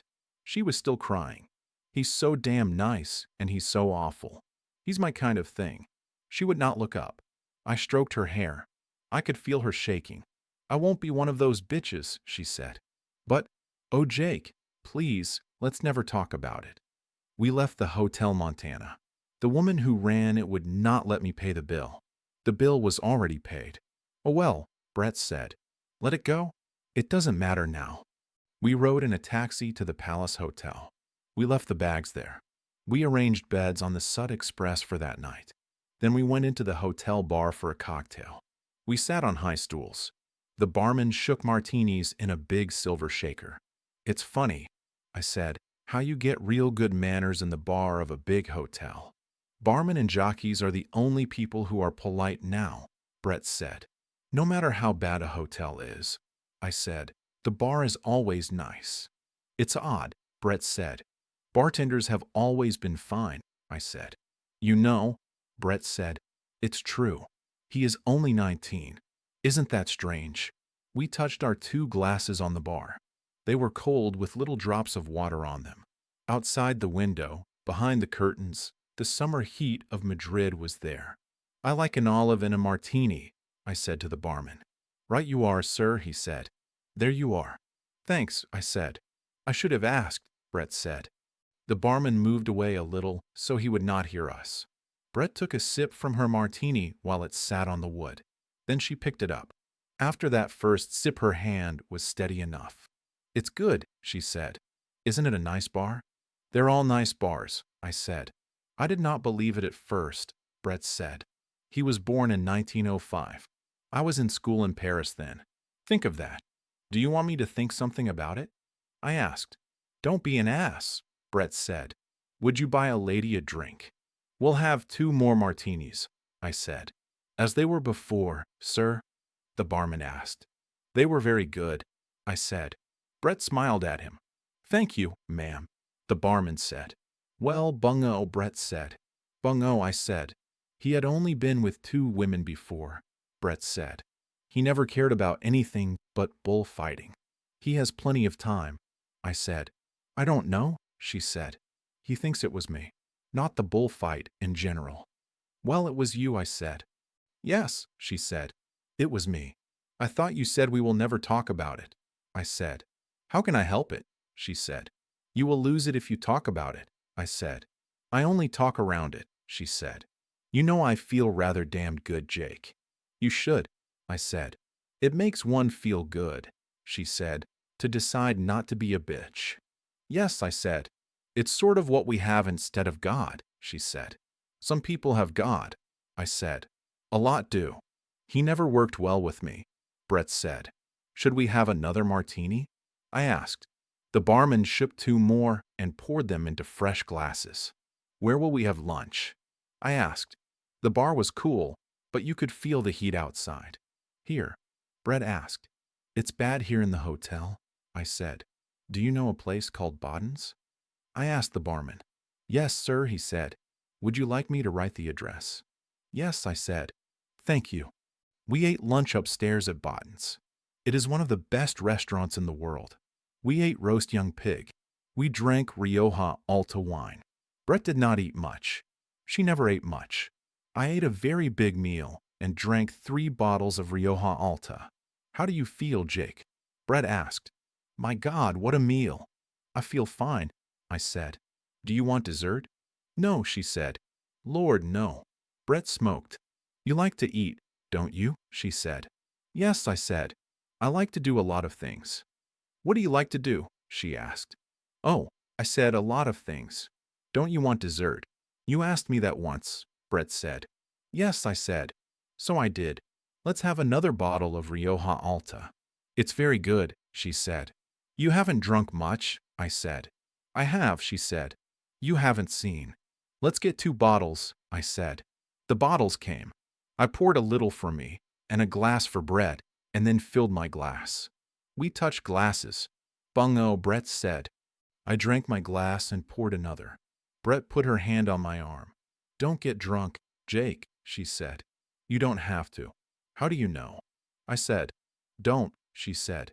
"You'll be all right." "I'm not getting drunk," I said. "I'm just drinking a little wine. I like wine." "Don't get drunk," she said. "Jake, don't get drunk." "Do you want to go for a ride?" I asked. "Do you want to ride through the town?" "Right," Brett said. "I haven't seen Madrid. I should see Madrid." "I'll finish this," I said. We came out to the street. A waiter went to get a taxi. It was hot and bright. Up the street there was a small square with grass and trees, and taxis parked there. A taxi came. The waiter stood on the side as it came up.